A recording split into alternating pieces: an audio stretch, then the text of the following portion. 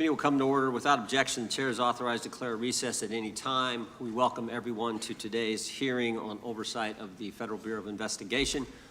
This is the first occasion for the committee to get back together since the tragic death of Charlie Kirk. Charlie was a good man, a happy warrior who fought for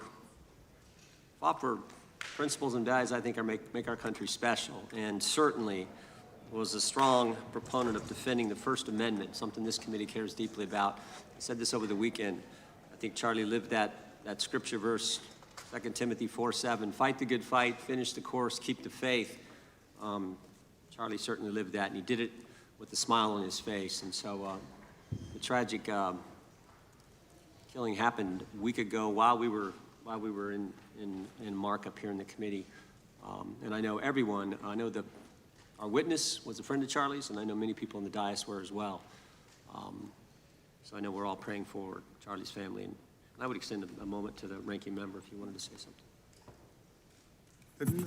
Thank you, Mr. Chairman, for saying that. The whole country reacted with horror and shock to the brutal assassination of Charlie Kirk in cold blood. And there is never any warrant for political violence in America. And just as we all recoiled together at the shocking assassination of Melissa Hortman and others who died in that Minnesota attack, we all stand together categorically against political violence in America and determined to end these cycles of political violence that have traumatized the country. Well said. Chair now recognizes the gentleman from Kansas, Mr. Schmidt, to lead us all in the Pledge of Allegiance.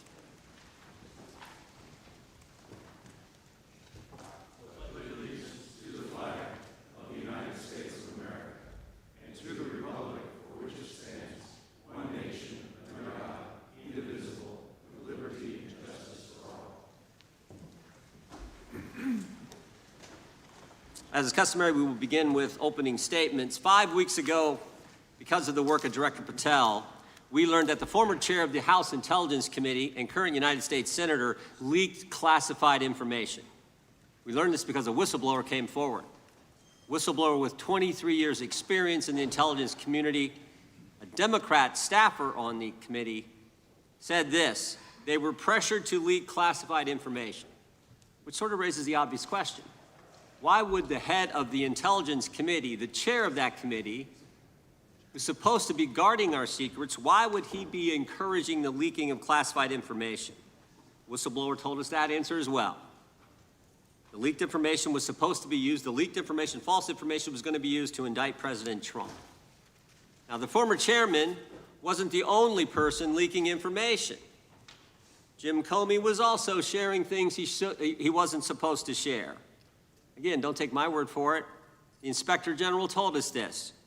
In his report, he said, quote, James Comey violated FBI policy by disclosing classified information. And what was Comey's motive? Same as the senator from California: to sabotage and undermine President Trump's first term. And we know that Mr. Comey's not been shy about what his objective was.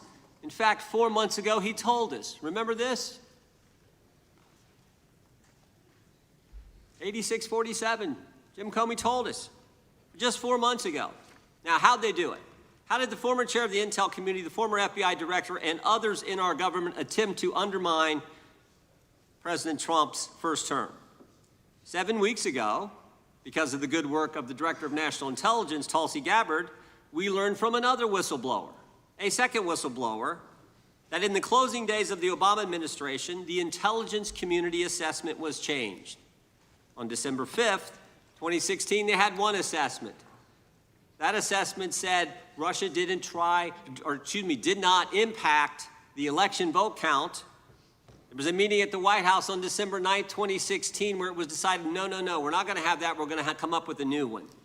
And the new one said Russia was trying to influence election and did influence election, which just wasn't accurate.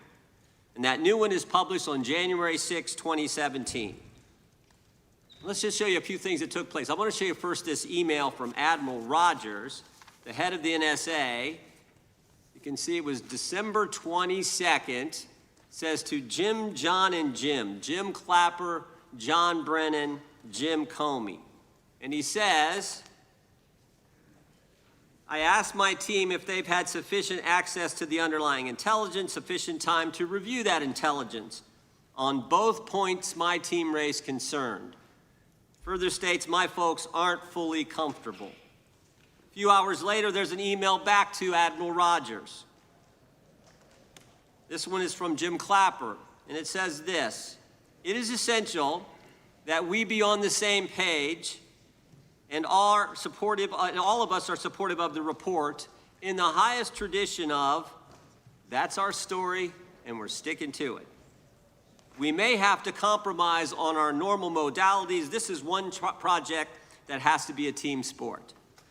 That's our story, and we're sticking to it. Compromise on normal modalities, that's a fancy way of saying, that's the government speak for we're going to have to change the rules. In fact, we're not going to follow our own rules. And that's exactly what they did, to get the objective they wanted, to undermine President Trump. Now, how did it specifically take place? The whistleblower said that the government officials ignored concerns about discredited information. And what was that discredited information? What was the discredited information that they didn't ignore the concerns about? What did they use, that discredited information? Of course, it was the dossier. The now famous Steele dossier that was paid for by the Clinton campaign when they hired the law firm Perkins Coie, who hired Fusion GPS, who hired the foreigner Christopher Steele, who wrote all this garbage and lies down. That is what was used to change the intelligence community report. And what happens next? What do Jim, John, and Jim do next? They go to Trump Tower on January 6, 2017, to brief then President-elect Trump about the dossier. Again, the Clinton-financed, foreign-authored dossier that the whistleblower knows is garbage and that they know is garbage. And then there's one final step. One final step. Jim Comey leaves that meeting with the president and immediately leaks to the press that they briefed the president on the discredited information. They briefed the president on the dossier and thereby giving it some credibility and creating the basis and the predicate for all they did to the president. They leaked false information, they leaked classified information, they used and leaked discredited information, and they didn't follow their own rules, all to sabotage President Trump's first term. And but for this guy, Kash Patel, but for this guy, we would never have known this information. The good people of this great country would not have known what took place 8 years ago when they were trying to undermine the guy elected by we the people. And I want to thank Attorney General Bondi. She set up a special strike force, a special team, to look into this and see if there's any criminal liability that exists in what took place. Now, in addition to getting the truth to the people, Director Patel is getting the bad guys off the street. He's moved agents out of Washington, got the focus off of politics here in D.C., and is instead putting bad guys behind bars. 21,000 violent criminals have been taken off the streets, which is a 125% increase from the comparable period in the previous administration. He's rescued 4,000 kids. He's got 1,300 predators who he's arrested. He's also ended the weaponization of the FBI. No more spying on parents at school board meetings. No more pre-dawn raids on pro-life Catholics. No more retaliation against whistleblowers. And he's given us information that Chris Wray didn't. Maybe said better, he's given us information that Chris Wray wouldn't. Director Wray didn't tell us that there were 26 confidential human sources at the Capitol on January 6, 2021, even though he was repeatedly asked about that by members of this committee. Director Wray didn't tell us that there were 17 of those confidential human sources who entered restricted space. 4 went in the Capitol. None of them were arrested. They weren't authorized to do that. They broke the law. None of them were arrested. Lots of American citizens were arrested, but the guys whose whose American tax dollars was used to pay these guys who broke the law, none of them were. One was recommended for charging and was not charged. And remember when Chris Wray told us that the Richmond field office memorandum on pro-life Catholics was just a one-off? Turns out he wasn't being square with the Senate either. Director Wray wasn't square with us. He told us that multiple other officers were involved in targeting the Catholics. We got that information from Director Patel. We learned from Director Patel the FBI actually surveilled a priest, tried to get the priest to divulge information, break the priest-penitent relationship and confidence that exists. And Director Patel is saving taxpayers money. He's not going to build a new headquarters outside of D.C. He's going to keep the headquarters right here in the capital city. Save Americans money, save the taxpayers money. In 8 months, Director Patel has given us the facts. He's ended the weaponization at the FBI. He's taken bad guys off the streets, and he's saving taxpayers money. But my guess is the Democrats won't focus on all that good news. They'll focus on politics. They'll stick with Comey and Clapper and Brennan and continue to try to undermine President Trump. That I yield to the ranking member for an opening statement. Thank you very much, Mr. Chairman, and welcome, Director Patel. You and I have not had the opportunity to meet, and alas, you failed to respond to the 8 oversight letters I've sent you over the last 7 months. So we do have a lot of questions piling up for you, but I want to start with a word of praise. The first FBI director was J. Edgar Hoover, who steadfastly refused to hire women, African Americans, and other minorities as agents. And although he was a closeted homosexual who lived in domestic partnership for decades with Clyde Tolson, he also participated in anti-gay crusades. He aggressively promoted what we would today call white Christian nationalism, and he would undoubtedly be turning over in his grave to see as one of his successors a first-generation Indian American and a proud Hindu. So I congratulate you on being a breakthrough in this sense and being a beneficiary of the civil rights movement that opened up the FBI and the federal workforce to lots of people who never would have been hired in its first decades. Alas, you share J. Edgar Hoover's dangerous obsession with blind loyalty over professionalism and effective public policy. For Hoover, it was blind loyalty to him in keeping his secrets. For you, it's blind loyalty to Donald Trump in keeping his secrets. During your confirmation, it was widely noted on all sides that your primary qualification was your unwavering loyalty to Trump. Unlike other directors, you had no work experience at the FBI, but you had made over 1,000 media and political appearances in support of Trump's campaign. Your Senate confirmation vote was 51-49, the closest in history, with your opponents warning you were not qualified and had no interest in actually developing the qualifications for the job. I hoped that they were wrong. Alas, they were not. While most other new FBI directors drew on their experience as FBI agents, you didn't have that. But you did write a picture book trilogy for children ages 5 and up based on your experience clashing with President Trump's political enemies. In your book, you describe your literary alter ego, Kash the Knight, as a wacky, easily bored wizard carrying out King Donald's vengeance by driving his enemies out of the kingdom.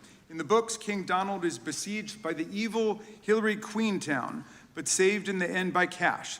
Then Kash goes on to catch mules who are stealing the 2020 election for the great King Donald from Sleepy Joe. And then in the third book, Kash takes down the Dragon of the Jalapenos, nicknamed the DOJ. Your supporters had hoped that you would graduate from imagining yourself a romantic fairy tale knight to actually running America's premier federal law enforcement agency. Alas, just as we've learned how dangerous it is to put a science-denying anti-vaxxer in charge of our public health, we've learned how dangerous it is to name as director of the FBI a man who thinks of himself as a fairy tale knight who keeps a fire-breathing dragon named DOJ at home to forcibly drive villains out of the kingdom. When Charlie Kirk was assassinated, while his killer was still on the loose, you decided you didn't need to be at FBI headquarters in Washington to work with your team while the chaotic manhunt unfolded. You spent your evening dining in a swanky Midtown Manhattan restaurant and tweeting out false information that the subject of the shooting was in custody, a statement you had to retract 1 hour later. Your performance was so disturbing that even the MAGA base was alarmed. Culture warrior Christopher Rufo, who just a few months ago sat in your chair as a Republican witness, observed that you performed terribly, and he called for your ouster. The FBI might be able to survive your delusions of grandeur and the explosively volatile temper that was on display yesterday in the Senate. But the intractable problem is that you are running the FBI not as a law enforcement agency charged with keeping the American people safe, but as a political enforcement agency working directly for the president's vengeance campaign. 7 months in, it's impossible to overstate the destruction, chaos, and demoralization you've brought to the FBI and its workforce and the resulting danger your actions have caused to our country. You've been systematically purging the FBI of its most experienced and qualified agents, division leaders, and experts in counterterror, counterintelligence, and cybersecurity, precisely the people who have the expertise you lack and which the FBI and the country need. They've been expelled from the ranks of the Bureau simply because they did their duty investigating crimes, including those committed by the mob that attacked the Capitol on January 6, 2021, and beat the hell out of more than 140 police officers, or simply because you suspected them of being insufficiently loyal to Donald Trump. You illegally sacked Brian Driscoll, the former acting director of the Bureau and a decorated counterterrorism expert who worked at the FBI for nearly 20 years. According to Driscoll, you told him your own job, quote, depended on the removal of agents who worked on the cases against the president, regardless of whether the agents chose to work on those cases or not. You added, quote, the FBI tried to put the president in jail and he hasn't forgotten it. You forced out the leader of the Salt Lake City field office, Mehtab Saeed, just weeks before Charlie Kirk's assassination, depriving the FBI of an experienced counterterrorism expert described by her colleagues as absolutely the best and legendary. She would have led the FBI's manhunt had she not been fired. When Trump decided that rounding up immigrants with no criminal records was more important than preventing crimes like human trafficking of women and girls, drug dealing, terrorism, and fraud, you ordered the 25 largest field offices to divert thousands of agents away from chasing down violent criminals, sex traffickers, fraudsters, and scammers to carry out this immigration crackdown. Director Patel, you treated the men and women at FBI with disrespect and paranoia. You've assembled a roving band of freelancing henchmen within your office and charged them with conducting unauthorized investigations, targeting and harassing career FBI employees. Amazingly, you forced senior leadership to repeatedly take polygraph tests to prove their political loyalty and pushed out leaders who refused these demeaning exercises. And now we're seeing one very clear reason why you want to build a political FBI. The Epstein files. You want an FBI blindly loyal to Trump and to you as his enforcer so you can continue your cover-up of a massive international sex trafficking ring with more than 1,000 victims, betraying all of the survivors of the sexual violence. Before you got in this job, you called for full release of the Epstein files, telling podcaster Benny Johnson that the only reason the list was not released by DOJ and FBI was, quote, because of who's on that list. Upon your confirmation, you promised that, quote, there will be no cover-ups, no missing documents, no stone left unturned, and anyone from the prior or current Bureau who undermines this will be swiftly pursued. This spring, you ordered hundreds of agents to pore over all the Epstein files, but not to look for more clues about the money network or the network of human traffickers. You pulled these agents from their regular counterterrorism or drug trafficking duties to work around the clock, some of them sleeping at their desks, to conduct a frantic search to make sure Donald Trump's name and image were flagged and redacted wherever they appeared, whether an email, a text, a letter, an interview, a photograph, or a video. In May, Attorney General Bondi reportedly told Trump that his name had indeed appeared multiple times throughout the Epstein files. And not long thereafter, in July, you and the Attorney General released a memo claiming that, quote, no further disclosure would be appropriate or warranted. In a few short months, how did you go from being a crusader for accountability and transparency for the Epstein files to being a part of the conspiracy and cover-up? The answer is simple. You said it yourself, because of who's on that list. Donald Trump's relationship with Epstein over the years is well documented. A week ago, the Oversight Committee released Trump's disturbing birthday book, note to Epstein written over a drawing of a woman's naked body referring to a, quote, wonderful secret. The Oversight Committee obtained the note from the Epstein estate, not from the FBI, raising questions again of whether the FBI has been withholding documents.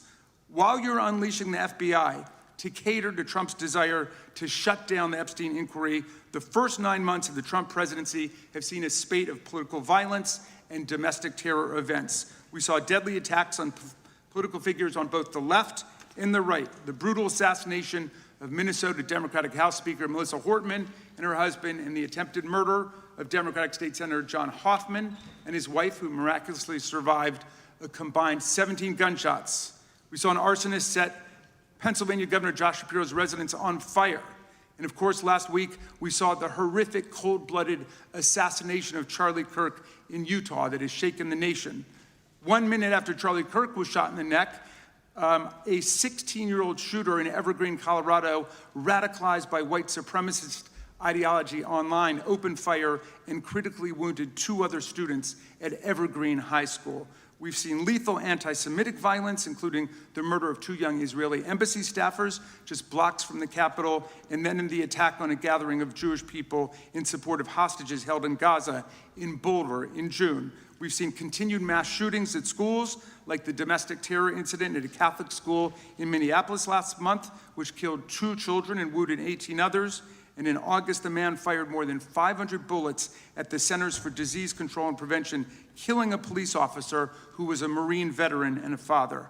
People like Melissa Hortman and Charlie Kirk should be able to participate in politics as elected officials or active citizens without being shot down in cold blood in the United States of America. People should also be able to go to elementary school, to middle school, to high school, to work, to the mall, and to church without being shot down in explosions of gun violence. The important position at the FBI requires a leader who puts public safety and national security and the rule of law first.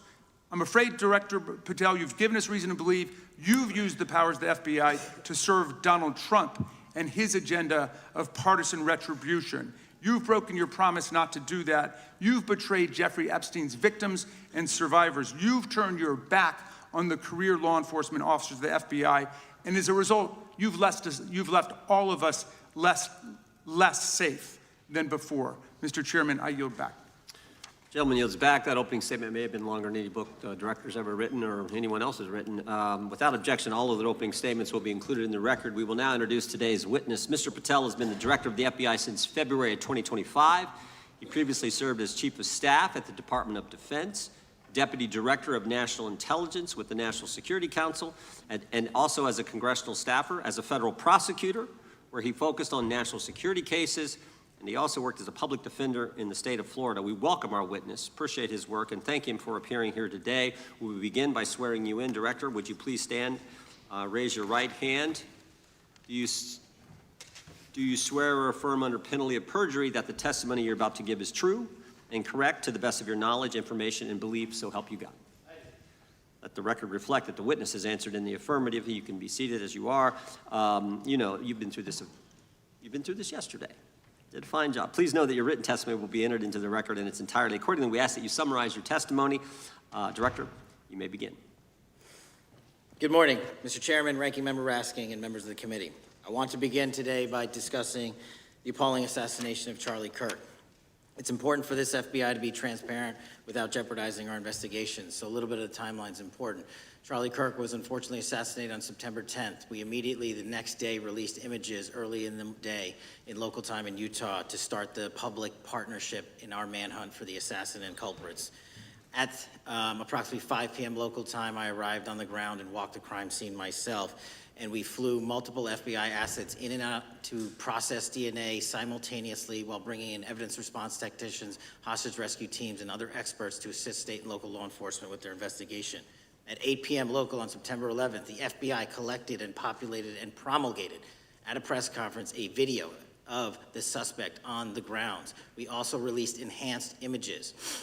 Due to that release that I directed and ordered, the suspect involved was apprehended and in custody at 10 p.m. local time. That's less than 2 hours after we did the video release and the photo release. So within 33 hours, that individual suspect was in custody. And his family, who has since been interrogated, specifically stated to FBI interrogators that because of the video that the FBI released at my direction and because of the photographs that they released, they identified their son, they confronted their son when he swung by their home, and that's what led to his apprehension. We are still, the FBI has that investigation ongoing, and it continues to be ongoing, and I want to thank the state of Utah and the state and local authorities there. And I also want to thank the Attorney General and President Trump for directing resources to allow us to conduct that investigation as we have. Under this administration, the FBI has arrested more than 23,000 violent criminals. 23,000 in 7 months. That's twice as many year-to-date last year. We've taken over 6,000 firearms off the streets. 6,000 guns are no longer in the hands of criminals in 7 months. We've identified and found and located 4,700 child victims. That is a 35% increase year-to-date last year. We have arrested 1,500 child predators. That is a 10% increase year-to-date last year in just 7 months. We've assisted our partners with countless counterterrorism operations around the world.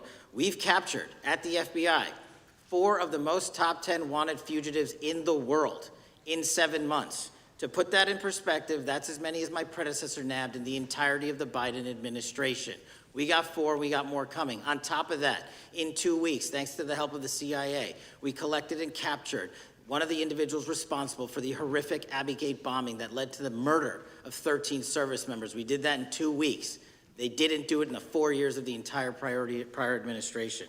Nationwide, we've been executing our Operation Summer Heat, the FBI's national focus on targeting violent crime based on intelligence-driven operations. Ask the citizens of Seattle, Miami, Memphis, Charlotte, Chicago, New Orleans. To specifically highlight New Orleans and Nashville, there has been a 250% increase in violent crime arrests in those cities alone, and other mid-major cities that I've just listed. In just a few short months, we have already unleashed 1,000 FBI personnel across this country. Every single state across this country is getting a plus-up. This is a fiction that the FBI is short or that we are compromising the men and women in the field. They do not need to be in Washington, D.C., so we're sending them into the field to each and every one of your states. Because of that, crime is at an all-time low. We had to do it because of the explosion of crime. And maybe the most important stat for Americans to realize, in just 7 months, we are on track to produce the lowest murder rate in modern U.S. history by double digits. Those are results not of mine. Those are results of the men and women of the FBI. If you want to criticize me, bring it on, but do not attack the brave leaders in the field. We are also working 24/7, 365 on the opioid epidemic that is killing more than hundreds of thousands of people a year. We have seized 1,600 kilograms of fentanyl off the streets so far in 7 months. Year-to-date, 25% increase. To put that in perspective, that's enough to kill a third of the American population, 120 million Americans. 100,000 kilograms of cocaine and meth gone off the streets. Earlier this year, I highlighted in Cincinnati, Ohio, how we're getting creative to chase down those that were willing to do harm to our citizens, not just by striking at the heart of the fentanyl producers, but the fentanyl precursor companies in China. And we indicted for the first time multiple companies and individuals, not just in America, but in mainland China, that are producing the ingredients that produce and make fentanyl that kill our children. And we're going to keep going. Counterterrorism work, cyber attacks, and foreign adversaries are something the FBI must never sleep on, and we are not sleeping. In the counterintelligence space alone, this year, year-to-date, 30% increase in counterintelligence arrests from the DPRK, Russia, Iran, and China. And I want the American people to know, in this setting, there's a lot of work that the brave men and women in the FBI are doing we just can't get into, but they don't stop. Our cyber threats, ransomware attacks, those harming our children online. We have nearly a 20% increase in indictments and arrests in 7 months alone this year. We're going after those that harm our malware, infrastructure systems, telecom systems, and energy structure. Combating SALT and Vault typhoons are just a little bit of the examples we're doing. Maybe most importantly, under the counterterrorism and domestic terrorism umbrella, are nihilist, violent extremists, and those that label themselves 764, who wish to go online and convince children to maim and mutilate themselves and commit suicide. And we are producing record numbers of arrests under that umbrella organization. We even stopped an individual in the 764 network who wanted to conspire to kill an adolescent girl. He is now in custody. Transparency remains one of my main priorities at the FBI, and this is what I've done in my 7 months at the helm. We've produced more than 33,000 pages of documents to Congress to a variety of committees, including, I believe, 7,500 to this committee alone, if memory serves me correct. To put the 33,000 in perspective, my predecessor in 7 years produced 13,000 pages in total to the United States Congress. His predecessor in 4 years produced 3,000 pages in total. I repeat, I have produced 33,000 pages in 7 years to this Congress and will continue to do so. I'm dedicated to restoring the trust and the mission and the integrity of the FBI, and we cannot do so without congressional oversight, and I promise you I will continue to do so. On the Epstein case, the original sin on the Epstein case was how it was handled by Mr. Acosta when he first brought the case in 2006, 7, and 8. The original case had a very limited search warrant, had a very limited search window, had a very limited investigative window. I was not there when those search warrants and that investigation was launched. I would not have done it that way. They were limited to only 3 to 4 years of investigations from 97 to approximately 2001 and 2002 to 2005. Mr. Acosta allowed Mr. Epstein to enter into a plea agreement where he served weekend jails for trafficking minor women.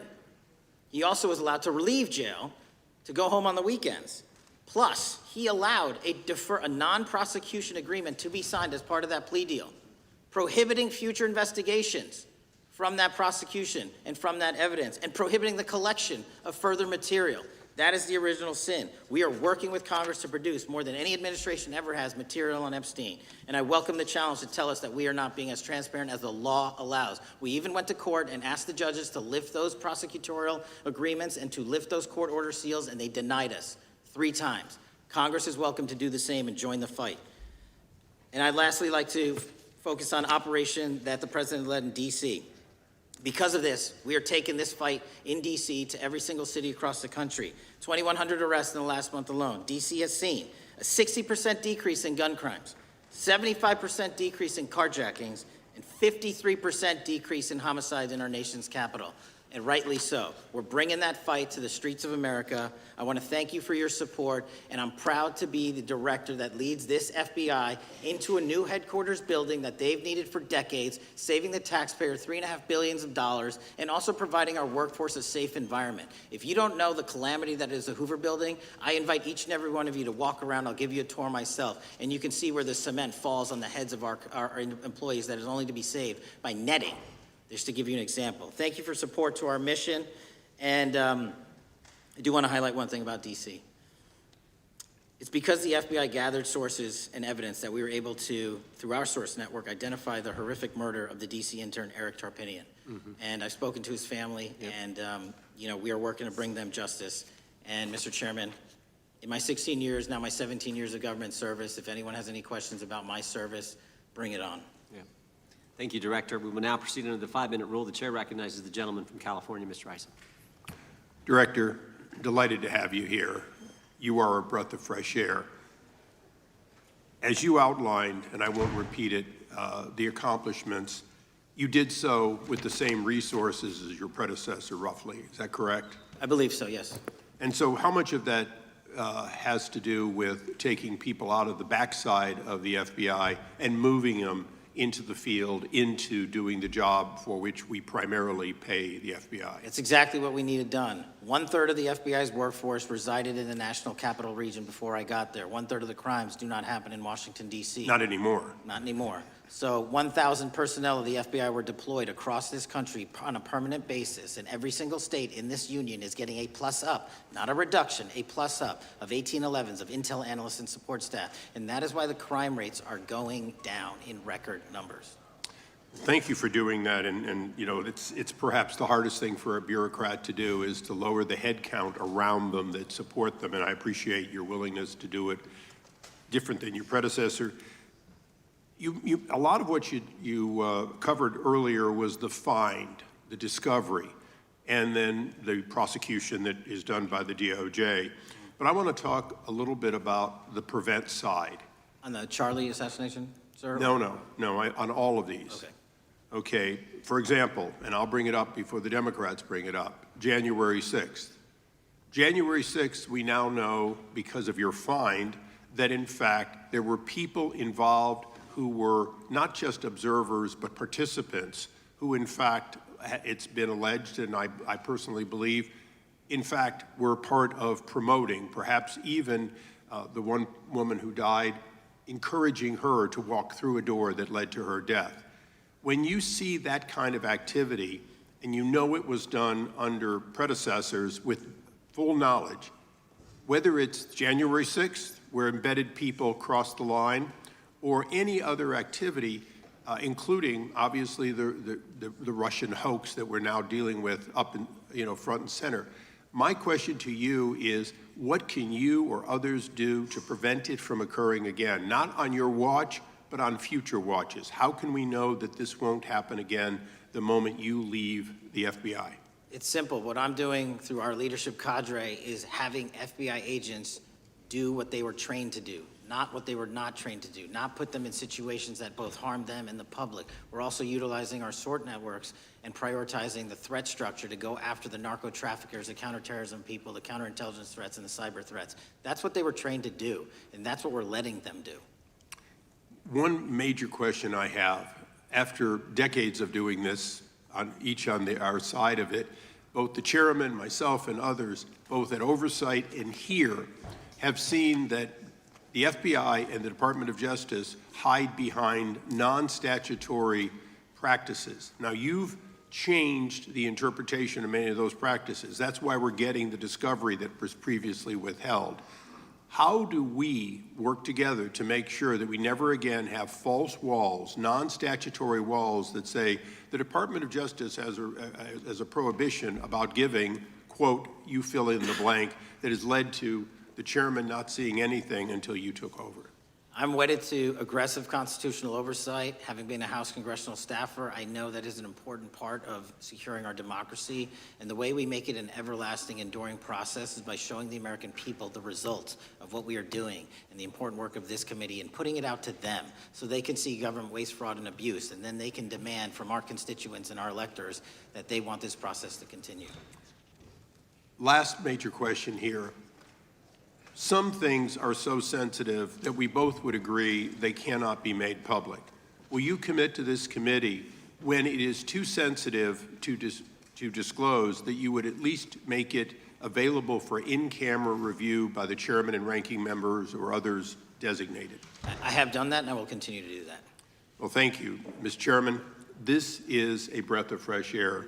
This is the beginning of what we need. But my questions today for the director are ones in which I believe that we do need to codify by agreement or by statute if necessary the kind of openness and transparency that we're seeing from this administration, the kind of discovery that's allowing us to do our oversight properly. And I would hope that that be the follow-up to this, obviously along with the Attorney General. And I yield back my 4 seconds. Thank you. The gentleman yields back. The gentleman from New York is recognized. Thank you, Mr. Chairman. Welcome, Director Patel.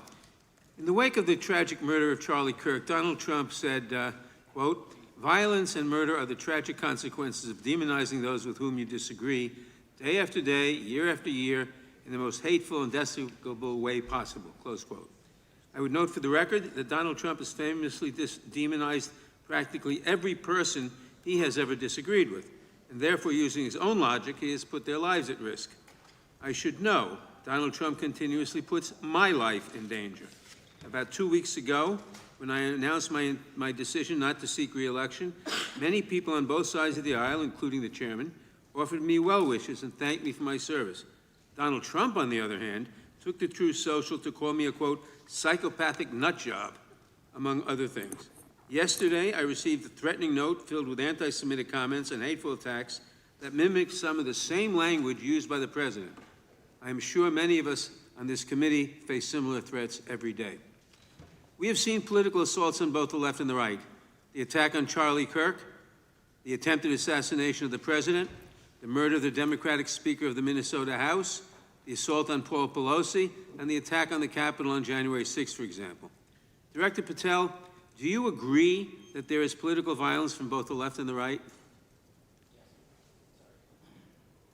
There is too much political Do you violence. agree, yes or no, that there's violence? There from is yes too or- much political violence based on ideologies from either side. Do you, from either side, okay. Are you aware of the study by the Cato Institute, a well-known conservative group, that found that 69% of the violence is from the right? I'm not familiar with that You're study. not familiar, okay. I would commend it to you. Are you aware the administration has threatened to use violence as an excuse to crack down on liberty and freedom of speech? Say that again, I'm sorry?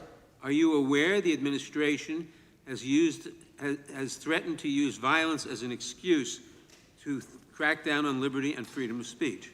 Nobody at the FBI is doing that. I didn't ask you about the FBI, I said the administration. I speak for the FBI. I would like to enter the record an article from today's New York Times titled, "Trump Invokes Kirk's Killing and Justifying Measures to Silence Opponents." In the wake of Charlie Kirk's killing, President Trump and his allies have laid out a broad plan to target liberal groups, monitor speech, revoke visas, and designate certain groups as domestic terrorists. I ask unanimous consent to insert this into the record. Thank you. Politicizing the murder of Charlie King to go after free speech is not a legacy I believe Charlie King would have wanted. Moving on, I want to address another topic. The FBI has traditionally played a key role in prosecuting public officials for corruption. But I fear that at a time when the president is accepting planes from Qatar for his post-presidential personal use, issuing pardons to major donors, and personally profiting from the office of the presidency, the FBI may be abandoning its commitment to investigating public corruption. Since its creation in the wake of the Watergate scandal, the Public Integrity Section has been one of the crown jewels of the Department of Justice, investigating and prosecuting corruption among the nation's public officials and acting as a key safeguard against politicized prosecutions. This section's work has been supported by an elite squad in the FBI devoted specifically to rooting out corruption. But according to reports, the Public Integrity Section has now been decimated, and the FBI's Public Corruption Squad has been disbanded. I would like to submit for the record a New York Times article entitled, "FBI Dismantles Elite Public Corruption Squad." I ask unanimous consent. Thank you. These actions are an invitation to corrupt politicians to break the law, since they know that the government is asleep at the switch. Last month, Senator Warren and I, along with dozens of other members of Congress, wrote to you and Attorney General Bondi expressing grave concern over your decision to effectively legalize corruption and politicize prosecutorial decisions. And he asks unanimous consent to enter this letter into the record. Thank you. I don't have time today to walk through all your questions, all of our questions and concerns, but will you commit to answering this letter in short order so that we can understand what factors led to this decision and how it has impacted the ability to hold corrupt officials accountable?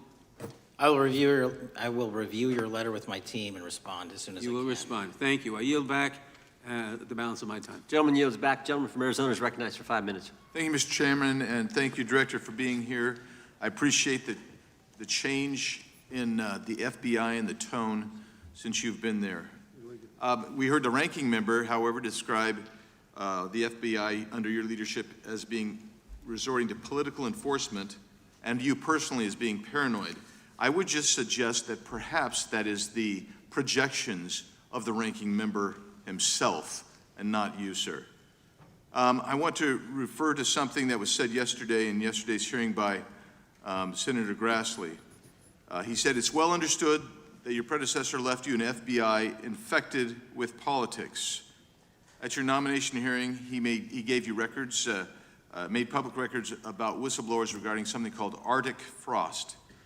Arctic Frost was the FBI case opened and approved by anti-Trump FBI agent Thibault, and Arctic Frost became Jack Smith's elector case.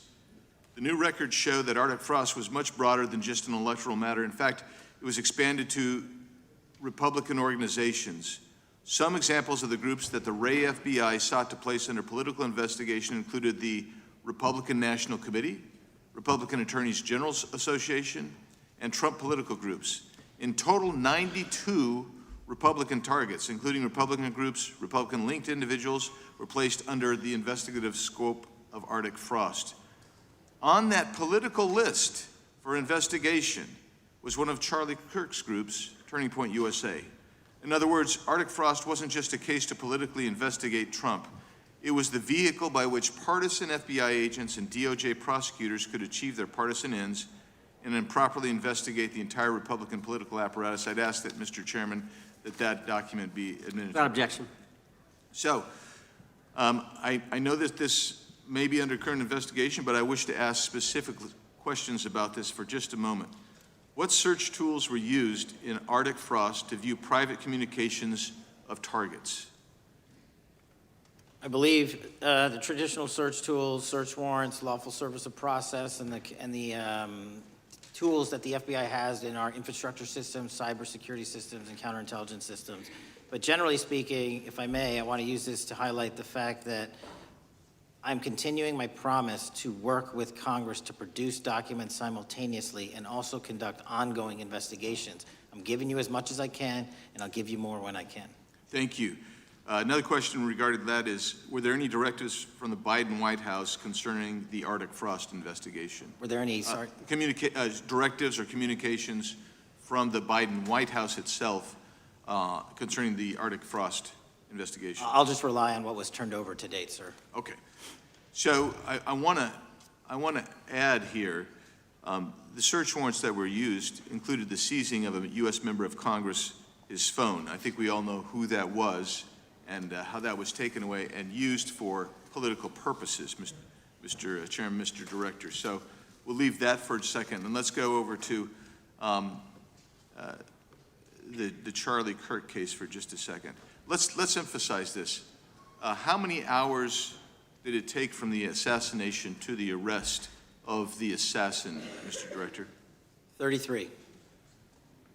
That seems pretty swift, and it was because of the actual release of videos and photographs that you directed to be released, sir.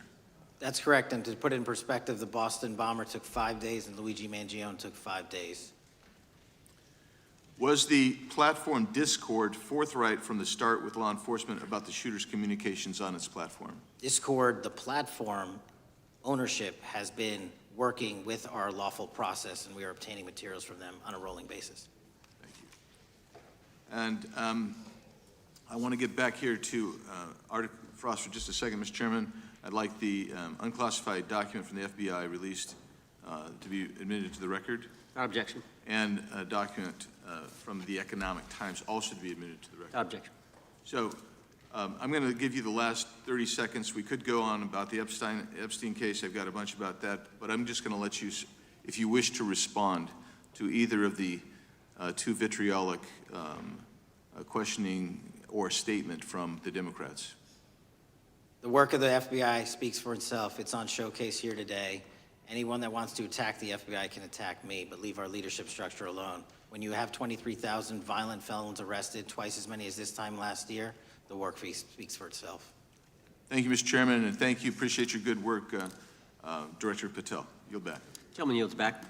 Gentleman from Maryland is recognized. Thank you kindly, Mr. Chairman. Director Patel, before you joined the FBI, you railed against it for covering up Jeffrey Epstein's human trafficking ring. Let me refresh your memory with this clip. Has Epstein's list, they're sitting on it.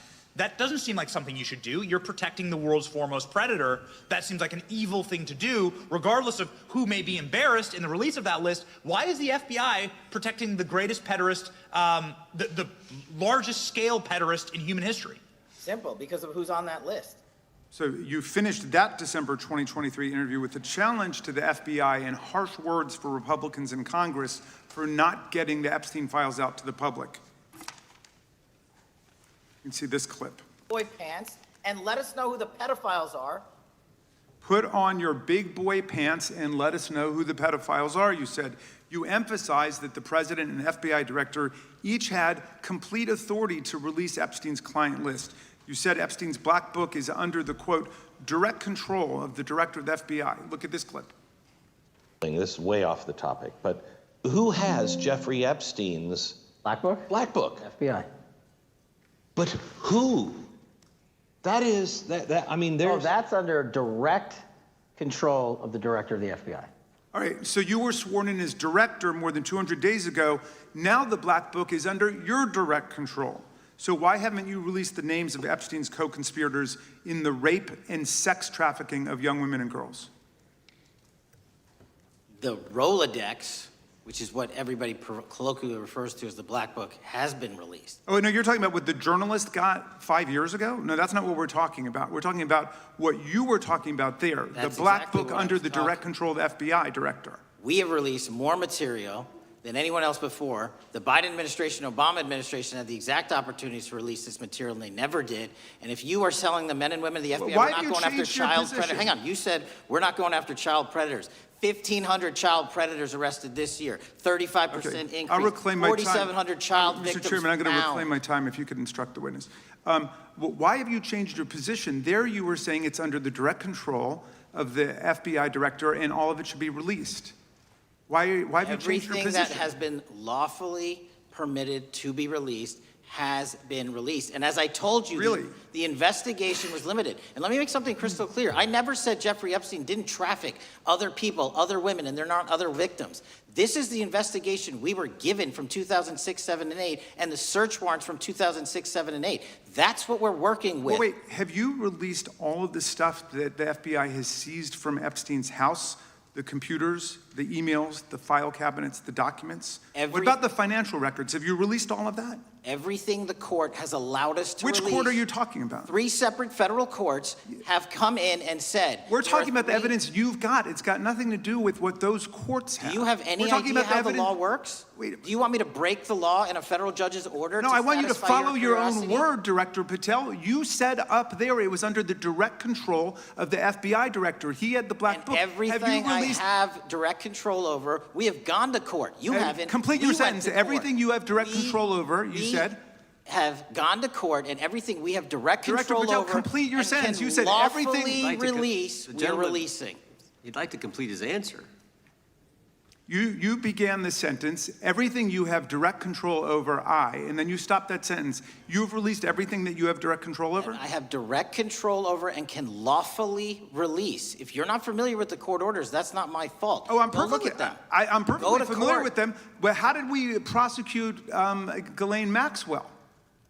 She was prosecuted with the investigatory material that was collected from 2001 and 2005. Because of the non-prosecution agreements and the court orders on the investigations and search warrants, we were not able to develop new information. And oh, by the way, Jeffrey Epstein was out for 12 years, and the Obama and Biden administration did nothing to look at his work, his pedophile network. If you want to blame me, that's fine. But now you're blaming the men and women who conducted No, this stop great that. search. I'm not blaming anybody other than you. You're not keeping your word. You said that you would release all of the materials Has under your anyone direct released control. more information on Epstein than I have? Has Well, anyone? much did more- Comey, did Ray? Much Did more. they? Excuse me. Much more has come out in the days since the American people in Congress have been demanding it. But it's coming out in dribs and drabs. Why don't you just release the entire file as you promised to do? I literally just told you, there are multiple federal court orders. I'm not going to break the law to satisfy your curiosity. You didn't join us when we filed court to release the court orders. You could have. You have lawyers. You could have shown up. You didn't do that. That's a tiny fraction of the material we're That talking is about. not. It is How a do you- tiny fraction. How do you know that? Have you seen No. everything? Time It's of the all gentleman. misdirection. How do you know Time that? of the gentleman has expired. The gentleman from California is recognized. Well, thank you. Mr. Director, just to be clear, how many of the Epstein files were released in the 4 years of the Biden administration? 0. And how many have you released? I don't have the number, but it's got to be thousands of pages of stuff. I was going to ask you to begin whether Americans are safer today than they were 9 months ago, but you cited dramatic increases in criminal arrests since you've taken office, a dramatic decrease in crime that's resulted. Who would have thought that taking criminals off the streets would reduce the crime rate? But somehow we have stumbled upon that new truth. But it begs the question, what was the FBI doing during the 4 years of the Biden administration to see that dramatic an increase in work under your tenure? The simple answer is I'm letting good cops be cops. We're working with our state and local law enforcement. We're energizing our partnerships. We're bringing on more task force officers. When you have more cops in the streets, when you're using ground-based intelligence, when you're not weaponizing law enforcement and focusing on D.C. and focusing on the rest of America, this is what happens. It is not a significant mind shift in terms of how we maneuver the FBI. They've wanted to do this work since they signed up. We're just letting them. And we've seen many prominent Democrats oppose your efforts to restore law and order to the streets of our nation's capital. I mean, all of us here have seen a dramatic change for the better here in Washington, D.C. Why are so many Democrats attacking you for that? Sir, Democrats have been attacking me for a decade, as is the fake news media. They didn't like the fact that I exposed the Russiagate host and the largest weaponization of the FBI and DOJ in U.S. history. We proved it to be true with congressional oversight. I'm wed to that congressional oversight and will continue to do that work. Christopher Wray repeatedly warned this committee that the Biden open borders policy had produced a significant increase in terrorist threats that he said kept him up at night. A particular concern, he said, was the 2 million gotaways that entered the country during the Biden administration. That's an average of 41,000 every month. What are the monthly gotaway numbers today? Sir, I'll have to get back to you on the exact gotaway numbers, but identifying that there are gotaways is step one. Going and manhunting them is step two, and that's what we're committing our resources to do. Well, that's my next question, is what progress has administration made in apprehending and removing terrorist threats that came in during the Biden years? I think you're talking about, if you're not, let me know, known or suspected terrorists, and we've encountered almost zero at the southern border since the southern border has been sealed. But the problem that we are running into is our northern border. It's largely expansive, the enemy has adapted, and we need more focus on the northern border to stop known or suspected terrorists from coming in from places like China, Russia, the Middle East, Africa, Afghanistan. And what can you tell us about the remaining threat posed by potential terrorist cells here in the United States? The terrorist threat that continues to be posed by international terrorists here in the United States is one of my highest priorities. We are working through our intelligence community partners to identify those individuals, and we've taken down numerous individuals in numerous rings across this country to neutralize that terrorist threat, including places like New York City, Los Angeles, and I believe Dallas, Texas most recently. How extensively did criminal cartels like Sinaloa, Jalisco, New Generation, MS-13, Trinidad, and others infiltrate our country during the Biden administration? By the tens of thousands. Well, and what progress have you been making in combating their presence? I think the DHS is best to speak to that, but I think I can't remember the numbers of tens of thousands or hundreds of thousands of individuals they found that came in illegally, and the tens of thousands that associations to criminal networks have all been deported. And that effort is being opposed every step of the way by Democratic leaders in our cities, some of our states, and right here in the Congress. Isn't that true? Well, we're just working where we can in every single city we can, and I welcome the opportunity to partner with Republicans or Democrats on fighting violent crime like we're doing. Mr. Biggs asked about Arctic frost. What else can you tell us about that and what we need to do to assure that it never happens again? Continue the congressional oversight work that you're doing on Arctic frost. Let me provide you with more documentation on Arctic frost, and also call in witnesses from the paperwork that we have given you. You have that right, and the American public deserves to hear what those people have to say. As for my ongoing investigation, there's not much I can say. What role did the FBI play in suppressing the Hunter Biden laptop story during the 2024 election? Off the top of my memory, sir, I believe the FBI was in possession of verified information from that laptop, and it was improperly publicized that they did not have information and masked it as Russian disinformation. We now know that was categorically false. I don't know why the FBI did that, when they did that, but we've released all the materials related to that. Thank you. Gentleman yields back. The gentleman from New York is recognized. Mr. Goldman. Mr. Patel, does Donald Trump appear anywhere in the Epstein files? I'm sorry, could you say that again? It's not a complicated question. Does Donald Trump appear anywhere in the Epstein files? I didn't say it was a complicated question. I just didn't hear you, so my apologies. We have released where President Trump's name's in the Epstein files and everybody else, and all credible information that we are legally allowed to release has been released. All right, so let's go through that. You're referring to court orders that prohibit you from releasing grand jury testimony under Rule 6E. Is that what you're referring to when you say as the law allows? That's a piece of it. Really? What other evidence do those three court orders you cited prohibit from being released? Information that was collected pursuant to those search warrants that were limited Wrong. in fashion. Wrong. That's not what the court order says, and that's not under 6E. And you're talking, and I said that's 6E, and I said there was others, and I'm answering that. There are sealed court order documents. There are protective orders. They are unsealed as part of discovery, given to Ghislaine Maxwell. They are no longer sealed. That's just not true. We can argue about it all you want. Okay, or well, can go you to court. agree that there are, so your testimony here is that the reason why you are not releasing all of the videos that you have acknowledged, there are so many, and that the FBI spent thousands of hours of reviewing, the photographs, and the photographs that you have. You're saying that you're not releasing those because there's a court order requiring them to be sealed? Is that your testimony? Never said that about the videos. On the totality of the videos, of the thousands of images that were seized pursuant to the search warrants executed at the time,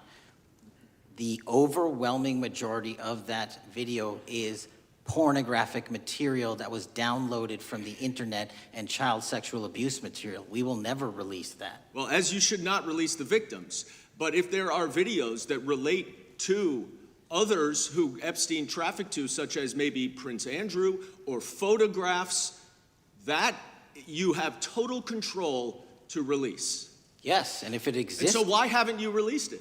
why are you supposing that that is a fact when in fact it is false? Are you saying that You're saying I'm that sitting none on of the evidence? videos Hang on. relate to anything relevant to the Jeffrey Epstein trafficking ring? Every single video that we have collected pursuant to the prior search warrants has been examined for the last 10 years. And every single video has been utilized for whatever prosecutions were able to be legally brought. I'm not asking about prosecutions. I'm asking about why you aren't releasing the full Epstein files, including the names of people who were involved in the sex ring that you promised to do before you became FBI director. I just told you, I'm not going to release downloaded porn of I'm not children on asking the about internet. that. Fine. I'm asking about all the other files. What other videos? Tell me. Tell me. That's what I'm asking. Tell me. You're saying there are no videos that would be relevant to anyone else involved in the Jeffrey Epstein sex ring. Pursuant to Mr. Acosta's collection of information based on the search warrants. That's all we have in our I possession. understand. And I'm asking you that stuff. That's all we got. I'm not asking all you got. I'm asking you in that stuff. There's nothing that's related to to any other any other people engaged with Epstein in underage sex. That's correct. To my knowledge, no. Okay. Let's talk about the witness interviews. 302s of witness interviews. Those are not subject to the court order. Those are not subject to any fictional sealed order for a search warrant. Why aren't you releasing those with the redacted names of the victims? We are releasing as much as legally allowed. That's why we went back to How the is courts. how is that not legally allowed? Sir, do you know how court orders work? Do you know how protective orders Actually, work? Do you know how Mr. sealing Patel, orders I was work? a real prosecutor for 10 years. I know exactly how. so I was a court fake one? orders. And I want to understand what the court order prevents you from releasing witness statements that the FBI took. You should know that as a real prosecutor, when the court hand downs a protective order and a motion to seal, the material is sealed unless So that your judge testimony waives here it. is that all of those witness statements are under a court order, a protective order. We are providing everything we can legally provide. No, that's not my Congress has question. sent us a My subpoena. question is, why are those witness statements that are not grand jury testimony, that if they were under a protective order are no longer under a protective order, why are they not being released? How are they not And under a protective Why order? are you not going to the court like you did for the grand jury testimony to unseal those The records? DOJ did go to the court. No, not on those records. Why Time aren't of you the going? gentleman. You just went on grand jury. Time of the gentleman has expired. The You are hiding the Epstein files, time Mr. of the Patel. gentleman has expired. You are part of the cover-up. Can I respond? Sure can.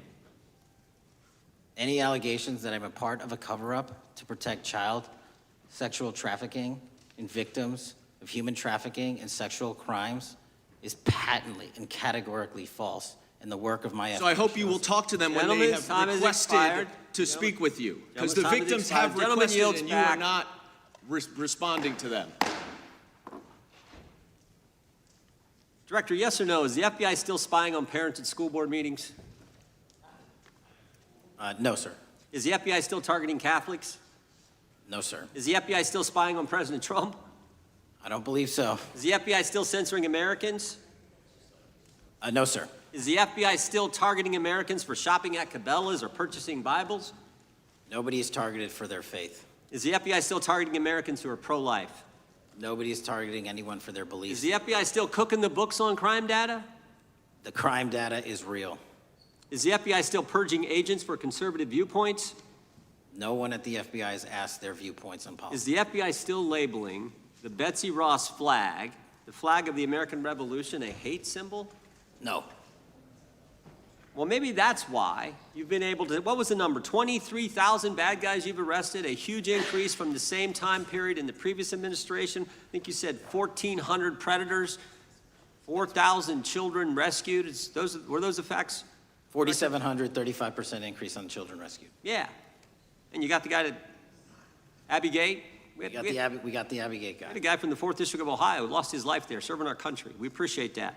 Maybe when you're not focused on politics, you can actually do what the FBI is supposed to do. Go get the bad guys, right? That's what the men and women of the FBI do. Director, did John Brennan lie to Congress? Let me just read a couple things, actually, before you answer that. 2 years ago, we had Mr. Brennan in for an interview, and I asked him, how'd you learn about the dossier in December of 2016? Mr. Brennan replied, I received a copy of it from the FBI, and the CIA was very much opposed to having any reference or inclusion of the Steele dossier in the intelligence community assessment. That's what John Brennan told the United States Congress. 7 weeks ago, the Director of National Intelligence told us this: John Brennan lied and denied using the dossier in the intelligence community assessment because he knew it was discredited. CIA officer told the House Intelligence Committee Brennan refused to remove it, and when confronted with the dossier's main flaws, he responded, yes, but doesn't it ring true? John Brennan lied to us? Mr. Chairman, I won't stylize the evidence. What I will say is that the intelligence community assessment, those that created it and any individual involved with it, is an ongoing investigation. There's an investigation into what took place in December and January of December 2016, January 2017, when this whole thing started, this grand conspiracy. That is being investigated, is that right? That has been publicly announced by the department. That's been announced by the department. Did Chris Wray hide documents from this committee? You would know better than me, sir. Well, I think you told us like 700 pieces of information you've given this committee since you've been director relative to just one incident, the Catholic memorandum from the Richmond field office. I can give you the comparison, sir. Yeah, the Catholic memo, I believe we turned over 750 documents. In Mr. Ray's tenure, I believe they turned over 19 pages. 19 pages. You've given us 700. Why would Chris Wray hide information from this committee? You'd Want have to to hazard ask. a guess? I'm sorry?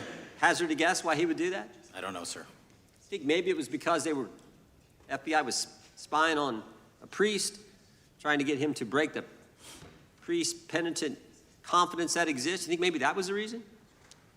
You'd have to ask him, sir. Yeah, we'd love to do that. I want to read a few names here. Arctic Haze, Tropic Vortex, Riding Hood, Foggy Falls, Echoes Fate, Sirens Lure, Genetic Christmas. What are these code names about, Director?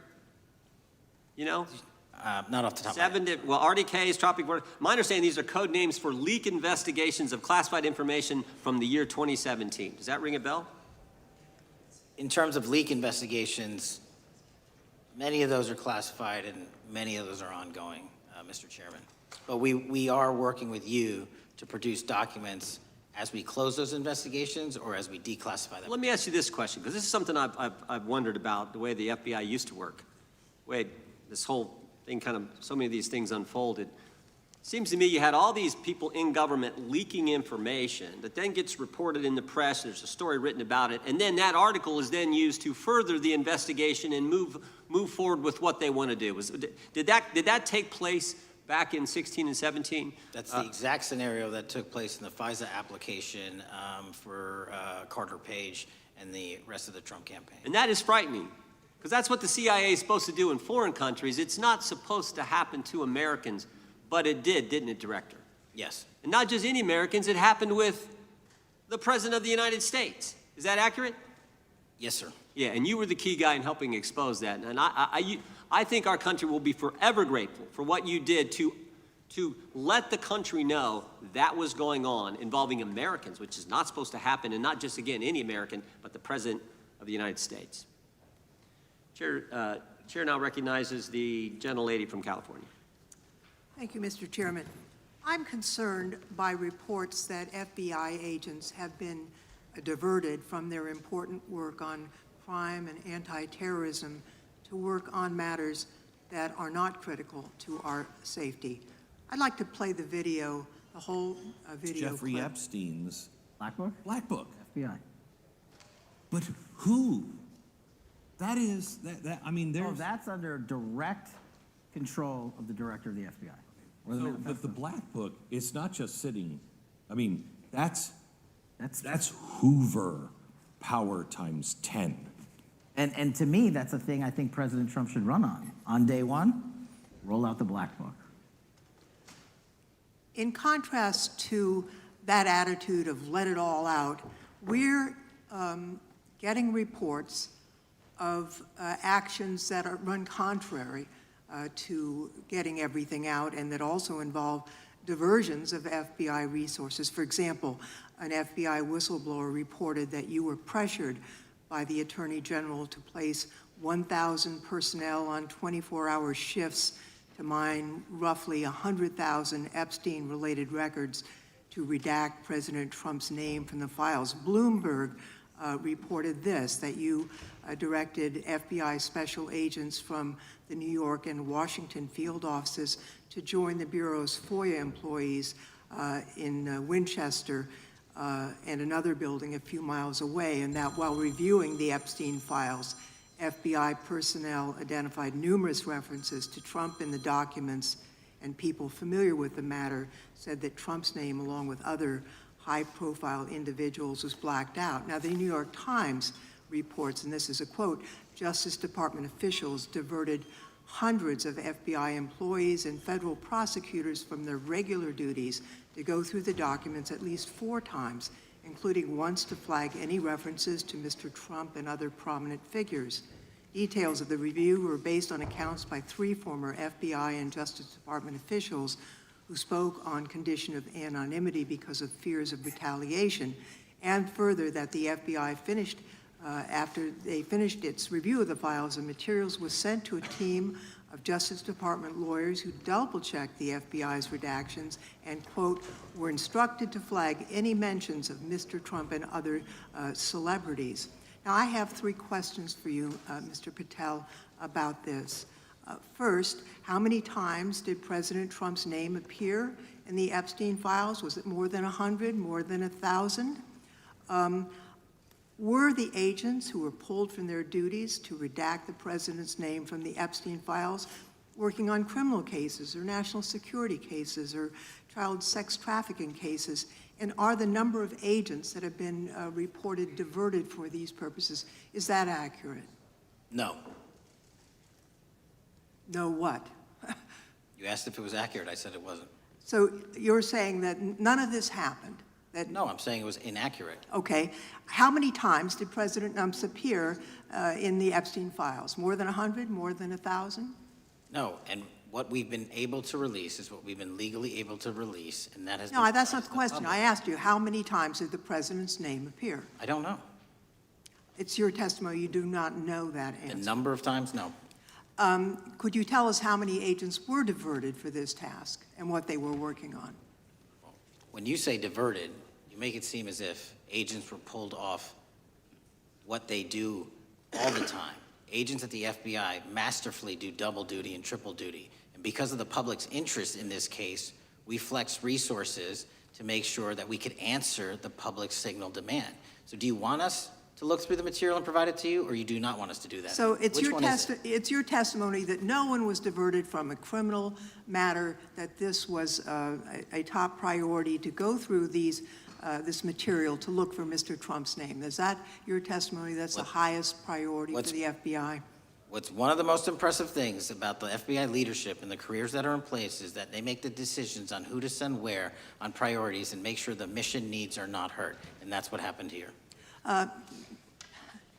It's shocking to me that the FBI would think that erasing Mr. Trump's name from the Epstein files is a high priority when we have crime, we have national security threats, we have terrorism threats, we have murders such as that occurred, unfortunately, with Mr. Kirk. It's shocking to hear that that's your highest priority. And with that, Mr. Chairman, I That's yield literally back. not what I said. Gentleman yields back. Gentleman from Wisconsin is recognized. Director, is President Trump implicated in any wrongdoing related to Jeffrey Epstein? Based on the entirety of the evidence that we have, absolutely not. The president is not implicated. Correct. Thank you. I want to talk a little bit about China's malign influence here in America. And, we've seen spy balloons traverse the United States. We've seen police stations in communities around America. And sitting in the chair you're in just 2 years ago, there was a sheriff from Cochise County, Arizona, Mark Daniels, that was here, who said that the exponential increase in the amount of fentanyl that is coming into America is directly related to the open borders policies of the previous administration. Do you agree with Sheriff Daniels' characterization? In large part, yes. So, since you've been director, has there been a reduction with, we've talked about how the border is largely secure now, right? The southern border, yes, sir. The southern border is largely secure. Has there been a concomitant reduction or a reduction in the amount of fentanyl that is coming into America? There has been a massive reduction to the tune of, we have seized more than 25% year-to-date this year than the prior year, and that's enough fentanyl to kill 120 million Americans. Does China play a role in this fentanyl that's coming to America? As I stated in my opening, sir, what they do and the companies in China, mainland China, do is produce the precursors and the cutting agents that they ship overseas through various countries into the Mexican drug cartels who produce it. So they basically are the cooks in terms of the ingredients. Tell us, what is the FBI doing to stop China from delivering death to America? So for the first time in a decade, I actually reached out to my counterpart at the Ministry of Public Security. No one at the FBI had done so, to engage. Ministry of Security, where's that? In mainland China. In mainland China, okay, thank you. To engage in a conversation to say, hey, can we have a certain number of these precursor chemicals listed in China so that they become illegal and illegal to trade. We're also working with our counterparts in places like India and Guatemala because the transshipment routes of the precursors, the Mexican drug cartels have gotten creative, and instead of coming directly to America are going into these countries. And we've had massive success in India and Guatemala, and in those governments' great partnerships in shutting down the ability to ship the precursors into those countries, which are ultimately destined to America. So those people that are working with security agencies have been working with you, is that accurate? Yes, sir. So I want to turn to a couple cases that are at the University of Michigan, where Chinese nationals, on behalf of the Chinese government, smuggled in illicit biological materials, stuff that can harm our agricultural industry. What actions are you taking as we see repeated stories of Chinese nationals doing this in the United States? So just that, sir. In this calendar year alone, as I was mentioning, our counterintelligence operations and cases brought against the Chinese are up by, I think, something like 40%. And specifically, the cases in Michigan show two threat streams, not just against our agricultural industry, which is a threat to national security, but they were also bringing in chemical agents in mushrooms, I'm not the exact expert, that would have ultimately hurt our population. We arrested and charged all of those individuals, and we are aggressively going after them in every single state because they weren't doing it in Michigan alone. Should research universities across the United States be doing a thorough job of vetting Chinese nationals that are coming to their universities? They should. Turning to spying in America, we heard the stories about Senator Dianne Feinstein's driver, who was a Chinese spy. We're familiar with Linda's son, who worked in Governor Hochul's office, Christine Fang in California. What are you doing to find these people who are Chinese spies that are trying to burrow themselves into the politics of America? Because we know it's happening, right? Yes, it is. And what our counterintelligence unit is doing is aggressively seeking the intelligence into where these individuals are working. Then we are utilizing our operational authorities to go in and investigate them either through our human source networks and collecting information through lawful process, online, search warrants, and data so that we can bring proper arrest charges and publicize to the world what they're doing here. And just because we've caught a few doesn't mean we've caught everybody. We've got a lot more to go. I get one more quick question in. The FBI arrested a judge in Wisconsin, Hannah Dugan, for interfering with a federal law enforcement operation. Could you tell us a little bit about that? And is a judge above the law here in the United States of America? Well, no one is, and that case is ongoing, but as you stated, and these allegations said, there was an interference in a federal lawfully executed federal law enforcement priority that was interfered with. I yield back, Mr. Chairman. Gentleman yields back. The gentleman from Tennessee is recognized. Thank you, Mr. Chair. Director Patel, I believe you had primary importance in starting Operation Viper in Memphis. Is that correct? Yes, sir. And Operation Viper brought in the FBI, the DEA, the ATF to help Memphis police in policing the city. That'll be phase 2, sir. Phase 1 was FBI and local law enforcement in Memphis for the last few months. Okay. You did a good job, and the police director and the mayor have told me that that has been helpful, the FBI working with the police. And the FBI are trained in law enforcement. They know Miranda rights, they know how to do policing, and they do a good job working with the police. Do you think that the National Guard is necessary to do the work that the FBI is doing now? Thank you. I do think it's necessary to finish it. What we've done is 500 arrests in Memphis and 110 federal indictments. But what we need to do is we've only secured a piece of where the criminal conduct is occurring in Memphis, and we can't work inside perimeters that are not established and safe, and we don't have the manpower to give us the space to fully go into the areas where the criminal activity remains. Well, are you suggesting that the National Guard is going to go into the more heavily crime areas? They're going to establish, like they did in Washington, D.C., perimeters where local law enforcement and the FBI, DEA, ATF, and U.S. Marshals can go into. We can't be going into all these areas knowing that they're extremely volatile and jeopardizing the safety of our agents. Did the National Guard do anything in Washington to help the FBI stay safe from these dangerous elements? They established perimeters. Established perimeter, and the criminals knew about it, so they... It was a visible force, sir, so they kind of saw it. Well, what you did, I commend you for what you did, and I think the FBI coming in, we have a crime problem in Memphis. The FBI has helped, DEA will help, and the ATF will help. I don't think the National Guard's going to help, and what I've seen, they're not trained in law enforcement, are they? No, sir. And so that could be a problem. Who will direct the National Guard in Memphis? Will it be, will they have control over your agents? No, sir, they won't. Who will have control over your agents? You?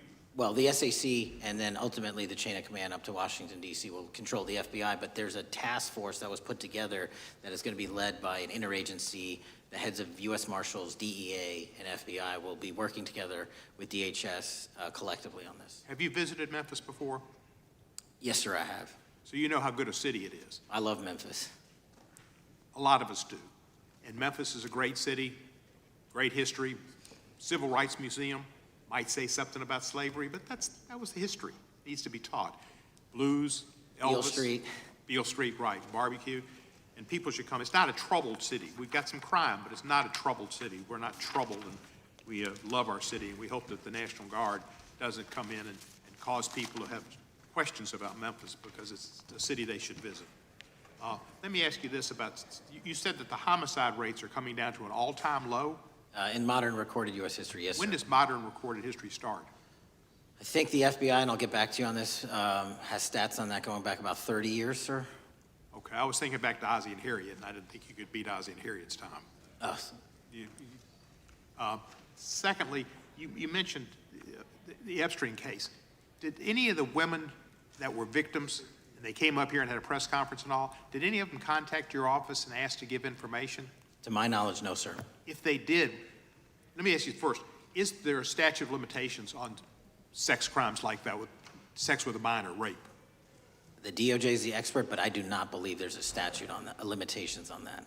So if there's not a statute of limitations, should you not be interviewing those people who know who raped them and the names and the places and give you that information? That seems like that's a treasure trove of information, and it's a serious, serious, serious number of crimes. Sir, I couldn't agree with you more. We've been very public about asking individuals to come forward with new information, and we would run out every single lead on that. Well, I'm sure the women will come forward, especially today, to assure that they will get an opportunity, because that seems like something we ought to do.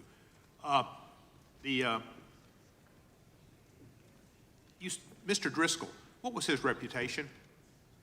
I can't comment on Mr. Driscoll's matter. It's an ongoing litigation. Yeah, but his reputation you could tell us about. I can't tell you about his reputation. His work has been laid out in that lawsuit. How many of the FBI agents who worked on the January 6th case have been fired? I don't have that number, sir. Do you have a ballpark figure? No, but I can tell you that individuals based on case assignments in the FBI that I have led have not been terminated for case assignments. Thank you, sir. Come back to Memphis, and you work with Kevin Kane in our Tourism Bureau. He's great. Thank you. And thank you for your work in Memphis. Gentleman, yes, back. Mr. Chairman, I have a unanimous consent request. Gentleman's recognized. So I've got 4 documents I'd like to introduce into the record. The first one is Jeffrey Epstein's 6 story played out for years in plain sight. And Acosta is quoted in here saying, "I was told Epstein belonged to intelligence and to leave it alone." The second document is entitled, "What Epstein's Bodyguard Warned About His CIA Connections." The third document is from Fox Digital. It's titled, "Epstein's Private Calendar Reveals Planned Meetings with Obama Admin Official CIA Chief." And the last document is Wall Street Journal article that highlights Ehud Barak's 36 meetings with Jeffrey Epstein. He was the former Prime Minister of Israel and head of military intelligence for Israel. It may have held that title when he met Epstein, and then, yes. Without objection, the gentleman will hold for a second. The gentleman from Maryland is recognized. Thank you, Mr. Chairman. Just one UC request. This is Judge Engelmeyer's decision from August in U.S. versus Epstein, stating the government's 100,000 pages of Epstein files dwarfs the 70-odd pages of Epstein grand jury materials. Without objection, the gentleman from Kentucky is recognized for 5 minutes. Thank you, Mr. Chairman. Director Patel, I watched some of your Senate hearing yesterday when Senator Kennedy asked you, "You've seen most of the files. Who, if anyone, did Epstein traffic these women to besides himself?" You replied, according to the transcript, "There is no credible information that he trafficked them to anyone else." You also said somewhere in the hearing and here today that the problem is that the case files are constrained by limited search warrants from 2006 to 2007, and that the non-prosecution agreement hamstrung future investigations. Those constraints only apply to Southern District of Florida. They do not apply to Southern District of New York, the location of the 2019 sex trafficking indictment, which produced many things, including a series of FD 302 documents. According to victims who cooperated with the FBI in that investigation, these documents in FBI possession, your possession, detail at least 20 men, including Mr. Jess Staley, CEO of Barclays Bank, who Jeffrey Epstein trafficked victims to, victims including minors, such as Virginia Roberts Giuffre, may she rest in peace. That list also includes at least 19 other individuals, one Hollywood producer worth a few $100 million, one royal prince, one high-profile individual in the music industry, one very prominent banker, one high-profile government official, one high-profile former politician, one owner of a car company in Italy, one rock star, one magician, at least 6 billionaires, including a billionaire from Canada. We know these people exist in the FBI files, the files that you control. I don't know exactly who they are, but the FBI does. Have you launched any investigations into any of these people, and have you seen these 302 documents? Sir, I have asked my FBI agents to review the entirety of the Epstein files and bring forth any credible information, and we're working with Congress not only to divulge that information and produce it to you, but any investigations that arise from any credible investigation will be brought. There have been no new materials brought to me launching a new indictment. So is the loophole here, or is it your assertion that these victims aren't credible, that the 302s maybe didn't produce credible statements that rise to a probable cause? It's not my assertion, sir. It's the assertion of 2 different United States attorneys' offices from 3 separate administrations who investigated those same materials in lifetime. Are the 302 documents in the FBI's possession? They reviewed all that, yes, sir. And so have you reviewed those 302 documents where the victims name the people who victimized them? If I personally know, but the FBI has. So how can you sit here and in front of the Senate and say there are no names? I said I named one today. I said we are not in the practice at the Department of Justice FBI of releasing victims' names. That is not what we do. We are also not in the habit of releasing incredible information. That's not what we do. But multiple authorities have looked at the entirety of what we have. Okay, I got to move on here. Were you present when the AG had the White House event when she released the binders to the social media influencers? I was, yes. So if you're willing to meet with social media influencers who stood to benefit from the sensational and sad stories of these victims, will you meet with the victims as well? The FBI will meet with anyone who has new information. Will you personally meet with them? The FBI and the professionals who are handling the cases will. Were you instructed that it was important to release the documents to the Oversight Committee on the day of my introduction of the discharge petition to release these files? I don't know what day that was, so no. Well, they were released that day, and there were victims' names who weren't redacted because they were in such a rush, and the victims are not happy about that. Have you investigated any of the CIA connections? Have you seen the CIA file on Jeffrey Epstein? And if you wanted to see it, would they show it to you? Well, I can speak for the FBI, and that's presuming there's a CIA case file, and I've reviewed everything that the interagency, not I, the FBI, that was provided to us. Would you be willing to look at the CIA file on Jeffrey Epstein? If there is such a file, and if it has not already been turned over to the FBI will look at any new investigative leads. Have you made any progress on the pipe bomb investigation January 6th? And have you made any progress on the motive of the Las Vegas shooter? As to the first, it's an ongoing investigation, and we have made progress. As to the second, sir, I'll have to get back to you. All right, thank you. I yield back. Mr. Chairman, I have a unanimous Gentleman consent yields back. request. Unanimous consent request from the gentleman from New York. I ask unanimous consent to introduce an unsigned memorandum from July 7th, 2025 that says we did not uncover evidence that could predicate an investigation against uncharged third parties with the insignia of the Department of Justice and the FBI. Without objection. Mr. Chairman, I have a unanimous Gentleman from Georgia.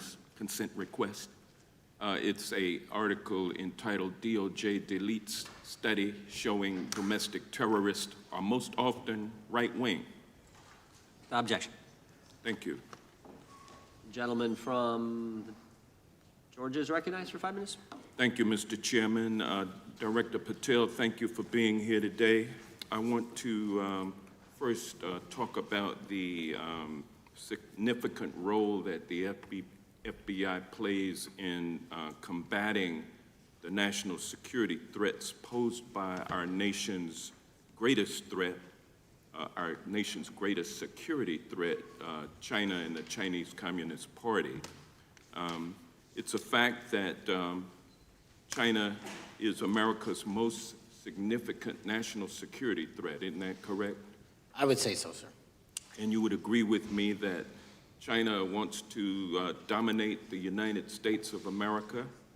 I think that's largely their plan. And they want to dominate the world, both militarily and economically, isn't that correct?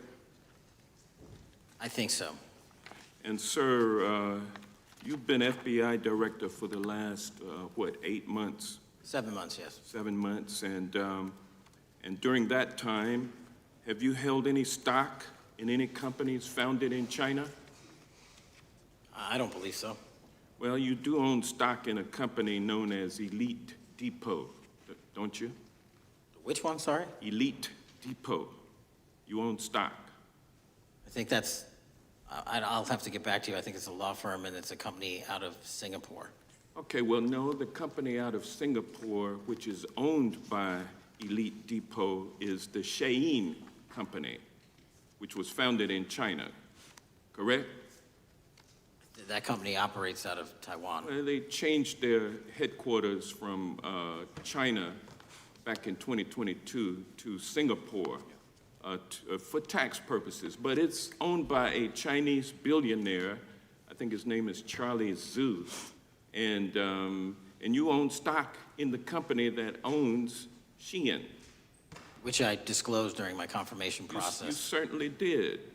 And now, do you still hold that stock in that Chinese company?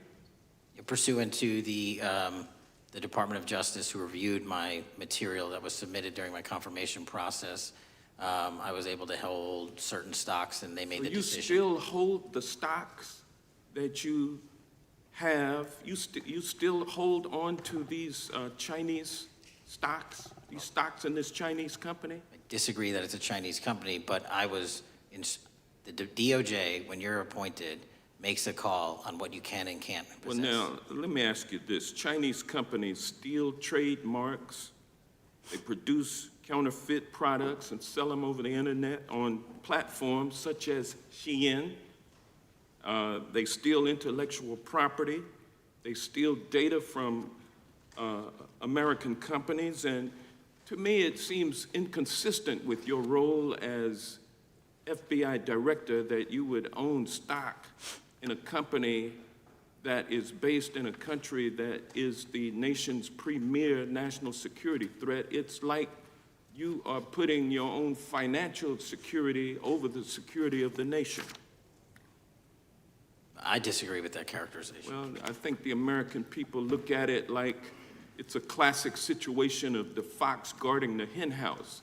If the FBI is charged with investigating espionage, economic espionage by companies controlled by the Chinese Communist Party, and you are the director of the FBI, you've got a conflict of interest.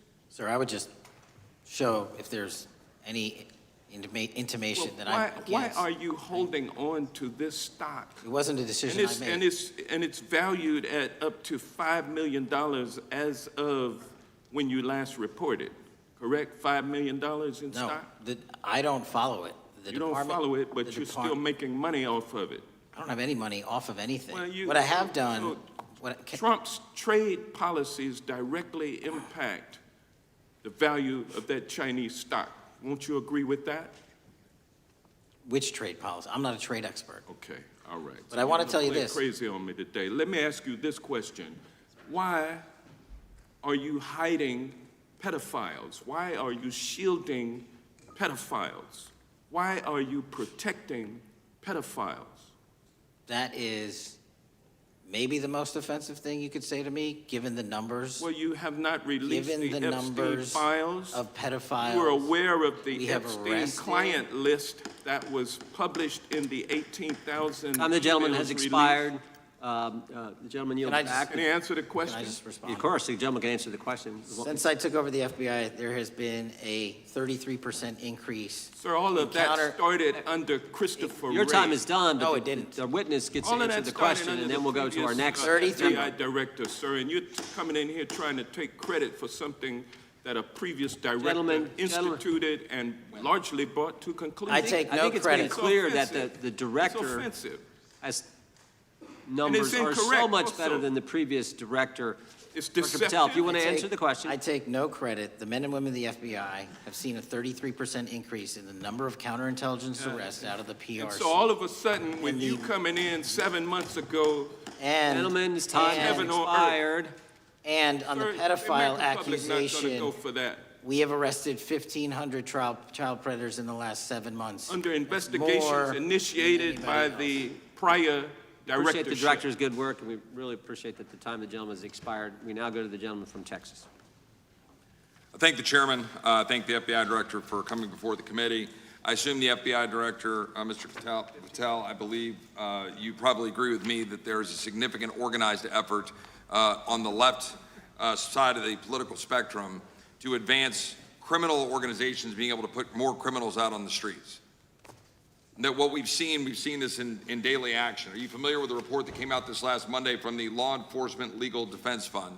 I'm not familiar with that, sorry. So this report came out this past Monday, and it said that significant amount of the money flowing out of George Soros and other leftist organizations and funders has been funding DAs and prosecutors, and quote, many of these DAs had never managed an office, prosecuted a criminal case, developed organizational policies, In dozens of America's largest cities and counties, this report finds these progressive district attorneys have outsourced core parts of the American criminal justice system to activists and political donors, taking direction and advice on everything from staffing decisions and communication strategy.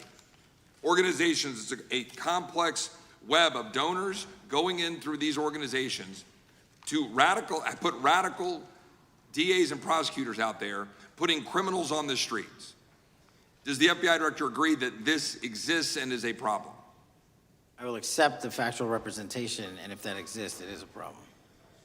The organizations such as TIDES, the Fair and Just Prosecution, Brenner Center for Justice, Partnership for Safety and Justice, the Vera Institute of Justice, the amount of dollars flowing from George Soros through and to these organizations and to the various prosecutors that have resulted in increased crime on our streets, including the brutal murder of the Ukrainian refugee in Charlotte. I bring that up because that is one component of the problem. In addition, we have an organized effort targeting our border. The NGOs, the nonprofits, and the deep pockets, the United Nations, charitable organizations, and a long list of over 250 organizations that the Center for Immigration Studies put out that lays out a complex web of organizations that were moving people into our country, knowing that they're dangerous, knowing that they're criminal, associated with taxpayer dollars flowing through the United Nations and donor dollars flowing through organizations, including ostensibly religious ones, putting these dangerous individuals on the street that resulted in fentanyl in our communities, that resulted in the death of Jocelyn Nungare, of hundreds, thousands even, as the director testified, 100,000 people dying from these narcotics every year. All of this in an organized effort, a complete effort by the radical left to use taxpayer dollars and these dollars to put people on our streets. In addition, the extent to which we've seen now with the Southern Poverty Law Center and their hate map targeting, for example, the Family Research Council, where we had a shooting right here in DC over a decade ago, putting Charlie Kirk, putting a target on TPUSA, Antifa, other radical organizations that are very specifically organized in targeting conservatives and ordinary Americans.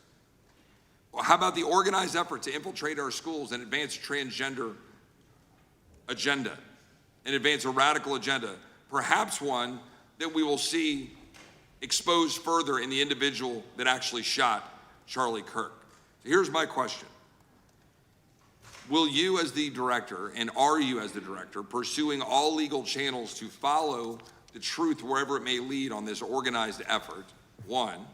And two, do you agree that Congress should take all action necessary to expose this web of dollars that are flowing to undermine our way of life? I've got another minute in my time, then I'd like to hear from you on this topic broadly. I'll keep it short. Investigatively speaking, we are doing the following. We are following the money. We are following the money in every organization and every person that is violating the federal code. And it doesn't matter what your background or ideology is, we are following the money. We are using legal process to follow that money, issuing subpoenas to follow that money, using grand juries to follow that money. And when we have results to recommend for prosecution to the Department of Justice, we will do that, and we will continue to publicize documents through Congress, yes, when we make these findings.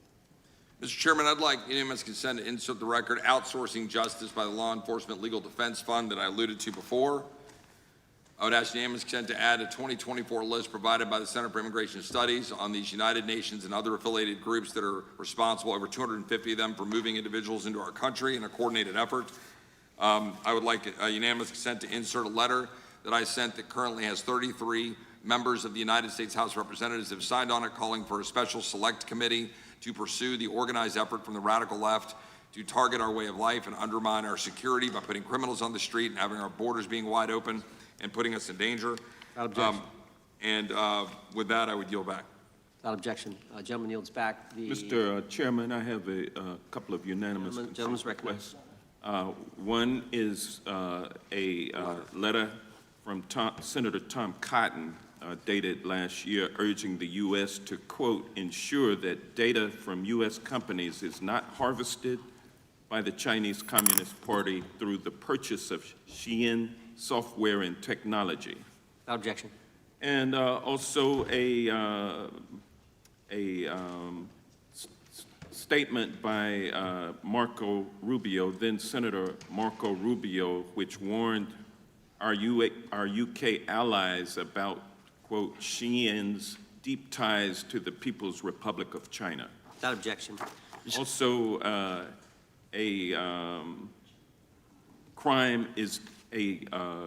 the record crime is down in 2025. Trump doesn't deserve credit, which demonstrates that the crime rates have been decreasing since 2023, which was published by the Vera Institute.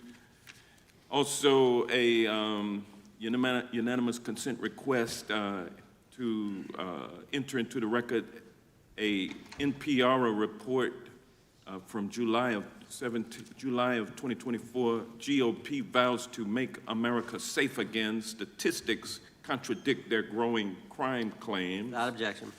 Also, a report out of the American Presidency Project dated January 17, 2025, record low crime during the Biden-Harris administration.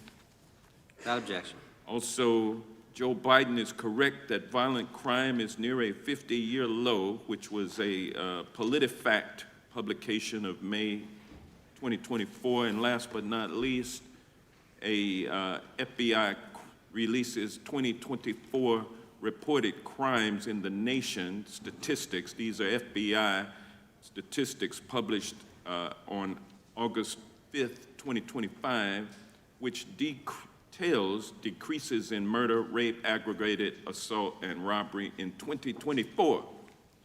Without objection. Gentleman from Kentucky is recognized for unanimous consent.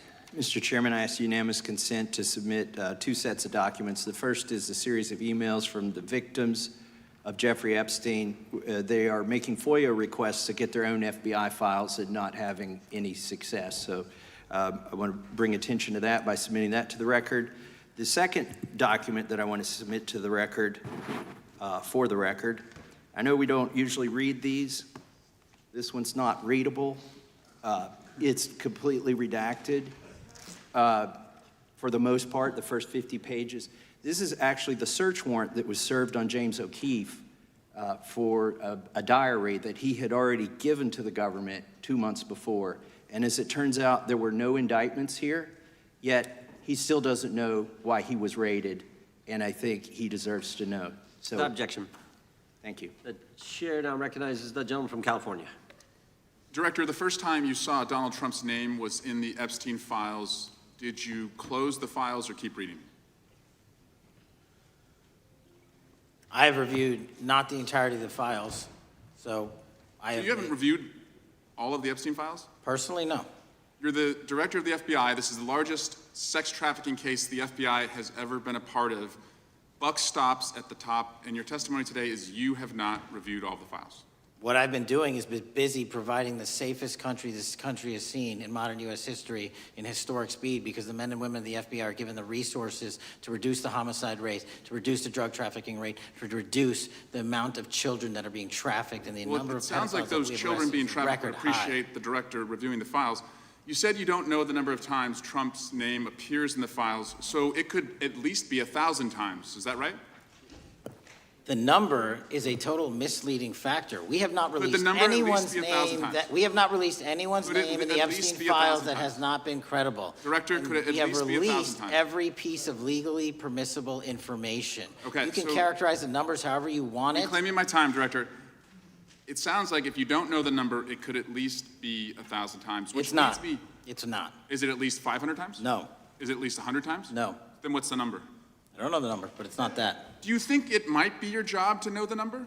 My job is to provide for the safety and security of this country. My job is not to engage in political innuendo so you can go out to the sticks and get your 20-second hit in your fundraising article. Director, keep going, reclaiming your time, because the people of California are being underserved by your representation. If the president is not implicated, why not release everything that involves him? We have released everything, the president and anyone else's side, that is credible and lawfully be able to be released. Your fixation on this matter and baseless accusations that I'm hiding also child Mr. Massey's pedophiles is disgusting. interest. Anyone that says that needs to look at the stats alone. And go back to the state of California, who's receiving the biggest surge in FBI resources through my redeployment because the cities of Los Angeles, San Diego, and San Reclaiming Francisco my time, need it. Director, remembering your oath to tell the truth, did you ever tell Donald Trump his name is in the files? I have never spoken to President Trump about the Epstein files. Did you ever tell the Attorney General that Donald Trump's name is in the Epstein files? The Attorney General and I have had numerous discussions about the entirety of the Epstein files and the reviews conducted by our team. Did you tell the Attorney General that Donald Trump's name is in the Epstein files? And we have released where President Trump's name is in the It's a simple attorney's question. file. Did you tell the Attorney General that the President's name is in the Epstein files? During many conversations that the Attorney General and I have had on the matter of Epstein, we have reviewed The question is painstakingly simple. who Did you can tell be- the Attorney General that Donald Trump's name is in the Epstein files? Yes or no? Why don't you try spelling it out Yes if or you're going to mock? no, Director? Use the alphabet. Yes or no? No? A, B, C, Director, D, E, F? Don't it wanna sounds do like it? you don't want to tell us. Did you tell the Attorney General that Donald Trump's name was in the Epstein files? Why don't you try serving your Director, constituency did by you tell the focusing on Attorney reducing General violent that Donald crime in this Trump's name- country and the number of pedophiles that are Director, illegally reclaiming my harbored in time, your Director. sanctuary cities in Director, California? reclaiming I'll my work with time. you on that. Do Regular you wanna order, Mr. work with us Chairman. on that? Director, Time reclaiming my belongs to the time. gentleman from California. Did you tell the Attorney General that Donald Trump's name is in the Epstein files? Yes or Question no? has been asked and answered. You have not answered it, and we will take your evasiveness as a consciousness of guilt. Director, did Donald Trump ever say to you, just find and release the entire truth? Don't worry if I'm in it. The instructions from the administration were to release all credible information, and we have done that. Did Donald Trump ever provide information about Jeffrey Epstein as an informant? Donald Trump has not been, and I can only speak for the FBI, an informant of the FBI. So, Director, you've played this cute shell game where you say you can't release everything because the court has said that it legally is not allowed to be released, but the court calls bullshit. Judge Richard Berman said that when you went to the court, quote, information contained in the Epstein grand jury transcripts pales in comparison to Epstein investigation information and materials in the hands of the Department of Justice. So let's move on, Director. You wrote a book called Government Gangsters. You identified 20 individuals in that book. You put me on that list at the top of the list. Thank you. My children find it flattering. 20 of those individuals have been investigated or have had adverse actions. Director, considering that you have identified these people as, quote, government gangsters, will you recuse yourself from making any investigation decisions about these individuals? Anyone that has been terminated at the FBI has been done so the because question they failed again. to meet the muster in Director, their constitutional I will obligation. work on the No. audio-visual capabilities. I'm of going to the borrow service. I your don't think you can hear me. terminology and call I'm reclaiming bullshit my on your time. entire career in I'm Congress. reclaiming my It time, has been Director. a disgrace to the American Director, I'm people. reclaiming my You time. can reclaim your No, you time all you recuse want. yourself. Try Chairman, and you're going to protect allow a the witness citizens to of speak this California. way? Mr. Chairman, would you give recuse yourself, Director? The gentleman has no time to Mr. Chairman, would you Mr. Chairman, admonish the point of- witness not to insult members? Gentleman has no time. Mr. Chairman, The just committee will remember. quick point of order. Could the gentleman be extended an additional 20 seconds to complete his thoughts since the witness decided to interrupt him continuously? And the witness will be able to respond if he wants. We'll make sure he Thank has you. time to do that. My question Gentleman, is, continue. will you, Director, recuse yourself, yes or no, from investigating or making decisions about the 60 individuals, including myself, that you identified as government gangsters? Yes or no? Time of the gentleman has expired. The witness may respond if he would like. And the answer was no, as I heard. Correct. Okay. The gentleman from Wisconsin, the gentleman yields back. The gentleman from Wisconsin is recognized for 5 minutes. Thank you, Chairman. Thank you, Director Patel, for being here today. I wanted to talk a little bit about the assassination of Charlie Kirk and the FBI's subsequent investigation. I know it's really sensitive, and you know, you can make the call as to whether or not, obviously, it's something that you can respond to, but I think it's still fresh on many people's minds. I want to congratulate you and Utah law enforcement for the work you did in identifying the suspect and apprehending him. According to public reports, and I think this is what maybe it's, I still have questions about, and maybe the public does. According to public reports, the alleged shooter arrives on the Utah Valley University campus nearly 4 hours before the shooting. Was that your understanding? Is that kind of? I'll let the public reports reflect themselves. I don't have the exact timeline. Okay, so we don't have any idea kind of his prep or how he set up or how he utilized that time when he first showed up on campus? All of those are being currently investigated through our cell phone analysis and through our witness interviews, and the state of Utah has now announced charges seeking the death penalty against his suspects, so we're a little limited in what we can continue to say. Sure, I understand. And that suspect, like you referred to, is then captured on security footage jumping off the roof of the alleged shooting location, the Losey Center. Do we have any idea how the suspect got up on the roof in the first place? I think for members of Congress, especially after Butler in Pennsylvania, it's just unimaginable that there could be some type of security breakdown prior to an event of that size where somebody could access a rooftop.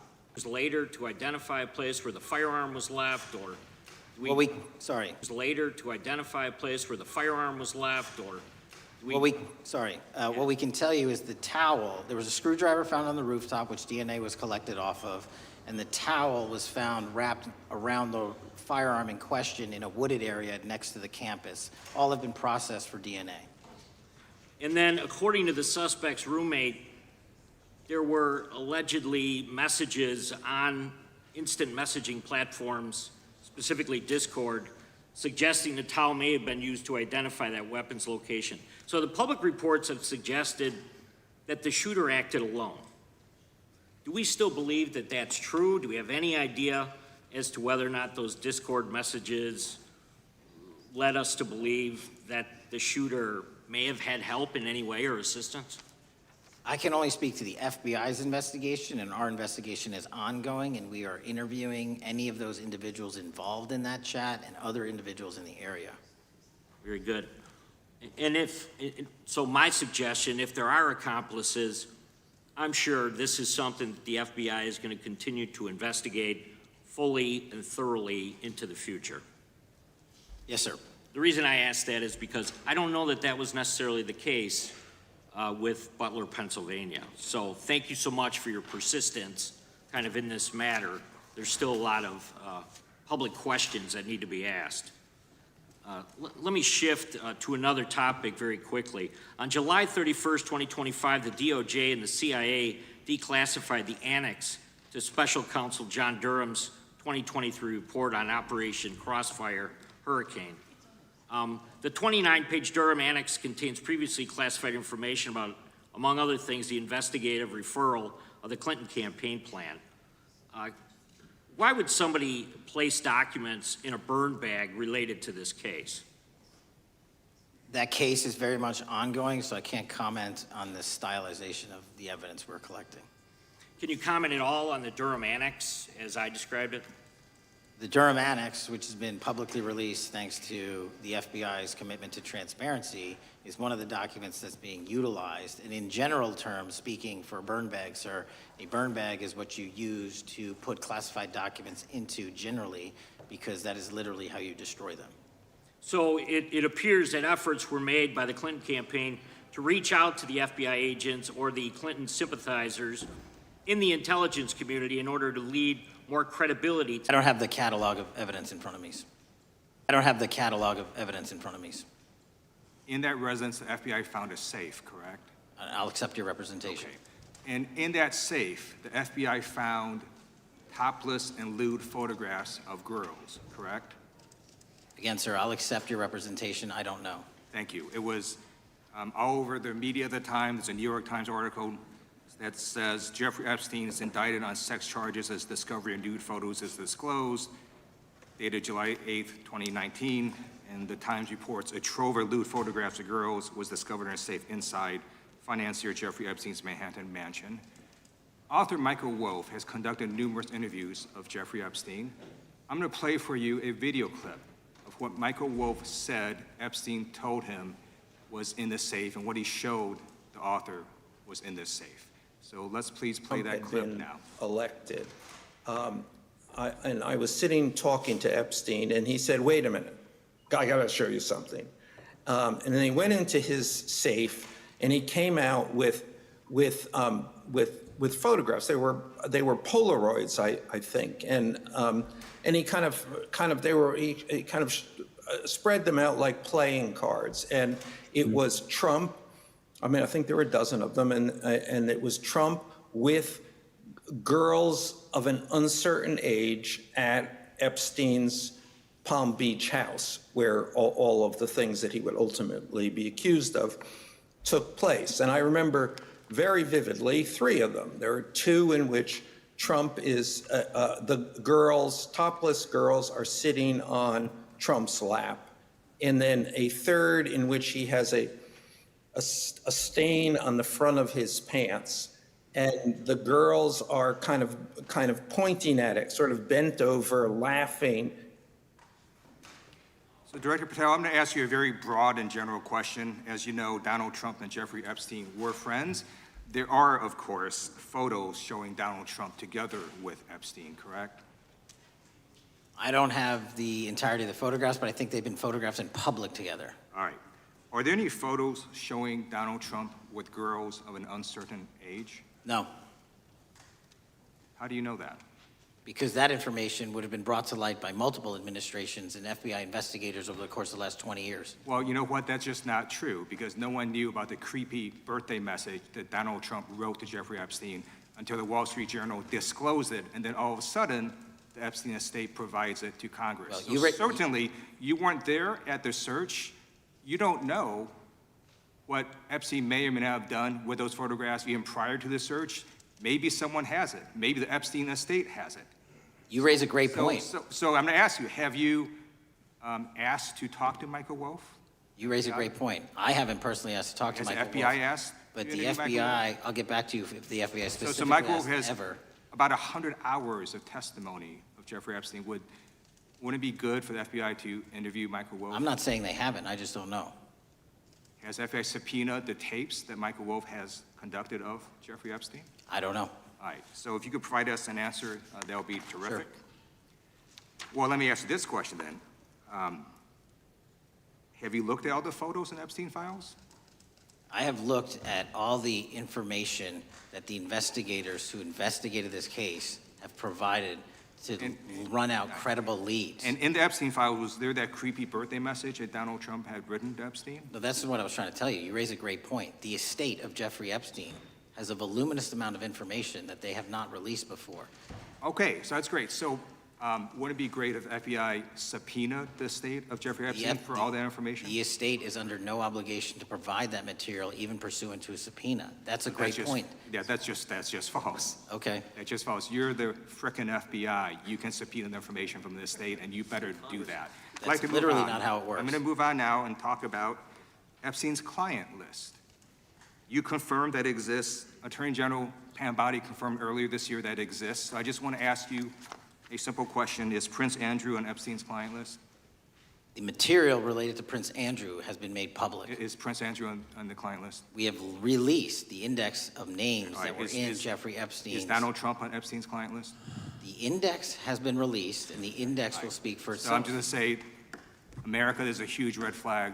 The FBI director could not answer whether Donald Trump was on Epstein's Gentleman's time client has list. expired. I Chair yield now back. recognizes the gentleman from Virginia.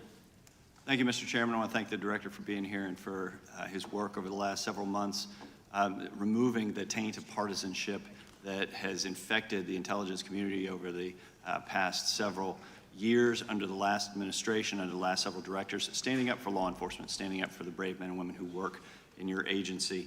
But to set the record straight, we have to correct the record. And the record, early days of the first Trump administration saw a dramatic spike in news stories that contained sensitive and sometimes classified details about the FBI's bogus Russia probe, about a leak a day. It's unacceptable that senior FBI officials coordinated to leak classified information to try and harm President Trump. Documents produced to the committee in August of this year revealed that the FBI interviewed a former intelligence committee staffer who gave details on a systematic process through which leaks of classified information were affected by then Chairman, now Senator Adam Schiff. Were these findings escalated within the Bureau's chain of command, and if so, to what level?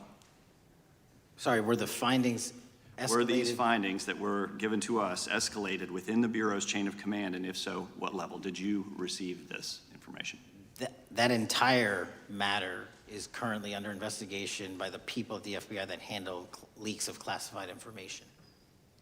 All right, it's good to know that there is an ongoing investigation. Can you tell me whether these leaks to the media compromised any ongoing FBI investigations during the Trump-Russia probe?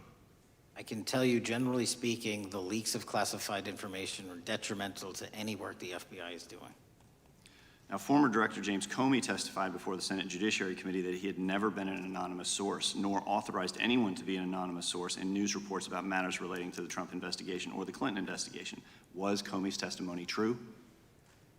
In reference to Director Comey, I'm very limited in what I can say because of what the current status of those matters are with the FBI and the Department of Justice. When I am able to make those public, I will. Can you tell me if there's an ongoing investigation there?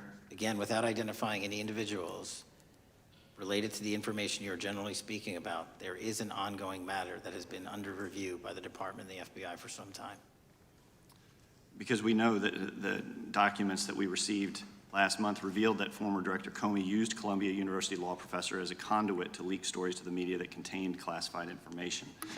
Let me move on to the way that the FISA process was weaponized by past directors. Prior to your confirmation, you raised concerns about government misuse of FISA, including Section 702, stating that FISA was in need of major reform. Specifically, you highlighted that the Fisk report that the FBI had conducted 278,000 improper searches of the FISA database. Do you remain concerned about governmental abuse of FISA in Section 702? I'm always concerned, but what we've done since I became FBI director is implement new audit systems. We are nearing 100% review of the 702 query system that you are specifically referring to, and we've also eliminated anyone that has ever touched that database that has in any way made a mistake, whether intentional or not, and we have also identified a system in which those going forward who misuse the 702 system, they don't get 2 strikes. They get 1 and you're done. Okay, I'm glad you mentioned you're continuing to audit because, as you know, in May, the New York Times reported you closed the FBI's Office of Internal Auditing. Can you explain why you decided to close this office? Yeah, because under the new restructuring of the FBI, to save resources, there were 2 different places doing the exact same thing. We have a specific division dedicated to audits. I didn't need another audit system doing the audits again. And so we folded some of those folks with their expertise into our specific division and then took the rest of those folks and are moving them out across the country. Under previous FBI leadership, FBI agents were found to have lied to the Fisk. There have been hundreds of thousands of violations of the querying standards. In light of past violations, what action is the FBI taking to ensure that similar abuses do not occur in the future? Exactly what I've outlined. You cannot have access to the 702 query system if you improperly queried that system at all at any time in your career. Okay, at a Senate hearing 2 years ago, your predecessor, Director Wray, testified FBI had previously purchased U.S. phone geolocation data for a specific national security pilot project and further stated that the project had not been active for some time and that the FBI relies on court-authorized process to obtain location data from companies. Does the FBI purchase location data or any other data of Americans from data brokers? I don't believe so, but I'll get back to you. Thank you, that'd be important. I appreciate that. I yield back. Gentleman yields back. Gentleman from Washington is recognized. Thank you, Mr. Chairman. Mr. Patel, before you joined the FBI, you had very strong opinions about what the FBI was hiding regarding Jeffrey Epstein. In a September 2023 interview with Glenn Beck, you said, the Black Book is under the, quote, direct control of the director of the FBI. In December 2023, you said, let us know who the pedophiles are. Even for a short time after becoming FBI director, in February of 2025, you tweeted, quote, there will be no cover-ups, no missing documents, no stone left unturned. In June, you told Joe Rogan, quote, we've reviewed all the information, we're gonna give you every single thing we have and can. But then suddenly in July, everything changed. You and Attorney General Pam Bondi released one video and said that there was nothing more to see. Your July memo says you uncovered more than 300 gigabytes of data and physical evidence, but that you had decided no further disclosure would be appropriate or warranted. That is a quote.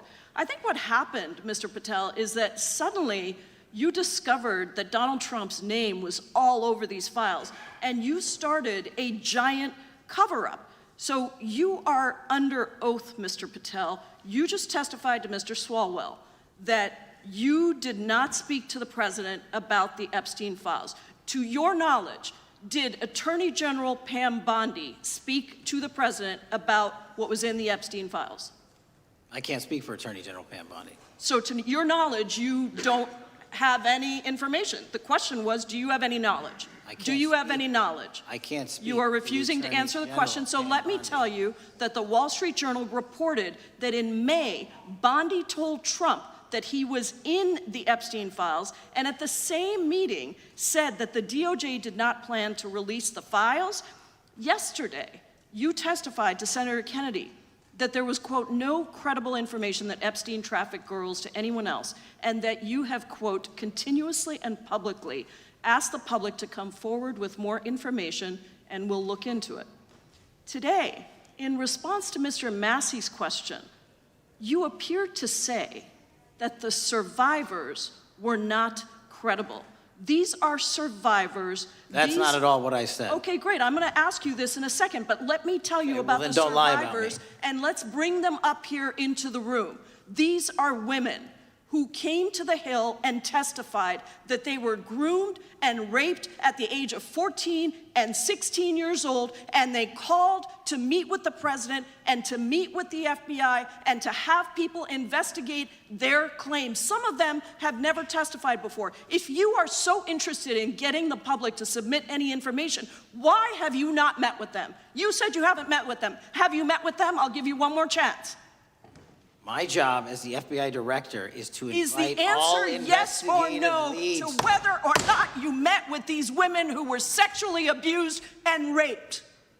Any insinuation by you or any What people is on the your end? side that I am not manhunting child predators and sex traffickers, just look at the Mr. stats. Patel, And you talk Mr. about Chairman, cover-ups, man. Mr. Chairman, you this talk is about my time, cover-ups. and I will take Why- as much time as I Where were want. you during the Instruct Obama the and Biden witness, Mr. administrations Chairman. when these so-called Instruct the cover-ups were witness. going on? Mr. Why didn't Chairman. anyone in those administrations talk to any of these Mr. purported Chairman. witnesses? Let's I get have some regular welcomed order, Mr. every Chairman. single person to provide credible information. Time belongs to the gentlelady from Washington. And I'm but gonna when you- take When another you couple accuse of the minutes. witness of something, he's allowed to respond. That's how it works. You say Listen, he something, didn't you say even, something, excuse he's me, allowed Mr. to Chairman, respond. you have Point always of been order. fair, but this And is I'm not being fair. fair, and you will get No, your- this you will is get your my time. time, and he We will give the said gentlelady that the a few witnesses additional were not credible. seconds of time. I'm going to get an additional minute of time because No, that's you'll how get much what, time you he won't get a took. minute, you'll get some seconds, what we think is under 5 minutes. You don't get to demand how Mr. much time you Patel. get. That's not how it works. Mr. Patel, are the victims of the Jeffrey Epstein horrific trafficking ring, are they credible?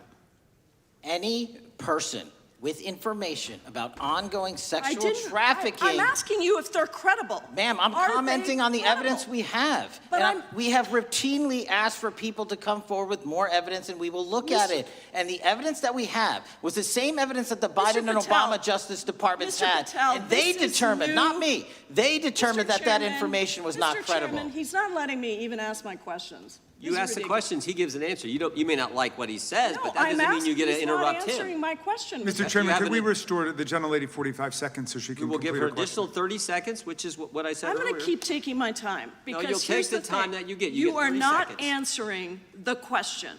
The question I is, have, you just don't like the these answer. women, are these women credible? It's a yes or no answer. I have answered the question. Well, and I what is keep the telling answer? you, I'm the only FBI director that has welcomed new information in this Okay. case. This You're not- administration is the only one that has welcomed any new information in this Is there case. a yes or no to whether Present the new victims credible are information. credible? Present new Are information. the victims credible The victims- or not? I'll tell you what happened in the last Trump Are they administration. credible or not? You can't Victims even say. credibly came forward, and you know what happened? President Trump authorized the indictments President of Jeffrey Trump Epstein, called not them a Biden, hoax. not Obama, President Trump no one called else. the entire thing a Democratic hoax.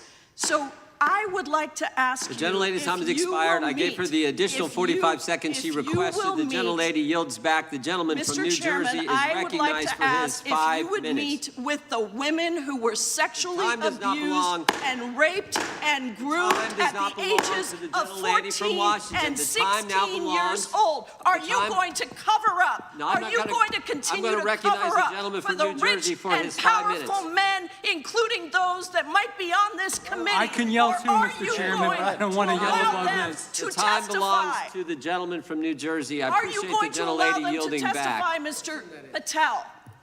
Go ahead. Will Mr. you Angelo. allow them to testify to you, Mr. Patel? Mr. Patel, thank you for being here. I know it's been an interesting and difficult 2 days. And I wasn't going to talk about the Epstein thing because there's a lot of other issues that affect the FBI, but I have to say a few words. I've sat here, I've listened to this, I've watched it, and my Democratic colleagues are so concerned now, Mr. Patel, all of a sudden. Where were they last year? Where were they the year before? Where were they the year before that? Where was the last president in any of this? All I know, the only thing I see is a single letter from the ranking member that was sent in 2019 that he didn't like the plea deal, and some people signed on to that. Most of the truth, the real truth, let's be honest, let's be intellectually honest.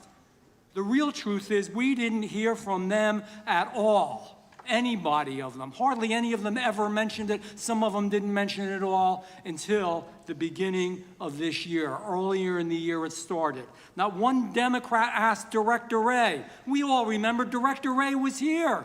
Not once, not twice, multiple times. Nobody asked Director Wray about Epstein before this committee. Nobody was that concerned. Where was the concern for the victims then? Where was the moral righteousness then? Where was the outrage then? Where was the sense of duty then? Where was the desire for accountability then? Where was the urgency for justice then? Most of all, where the hell was the integrity then? You know what the truth is. Let's just say it, man. Tell the truth time. The truth is, it's politically useful for them to try to do this now, even though they didn't give a damn about it in the past. And you know what? That's an insult to the victims, and that's an insult to America. Continue to do the work you're doing. Continue to uncover what needs to be uncovered. One real quick thing before I say anything to 9/11. We know that was mishandled by the past director and by the past FBIs. There are family members here. There are family members who are concerned. God Almighty, we want to get to the truth of that. I ask you, please, to meet with them, to talk to them, and to investigate this with truth. In the Biden administration, we went through a very dark and difficult period of time. The FBI trust was broken with the people. Catholics this is the stuff we've been talking about, were labeled radical threats for praying in their churches with their rosaries. Parents at school boards were called terrorists for standing up for their children. Hindu holy men in New Jersey. We have the largest Hindu temple in the world. They were attacked. They were put up against the wall with guns to their heads. So it isn't just a Catholic or Christian thing. American Jews were targeted in colleges and universities, and a lot of folks in the FBI, in the past FBI, not this one, didn't give a damn. We can't go back to targeting religion. We can't go back to silencing free speech. The Biden administration did that. So I got questions for you. Hopefully thoughtful questions that you can answer for us in a thoughtful way. How is this FBI now, under your leadership, how are we restoring trust for Catholics, for Hindus, for Jews, for parents, for all the other, for just American people that were targeted by FISA because they had a different viewpoint? How are we restoring that trust in the FBI? Multiple ways, sir. One, and maybe most importantly, is through transparency and providing the American public with the material so they can read it themselves as to what the abuses were in the past, whether it relates to the Catholic memo or the Hindu incident you talked about at the largest temple in North America. Any institution of faith and any member of faith will not be investigated by this FBI because they are men and women of faith ever, period. And nor should they. Nor should they. I don't mean to interrupt you, but my God, of all the amendments to the freedom of speech, freedom to believe in what you want to believe in, I know you're standing up for that. Continue. I'm sorry. No, that's it. Sorry. Okay. The Richmond memo was driven by a reliance on sources. The Southern Poverty Law Center. The words sound nice, but the organization's not so nice. And we've seen the Anti-Defamation League distort data that counts as violence. Have you been able to identify and eliminate these kinds of partisan sources? We welcome all sources, but we want objectivity and neutrality and decency in the way we report all this. Have you been able to uncover any information there? How do we make sure our sources are good in the future? We have reviewed the source processes that infiltrate any institutions of faith, and they will no longer be going into institutions of faith. They will be directed towards criminal activity and protecting the homeland, the two most important missions the FBI has, and that's what we're going to continue to do. Good. And I'll say this, there was a lot of bull today, a lot of you-know-what, and I'm not going to say it because I respect the institution so much going on around here. Continue to do the work of the people. You are here for that reason. The administration is here for that reason. It was weaponized and politicized, the FBI, in the past. I hope to God we never, ever see that again. One of the darkest parts of American history.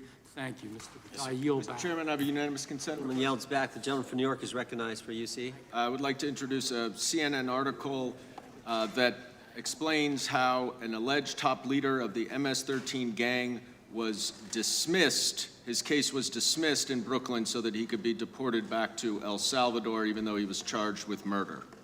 Without objection. Mr. Chairman, I have some unanimous consent The lady from requests. Washington is recognized. I ask unanimous consent to enter into the record an article titled "Justice Department Told Trump in May That His Name is Among Many in the Epstein Files." Without objection. I have another one that is a July 2025 article by the New York Times entitled "How a Frantic Scouring of the Epstein Files Consumed the Justice Department," stating that DOJ and FBI employees reviewing the Epstein Files were instructed to flag any mentions of Trump and other celebrities. Without objection.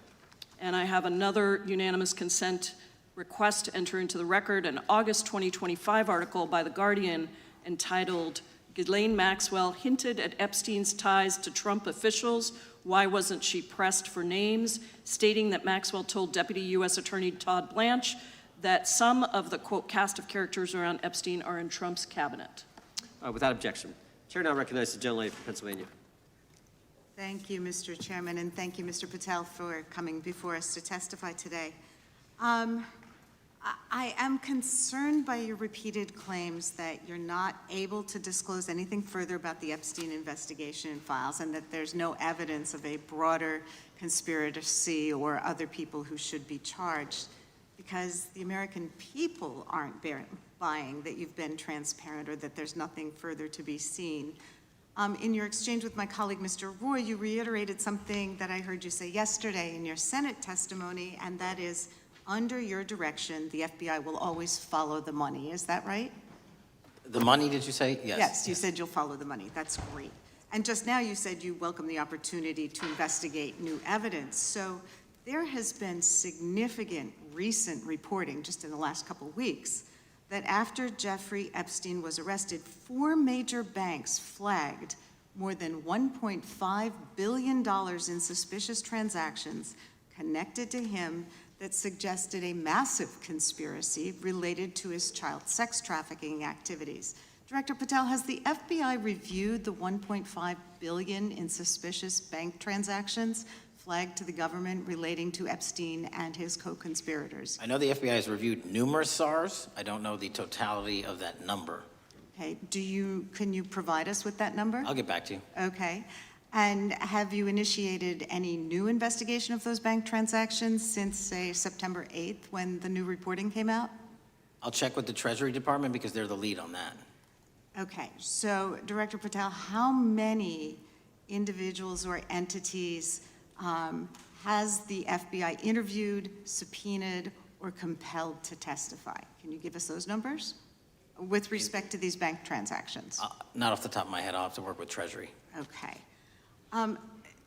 We're concerned, you see, because you say you're going after child predators, but We are. obviously this is how you follow the money, is if you follow the bank transactions that apparently enabled the child sex trafficking. Would you agree? It's one of the valuable investigative tools is to follow the money. Okay. Have Jeffrey Epstein's victims have asked us to ask you whether or not you've investigated Epstein's lawyers, the lawyers who facilitated those payments.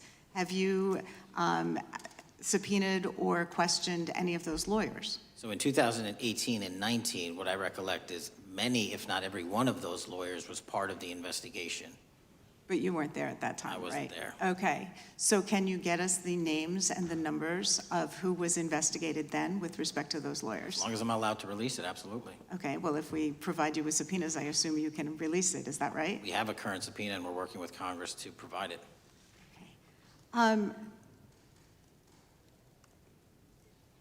You've said that the Acosta investigation had an original sin. What do you mean by that? Basically, if you're looking at an actual pedophile ring, what you should not do is limit the time frame in which you're legally able to collect information. So search warrants that Mr. Acosta utilized in 2006 and 2007 leading to the 2008 plea agreement had a very specific narrow window of years, I think 3 or 4 years. And so information pursuant to legal process wasn't collected for 10 years or 15 years or 20 years. It also, subpoenas were not sent out to hundreds of witnesses at the time, hundreds of victims at the time. None of that was done. None of these people were put in grand juries. And so the totality of information from the jump, instead of being this big, was like this. And that, in my opinion, is not how you run an investigation if you're trying to break a sex trafficking ring. So you're now in charge of the FBI. Why haven't you done that investigation?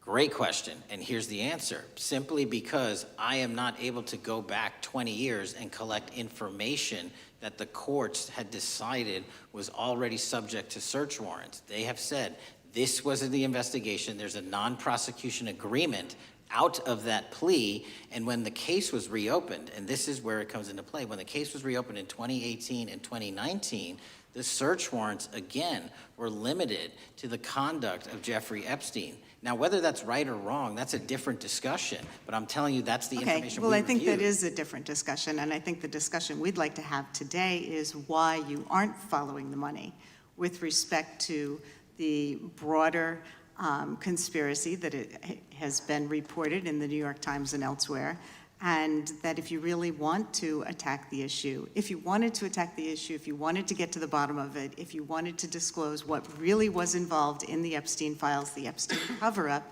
that you would be taking very different actions that you are today. I do want to seek unanimous consent to enter into the record the New York Times September 8th, 2025 article, How J.P. Morgan Enabled the Crimes of Jeffrey Epstein.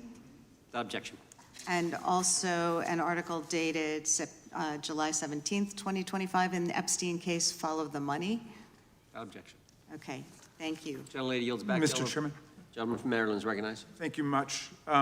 Pursuant to Clause 2K6 of Rule 11, I move that the committee subpoena the CEOs of 4 banks, J.P. Morgan, that's Jamie Dimon, Bank of New York Mellon, Robin Vince, Bank of America, Brian Moynihan, and Deutsche Bank, Christian Sowing, in order to get the suspicious transaction reports. These 4 banks have flagged to the government $1.5 billion in suspicious transactions related to the sex trafficking crimes and conspiracy of Epstein, Maxwell, and all of their collaborators. And as you know, Mr. Chairman, we got the SARS reports for Hunter Biden totaling around $20 million. And so these $1.5 billion in SARS reports we should get, especially since the director doesn't seem to be forthcoming. And I request that we do this immediately. I think the director's been very forthcoming. We will hold any motion to subpoena in abeyance until the conclusion of the hearing. The chair now recognizes the gentleman from Texas. Thank you, Mr. Chairman. Thank you, Director Patel, for being here. It is quite clear that certain members of this committee, they want their 15 seconds on TV, stamping and coming. Maybe it's for fundraising, maybe they're struggling in their district, they need a little bump. But they turn a committee into a clown show, and that's what we're seeing. You're being unjustly attacked today. I watched the Senate hearings yesterday. You were attacked there. We know there's an agenda. There's always an agenda. It's the same characters with the same personalities, the same objective, and that is destroy the mega movement. You're being attacked, Director, is because you're effective. You highlighted what you've been doing in D.C. with the president in reducing violent crime. You're very effective. Another individual that was very effective with meaningful debate and dialogue was Charlie Kirk. And they killed him for it. Charlie Kirk was a man of faith. First and foremost, he loved his Lord Jesus. He loved his family. Beautiful wife, beautiful children. Just a remarkable, honorable man that was silenced with this assassin's bullet. I would say if Charlie Kirk lived in the biblical times, he'd have been the 13th disciple. He'd have been the 13th disciple. We have a new committee, if you're not aware, a new select committee regarding January 6th. I'm honored to be on that committee. I'm looking forward to working with other members to expose truth, questioning federal agencies that were involved on January 6th, like the FBI, played a role, but we don't really know, Director, to what extent. We don't know. The January 6th sham committee was not formed by Nancy Pelosi to seek truth. It was nothing about getting to the truth about January 6th. Their sole mission was to damage Donald J. Trump and end his political career. And everybody knows it. That's what the purpose was. You know what's nice, so I kind of get to ask the question, though, how did that work out for you? Donald J. Trump is back in the White House, and America loves him. I spent 30 years in law enforcement, retired sheriff from a large county in the great state of Texas. I have seen, Director, I've seen more enthusiasm and support for law enforcement today because of what you and Donald Trump have done over the last 8 months to protect the American people. The American people couldn't count on their government to protect them. Crime is rampant, and now we have a president and an administration that puts the American people and their safety first. It's interesting, a few minutes ago, a classmate reached out to me and sent me I told him, I said, yes, we got Director Patel in front of our committee today. And Andy Kane wanted me to tell you, he said, quote, tell him we love him. Tell him we love him and all the brave warriors exposing the deep state. Kash, you're a great American, sir. You're a great American. Your work as the director of the FBI is commendable. It's commendable. And I want to thank you, sir. Thank you for your service. Keep up the good fight, brother. Don't let him tear you down. Keep up that good fight. You have it in you. With that, sir, I yield back. Gentleman, yield to me.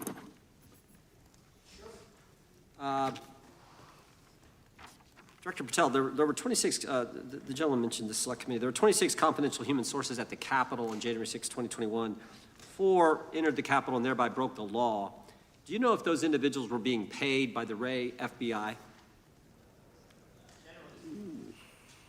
So we've provided 600 pages of documents to this committee alone regarding January 6th. That's 600 pages more than any of my predecessors. Yep. Generally speaking, confidential human sources are always paid by the FBI. That's how it works. I can't speak to the specifics on each one and how much they make. And we appreciate it. We've reviewed some of that material, and you've given us a lot of material that we didn't get from Director Ray. That specific question, I think, is important to the American people.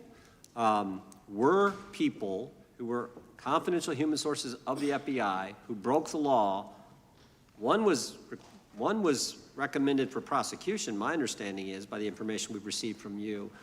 Were they actually paid by the very taxpayers who may have got charged with the same offense? I think that's important for us to understand. I'll get back to you on that. Thank you. Chair now recognizes the gentleman from California. Thank you, Mr. Chair.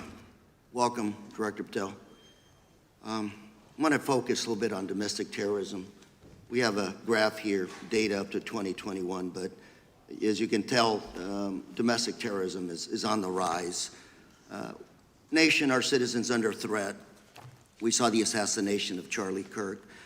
2 assassination attempts on the president. School shooting, Minnesota last month. And closer to home, just a couple of days ago, Huntington Beach, peaceful vigil for Charlie Clark, infiltrated by neo-Nazis who essentially made the local individuals attending that event fear for their safety.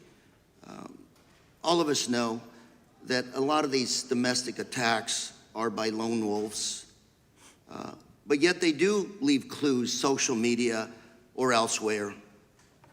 Director Patel, you're it. You're the thin blue line. The FBI your job to protect our citizens back home from those that would harm us. You have to find the needle in the haystack. Takes a lot of work, a lot of resources. Talking to my local sheriff this morning, who said they're concerned. Federal cuts to local grants that help them do the job. Then, of course, let's not forget about other threats that are coming before us, like high-tech fraud. Local senior recently was talking to me about a text she had gotten, a demand by the IRS to send a payment immediately, or the IRS agents were on their way to arrest this individual. Pretty gutsy stuff by folks probably from Europe, North Korea, Russia, China. People, okay, going after those precious savings our senior citizens rely on. Yet the president's proposing a budget cut of $500 million or more to your organization, the FBI. You've said that that'll essentially equate to about 1,300 less jobs at the FBI. So I'm going to ask you essentially, what is it that we can do to help you do your job? Little concerned. Friday night lights. One of the events I love to do on Friday nights, go to the local high school football game. Sit there at the stadium and you always say, what if? What if? You're the thin blue line. Can you do your job cutting $500 million from your budget? Thank you, sir.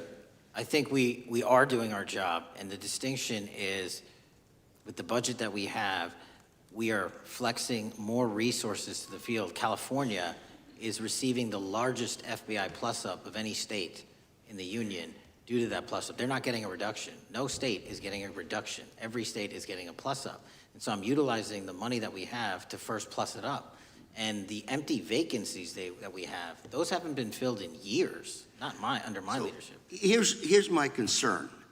You're going to do well, you're doing more with less, is what you're saying. Yet we're about to vote on a budget that has $88 million more to protect members of Congress, the executive branch, and the Supreme Court. There's a contradiction here. Back on Main Street, we're saying you can do more with less, you can protect them with less money, yet here in Washington, we're saying we need more money to protect members of Congress.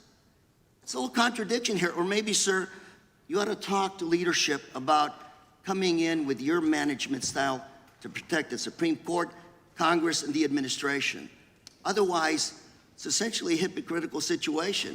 We need more protection, yet folks on Main Street can do with less. My concern is folks on Main Street. We also were, I think we received over $300 million in the big, beautiful bill, and we're also receiving pots of money from our interagency, so this sort of $500 million cut isn't entirely accurate. You're still getting cut $200 million plus. You're still moving your agents to do ICE work, so you are leaving a lot of bases uncovered. And I'm not going to be argumentative with you, Director Patel.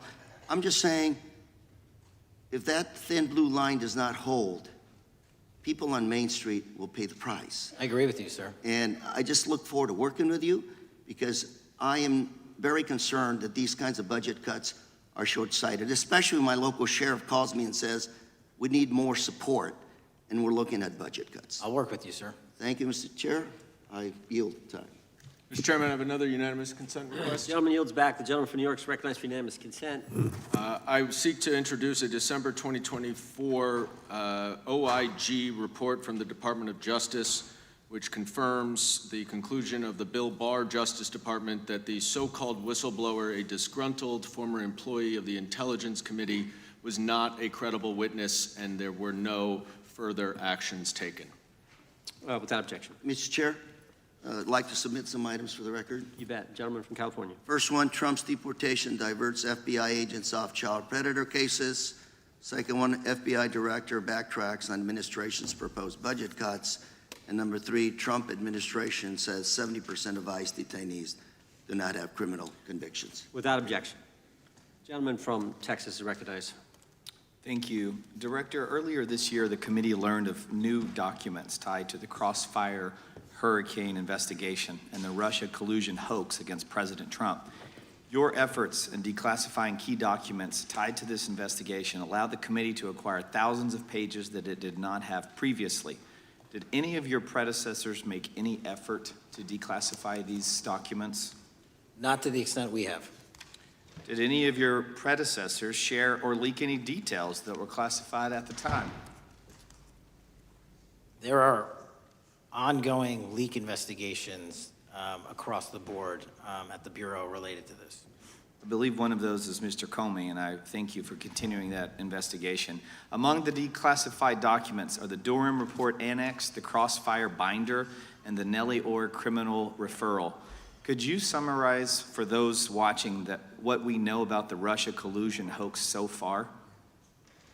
Well, sir, I think the record will speak that the Russia collusion matter was perpetrated by a political party to go overseas and obtain information from a foreign intelligence asset, only to have that information, which was demonstrably false, turned over to the FBI, who walked into a federal FISA secret court and asked for a secret surveillance court order and lied to the federal court, and we know that because someone was convicted of it, and only to surveil the political opponent. So that is a massive scandal. We helped expose it.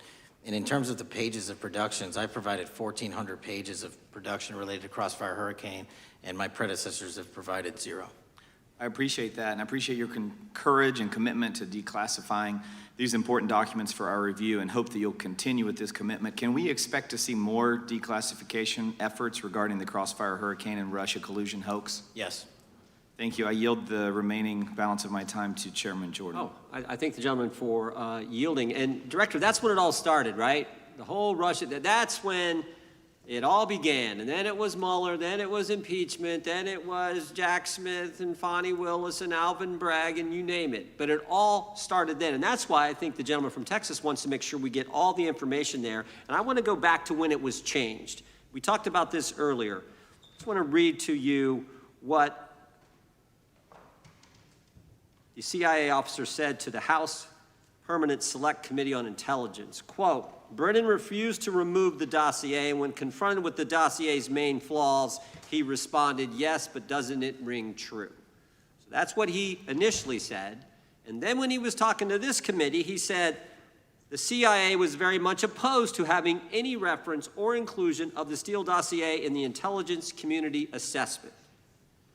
So on one hand, you got a witness who was there who said he refused to remove it even though he knew it was garbage, and then he's on the other hand telling the committee, no, we didn't want anything to do with it, it shouldn't have been a part of the intelligence community assessment, which we know it was. You know it was, you found that. Those are two entirely different stories. I think Mr. Brennan has some explaining to do, frankly, what happened there. And I think you said earlier that this whole thing, and I think you said to Mr. Gooden, this whole thing is being looked at as part of this grand conspiracy to undermine the president, whether it's Comey, Brennan, Clapper, former head of the Intelligence Committee, now senator from, whoever it is, that's all being looked at. Is that accurate? Yes, sir. Well, we appreciate that. And part of what's also being looked at, and I think the gentleman from Wisconsin brought this up earlier, what is a burn bag for, by the way? Generally speaking, the intelligence community obviously utilizes and possesses classified documents, but drafts of those classified documents and even ultimate finished products of those classified documents have to be recorded and or discarded. And if they are discarded, the only way we do that, the hard copies, is we literally put them in burn bags that are identified specifically for that purpose, and there is a very exact courier system in which those burn bags are obtained and the material inside is destroyed. So it's to get rid of the material, right? Yes, sir. And it looks like the annex that Mr. Durham in his investigation had was put into a burn bag by your predecessor, I assume, to be destroyed. Is that accurate? Without getting into the stylization of the evidence, anything that's put in a burn bag is for purposes of destruction. Do you find that interesting that the Durham annex was placed in a burn bag, that you would discover that when you took over as the head of the FBI? We found a lot of information in a lot of burn bags. Well, we appreciate you finding that. We'd like to know a little bit more about that, and we look forward to that information coming forward. And I appreciate the gentleman yielding. With that, we now recognize the gentleman from Colorado. Thank you, Mr. Chairman, for holding this hearing. Thank you, Director Patel, for being here today. I have a couple of questions regarding a terrible shooting that occurred in Colorado, a state, as you may know, that I represent. You've testified previously about, I think, what you would describe as your efforts to provide more information regarding the investigation with respect to the horrific assassination of Mr. Kirk. And so, in that same vein, I'm hoping you can provide this committee and my constituents in Colorado with some clarity. Absolutely. I think, as my colleagues know, in Evergreen, Colorado, Jefferson County, a county that I proudly represent, at Evergreen High School, a shooter ultimately injured 2 students. Were praying for their swift recovery. There's an article here from Colorado Public Radio. The title is, quote, FBI was already investigating an account that may have been linked to the Evergreen shooter. You're familiar with the circumstances generally, Director, regarding this terrible tragedy. Yes. So my understanding from the public reporting is that an organization reported to the FBI in July of this year regarding, just reading here from the article, that the FBI opened an assessment into a social media account user whose identity was unknown and who was discussing the planning of a mass shooting with threats nonspecific in nature. This is the FBI's statement to the press. And that the FBI continued to work this assessment investigation to identify the name and location of the user up until September 10th, 2025, which was the day of the tragedy. Can you provide us some clarity on what were the impediments to finding, the account user, and maybe describe in greater detail the FBI's work in that regard? Generally speaking, yes, because I know even though the shooter's deceased, the investigation we're not done. Sure. And so the impediments to finding these individuals, and you highlight a great point. We had 2 huge tragedies in the span of days in this country. The school shooting in Evergreen, Colorado being one of them. And proactively going out onto these social media platforms, which are so large, is our biggest impediment. And we need to rely on the service providers. There's actual legislation, I can't remember the name of it, that's up for renewal, which will, and I think at the end of the month, which gives service providers the ability to report that information in from their end without liability. We need that to continue, because while the FBI has so many people and the police are great at doing it, there's just too many platforms to cover down on. Well, I appreciate that, Director Patel, and I think we're certainly, I'm interested in continuing this conversation, because I think the reporting suggests that there's a pattern, and that ultimately, we want to make sure that law enforcement is able to prevent this kind of tragedy from happening in the future. I have a question. It's not meant as a gotcha question, so it just frame it there. But it is in regards to some reporting around a periodic transaction report that you had filed earlier, this year. So this is in July, pursuant to the ethical obligations as a senior executive official. You remember filing that in July? Yes. Yeah. So in that report, as best as I can surmise, you disclosed that you divested, $100,000 or more in a variety of different stocks, which I presume was pursuant to the ethics agreement that you negotiated with the Department of Justice. In that same report, there's a disclosure regarding purchases of 2 different transactions. So between $15,000 to $50,000 in a national coffee house chain, and between $50,000 to $100,000 in a semiconductor company on May 9th and May 12th. Are those transactions that you're doing personally, or are these through a stockbroker, or are these transactions that you're handling yourself? So how they happen is I submit proposals under DOJ guidance to say, hey, I would like to trade this or that, and they run their review, and the FBI runs a review, and then they come back and say yes or no, and then I make the transaction. Is there a reason that you decided to make the purchases into those 2 companies? Generally speaking, before I got this job, I was, trading stocks, but not a lot like most people, and I just follow certain industries, and I thought they would be a good investment. So the reason why I ask, right, because you had divested in other companies, and I presume that wasn't because there were actual conflicts. It's just that you wanted to avoid an appearance of impropriety. It was both. Both, but not all of the companies were conflicts. Whatever they make divested from. I don't make the call, they make the call. Sure. Yeah. I guess my point would be, the reason why I ask is, why I said it's not a gotcha question, I have for years led an effort here in Congress to try to ban members of Congress, senior executive officials, from trading stocks. And it's bipartisan in nature. We're working really hard to get that done, Republicans and Democrats. And you can understand, I think, given your role, given the nature of the position that you hold as the leader of the largest law enforcement agency in our country, that divesting entirely, not doing day trading now, I think would be something that would be in the interest of the American people. So I just would hope you would consider that, and that moving forward, that perhaps not purchasing stocks in individual companies, I would think would be something that would be worth pursuing. Gentleman's time is... I'm happy to give the witness an opportunity to answer. Thank you. I'll work with you on it. Gentleman from Alabama is recognized. Thank you, Mr. Chairman. Thank you, Director Patel, for being here today. Newly declassified documents confirm that the intelligence community under President Barack Obama knowingly relied on unverified and fraudulent evidence to manufacture a false claim that Russia, in fact, meddled in the 2016 election. Is there more to be done to uncover the depths and origins of the Russian collusion hoax? There is, and we're doing it. Why should Americans still care about that, Director Patel? Everybody wants to talk about a weaponized bureaucracy. And when we put out the facts about a weaponized bureaucracy, not because I said so, but because we found the FISA documents, because we found the 302s and the 1023s, then it becomes a political football. My job is to continue to put out that information and let the American public read it for themselves when I'm lawfully able to do so. And that's been my commitment on any subject, Russiagate or otherwise. Wherever the law allows me to do it, I will do it.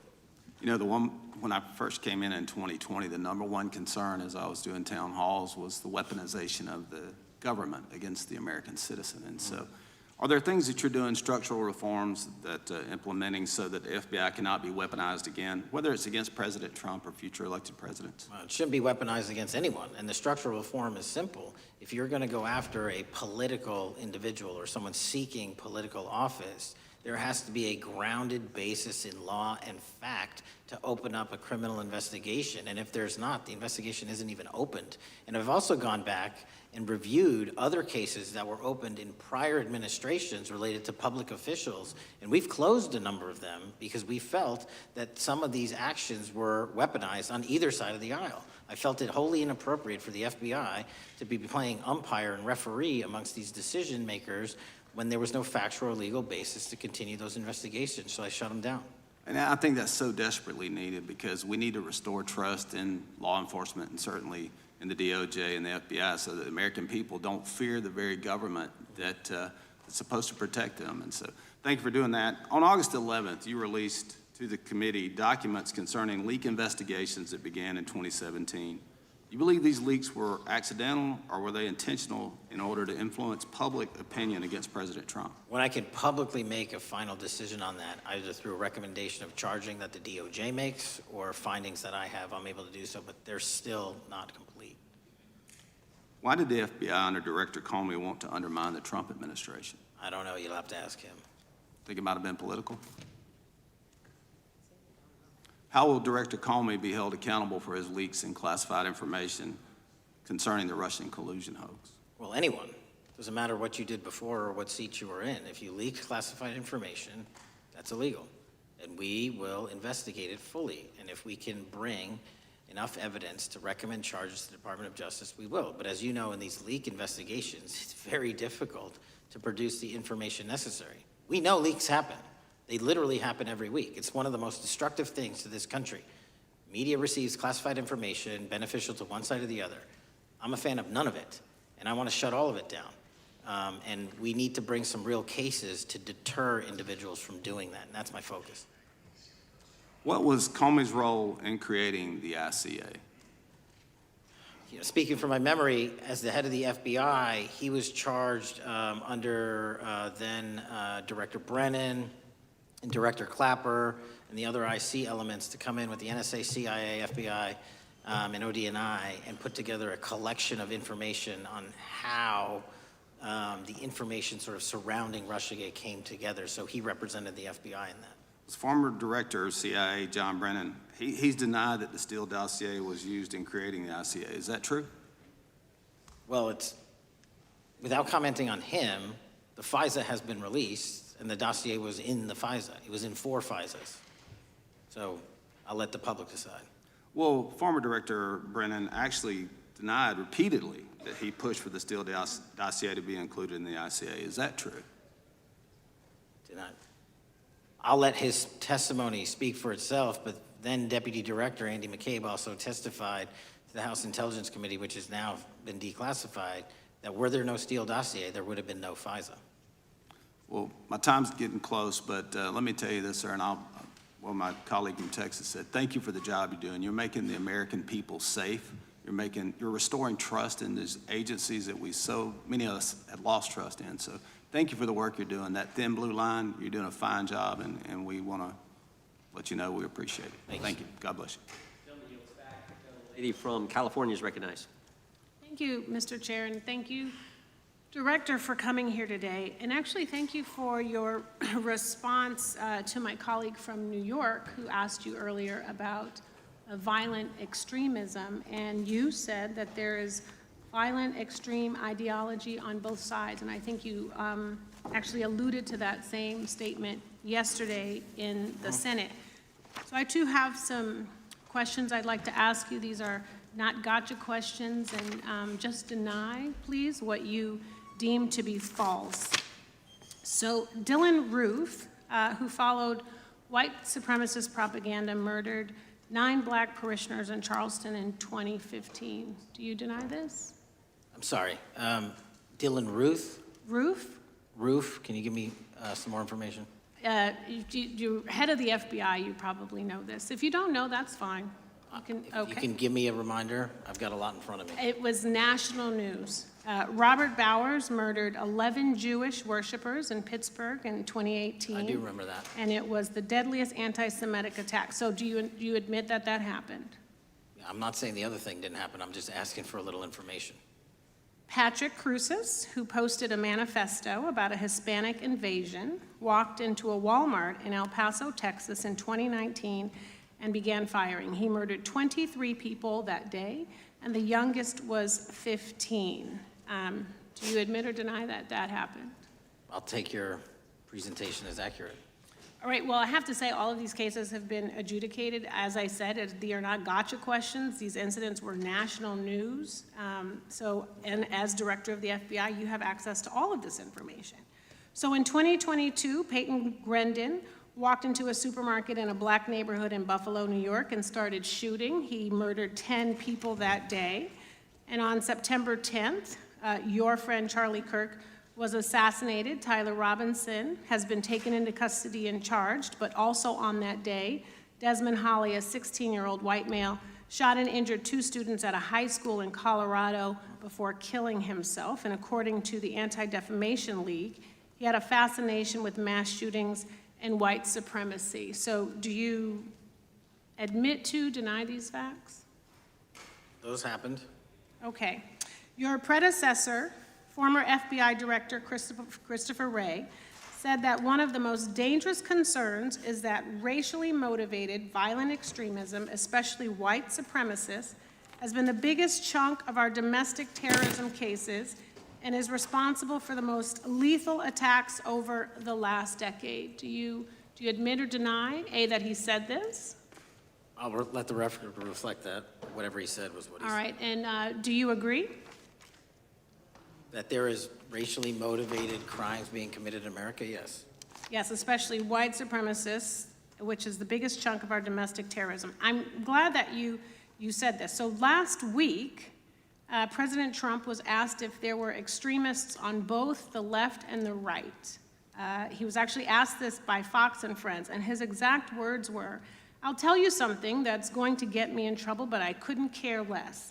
The radicals on the right oftentimes are radical because they don't want to see crime. The radicals on the left are the problem, and they're vicious, and they're horrible, and they're politically savvy." Do you agree with the president? I don't speak for the president. The president speaks for himself. Do you agree with the president? On what matter? On the question that I just asked, do you agree with his statement about the radical left? That there's ideology that's driving violence on both sides? Yes, that's what he acknowledged. No, he didn't. He didn't. But I'm glad that you're saying that and actually creating some separation between you and the president. And I'm glad that you That's literally are not what happened. He said acknowledging both. that there is violent extremism on both sides. What's interesting is that the research arm of the Department of Justice, the National Institute of Justice, do you know what that is? I'm familiar with them. Okay, great. It is the research arm of the Department of Justice, and it published an article in 2024 devoted to domestic radicalization, violent extremism, and terrorism. I have it. It's interesting that it's no longer on the website. It has been scrubbed, but I ask these questions because what makes a strong, qualified director of any business, of any household, of the FBI, what makes a reputable prosecutor is not lapdog loyalty, but a commitment to the creed that evidence is agnostic and that the evidence will lead you to making the right decisions. And your job, no one's job is to like the data or the evidence, it is to collect it. That is how you gain trust. And Mr. Chair, I would like to enter into the record, if I may. White supremacist group stands by racist ideology with unanimous consent. Without objection. Dylan Roof, the radicalization of the alt-right and ritualized racial violence. Without objection. Thank you. Another article, how Robert Bowers went from conservative to white nationalist. I'd like to enter that into the record with me. Without objection. Patrick Cruces believed he was fulfilling Trump's wishes in El Paso attack, his attorneys said. I'd like to enter into the record. Without objection. Buffalo shooting, how far-right killers are radicalized online. I'd like to enter that into the record. Without objection. Evergreen High School shooters' online activity reveals fascination with mass shootings, white supremacy. I'd like to enter that into the record. Without objection. Murder and extremism in the United States in 2024, a report by the Anti-Defamation League. I'd like to enter that into the record. Without objection. And the article, the report that was scrubbed from the DOJ just recently, National Institute of Justice Journal focusing on domestic radicalization, violent extremism, and terrorism. I'd like to enter that into the record. Without objection. And lastly, the libertarian think tank Cato and their analysis on violent extremism and the right rising in extremist acts. I'd like to enter that into the record. Without objection. Thank you, and I yield back. Gentlelady yields back. Gentlelady from Wyoming is recognized. Just very quickly, Director Patel, thank you for being here, for your service to this country, and for the transparency that you have brought to the FBI and for the American people. Transparency that was absolutely non-existent in the Biden administration and FBI. I believe that you might have been asked earlier about whether you had had an opportunity to visit with any of Epstein's legal counsel. Were you asked that question earlier? I think so. Okay. One of the legal counsels or legal fixers for Mr. Epstein was Stacey Plaskett, the Democrat delegate to Congress from the Virgin Islands. So perhaps for those on the other side who are interested in talking to Jeffrey Epstein's attorneys, they could sure visit with one of their own colleagues. I want to focus on something that I think is very important that has not been addressed enough today, and that is related to the consequences of the Biden open border. One consequence of the Biden border crisis is the impact that it continues to have on our tribal communities, with the cartels taking advantage of our open borders, the Mexican drug cartels, by infiltrating our reservations and bringing violence, drugs, murder, trafficking, and more.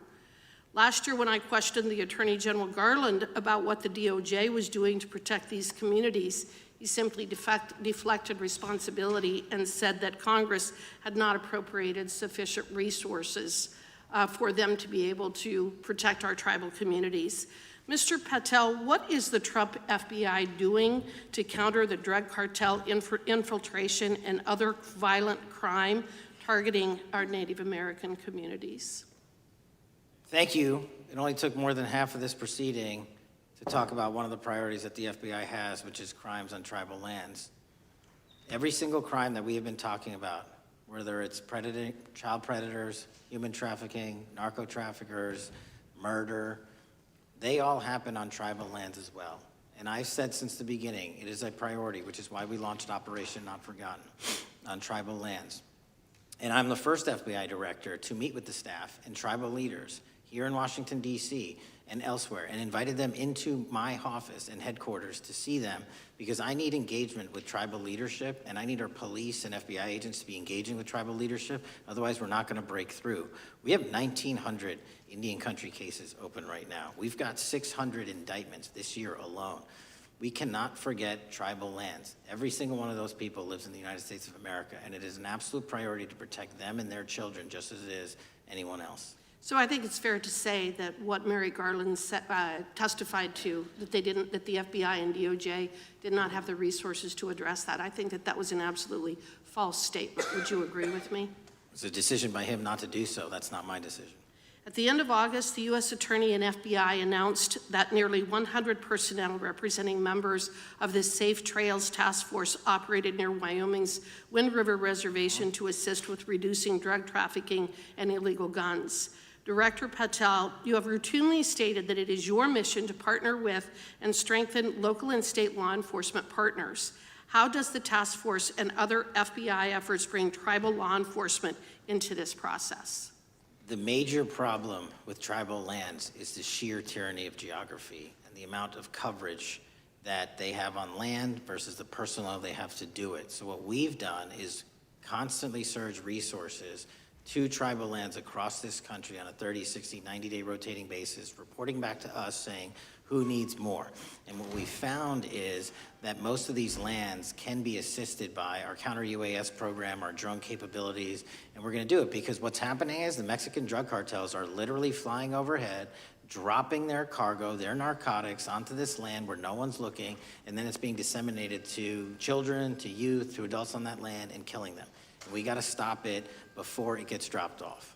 Well, and your testimony proves that the Biden administration did not lack the resources to address drug and violent crime in tribal communities or around the United States. It instead expended and wasted these resources investigating parents, Catholics, we now find out Turning Point USA, the RNC, and Republican organizations, rather than protecting our Native Americans by closing the border. Is that fair? I think so. Wonderful, thank you. And I do appreciate the work that you've done in this regard. I was previously the chairman of the subcommittee on Indian and Insular Affairs with the Natural Resources Committee, and safety and security on our reservations and for our tribal members has been one of our priorities, one of my priorities, and I very much appreciate the work that the FBI has done. Let me know if there's anything else I can do to help you, and with that, I yield back. I will, ma'am. Gentlelady yields back. The gentlelady from Georgia is recognized. Thank you, Chairman, and thank you for coming in today, Mr. Patel. In the past few months, the country has experienced a string of horrific, high-profile attacks that have been motivated by racial hatred or political ideology. Shooter attacked the CDC headquarters, firing hundreds of rounds and killing a police officer. An arsonist set fire to the Pennsylvania governor, Josh Shapiro's residence, with the governor and his family actually inside. Minnesota House Speaker Melissa Hortman and her husband were assassinated earlier this year. Clark and Charlie Kirk was murdered last week. Bomb threats have been made against HBCUs and the DNC, and just the list goes on and on. I only have just a few minutes today, so I don't want to take a lot of time to go into all the countless and devastating violent crimes and incidents that have happened at our schools or on our streets and in our communities that have just been happening all year long. Mr. Patel, just yes or no, is this type of political violence ever acceptable in your eyes? No. I'm glad that we agree that these heinous acts designed to instill fear and division in our nation are never, ever acceptable, yet each of these incidents has recently taken place under your watch. The FBI's website states that protecting the United States from terrorist acts is the FBI's #1 priority, including from domestic terrorists. Is this still your #1 priority? Domestic terrorism? Preventing domestic terrorism. Our #1 priorities are protecting the homeland and international terrorism and crushing violent crime, and domestic terrorism sort of interlays between both of those. Okay, so, well, then I'm glad that you're giving us the right answer, but unfortunately, your actions kind of tell a different story. Earlier this year, you granted the ranks of the FBI's Domestic Terrorism Operations Section. This is the section of the FBI that is most directly responsible for addressing political violence in our country by preventing attacks from occurring and effectively responding to them if they do. The agents in this section are the ones who stopped an individual stockpiling weapons, who planned to attack schools and churches in Florida and seized bombs made by an ISIS sympathizer in New Orleans. And instead of ensuring that this section has all the resources that it needs at a time when its mission is critical, you fired its decorated veteran FBI agents who have served their country proudly under Republican and both Democratic presidents, and you scrapped the tools that they developed to fight domestic terrorism, including the National Domestic Terrorism Incident Database.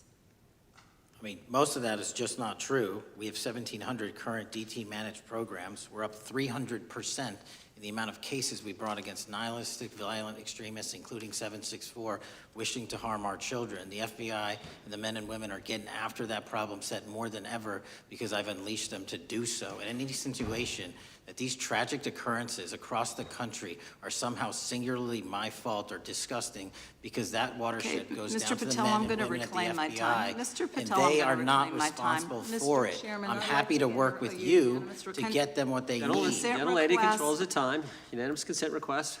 You'll state a request. Thank you very much. Into the record, an article from Reuters titled FBI Scales Back Staffing, Tracking of Domestic Terrorism, Probes Sources Say. Thank you very much. Without objection. I appreciate that.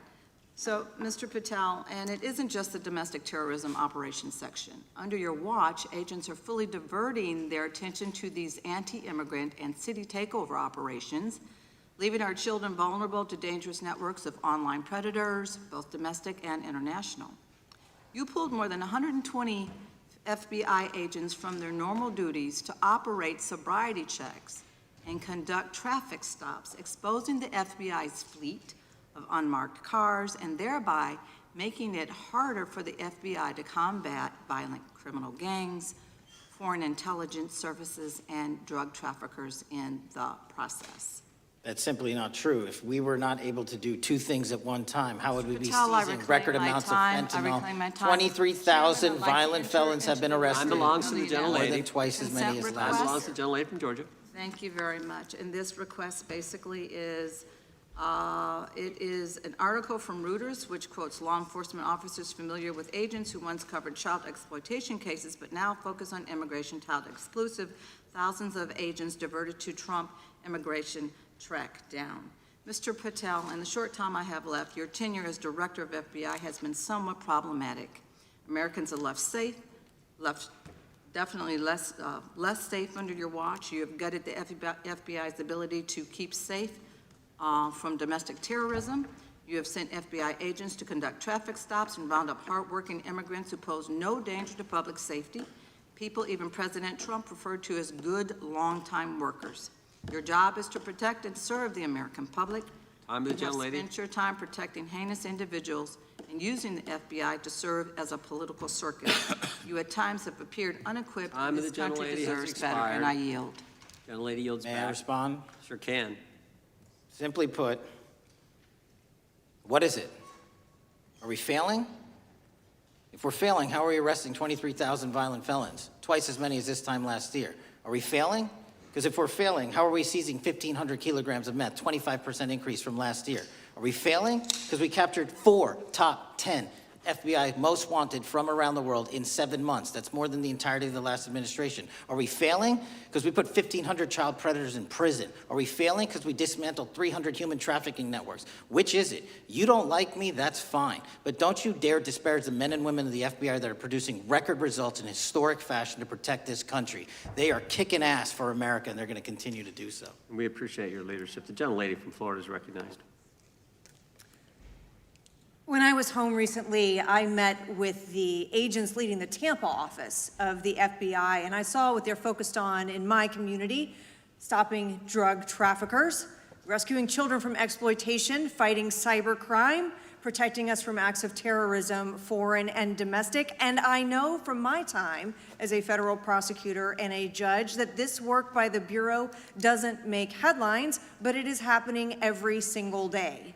At the top, accountability is necessary, transparency is critical, but today we've seen an effort not just to diminish, but to distort the work of Director Patel and the agents he leads. If we really care about transparency and about truth, then what we owe to the American people is this reality, that thousands of dedicated professionals at the FBI wake up every single day thinking not about themselves but about this country and keeping every single one of us and our children safe from harm. And Director Patel, I would like to hear from you the facts about what the FBI is doing in your efforts to fight crime. Director Patel, isn't it correct that since January 20th, 2025, the FBI has made over 25,000 immigration-related arrests, including 350 members of Tren de Aragua and 195 members of MS-13? Those numbers are accurate. The Tren de Aragua numbers are up over 350% from the year before. And during that same period, hasn't the FBI seized over 66,000 kilos of cocaine, 6,000 kilos of meth, and 1,500 kilos of fentanyl? Not to be nitpicky, but it's 89,000 kilos of cocaine and 7,300 kilograms of meth. And isn't it also true that the FBI Tampa Division's Panama Express Strike Force specifically seized nearly 67,000 kilos of cocaine valued at more than $1.6 billion from illicit maritime vessels? One of our best operations out of the Port of Tampa, and I was down there in South Florida when Panex did their work. Director Patel, since October 7th, 2023 Hamas attack, the FBI has been a co-leader of the Joint Task Force October 7th. Isn't it correct that this task force is actively working to bring justice for victims and to prevent terrorist infiltration at our borders? Yes, ma'am. Since January 20th, hasn't the FBI arrested 59 foreign intelligence operatives for spying or smuggling dangerous material into the United States? Yes, we have, and that's on track to be more than 25% than ever before. And the FBI has also been leading operations against major cyber threat actors, including those from Russia, China, Iran, and North Korea. Isn't that right? A 17% increase from year-to-date last year. Director Patel, the FBI's child exploitation task forces continue to investigate predators who target children online and across our communities. How significant is that threat today, and what results have you seen under your tenure in bringing these offenders to justice? We have, under Operation Gray Skull, dismantled dark web units that are operating online, not just in the United States, but across the world to do our children harm. We have taken into custody more suspects than ever before on those who seek to harm our children. That is what the men and women of the FBI do, and that's what they're going to continue to do. Those are the real results when you let good cops be cops and when you let us get on these platforms and expose them to the public and show them the harms of these predators on these online gaming systems and social media systems. And we need more help from Congress to allow us more authorities to do that work. The FBI laboratory manages the Combined DNA Index System, or CODIS, which compares over 25 million DNA profiles and aids more than 125 investigations each day. Director Patel, why is this important to law enforcement nationwide? All of law enforcement relies on our CJIS operation out of West Virginia. And what that does is allow 19,000 agencies to come in and say, hey, does this guy have a criminal history? Hey, is this an illegal firearm? Do we have a DNA hit like we did in these recent assassinations? That's what the FBI brings to bear, because local and state law enforcement agencies just don't have that capability, and we're doing it 24/7, 365. CJIS does not close for 1 minute. In your testimony, you noted that the FBI has ongoing counterintelligence investigations into China, Iran, and Russia across all 55 field offices. Why is it essential to maintain that scope of coverage, and what success can you point to in disrupting nation-state actors? Our biggest threats involving nation-state actors are the PRC, Russia, and China, and they are up 33%, 83%, and 60% respectively in arrests alone this year. Those nation-state actors wish to do harm in our infrastructure, our critical infrastructure system, our energy, our water supply, and also go after and target individuals and senior citizens and take their money through online pig butchering schemes, which we've exposed in Cambodia by way of the CCP. This is groundbreaking work that the American public should be seeing that their FBI is doing, and I'm happy to have the opportunity to report on it. Thank you, Director Patel. I yield back. Gentlelady yields back. The gentlelady from Mr. Chairman, I have a couple. Unanimous consent. Thank you so much. I appreciate it. In response to Mr. Patel's making the remarks that, that maybe our colleagues are disparaging the men and women of the FBI, I'd like to enter the record 3 unanimous consent requests. One is entitled FBI is Using Polygraphs to Test Officials' Loyalty. The second is Kash Patel knowingly broke law when firing top officials, lawsuit alleges, published by NBC. And the third is FBI forces out more leaders, including ex-director who fought Trump, demand for January 6 agents' names. Without objection. Thank you. Gentlelady from Vermont's recognized. Thank you, Mr. Chair. Director Patel, thank you for being with us today. Appreciate your time. Let me say at the top, political violence should have no place in this country, and I strongly, unequivocally condemn the killing of Charlie Kirk last week. And this is exactly the kind of case that warrants a swift and thorough investigation by the FBI. What shouldn't be happening, however, is this administration's seeming attempt to exploit Mr. Kirk's death within minutes of this horrible, horrible assassination, dividing us even further without knowing enough about the killer's complicated, confused political ideology and the extent of his motivation. And this week, Vice President Vance claimed that this is, quote, an extremely destructive movement of left-wing extremism, and said that, quote, it's part of the reason why Charlie was killed. He pledged to go after organizations on the left. But Director Patel, it was just 3 months ago that Melissa Hortman, the Minnesota House Speaker, and her husband Mark were shot to death in their home in the middle of the night by a self-identified right-wing extremist and Trump supporter. When that assassination happened, the FBI released a written statement denouncing the killings and pledging to hold the killer accountable. And I thank the Bureau for that. It was clear, concise, to the point. But when you compare that statement to the over 50 mentions of the Charlie Kirk killing and just 4 for the Hortmans on accounts affiliated with the FBI and your personal account, it appears to many Americans that you're valuing some lives more than others, and that's painful. And this is what I'm hearing from my constituents, so I just want to convey that to you. And the Vice President didn't even call on right-wing organizations to tone down their rhetoric after that horrific killing in Minnesota, and he never once spoke about dismantling conservative institutions. This week, when the President was asked by a reporter about Speaker Hortman, he claimed he didn't even know who she was. One of the most high-profile assassinations of an elected official in recent memory, and the President claims to know nothing about it, hasn't even heard of it. It was absolutely devastating for her colleagues and for her family. And I think we all can agree in this room that we have to stop this political violence. So my first question to you is, Director Patel, what is your plan as Director of the FBI to turn down the temperature, especially in light of the fact that it seems like members of the administration are reacting to political violence based on party affiliation? What's your plan? I can only speak for myself and the FBI. Of course. And what we are doing is, I think I mentioned earlier, we're following the money, because whatever attack you are describing, and they are all despicable, equally so, people need money to operate. People need money to conduct these attacks, to conduct these investigations. And so what we are doing is finding the people that supported this infrastructure system, because even when you say there's a lone, quote unquote, lone wolf actor, he's not truly a lone wolf actor. Something happened along the way. I agree. And so can I just because we have such little time, are you making a commitment right now to follow where the evidence goes in investigating whether it's violence on the left or the right? Because over the last 10 years, when you look at the ideology, I want to follow up on what my colleague from California said. When you look at the data, you look at the Anti-Defamation League data, 96% of ideological motivated killings were committed by the right wing. When you look at the Institute of Justice report that she cited, it's 5 times the number that 5 times the number of far-left extremist incidents are perpetrated by far right.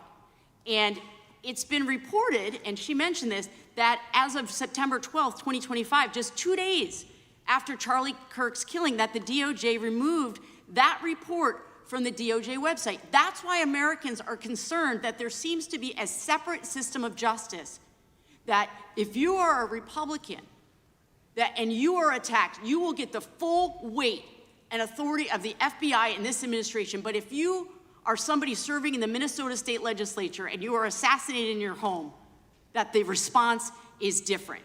And I think to ignore the threats from the right or try to do a both and when there are multiple instances when it's overwhelmingly coming from the right, this is a disservice because Americans want to know that whoever they are, whatever their political affiliation, that the response is going to be the same, and it is going to be done with the same diligence. And I'm wondering if you will commit to me right now that you will be a voice right now standing up to those voices in the administration that are adding to the violent rhetoric right now. That's what I'm asking you. Will you commit to this? Time of the gentlelady has expired. The gentleman can respond. My voice will be through the investigations that the FBI conducts, and we will conduct them all lawfully and equally. Can we expect in the future that your tweets in related to one killing will be the same level of concern? The gentleman from Texas is recognized. Thank you, sir.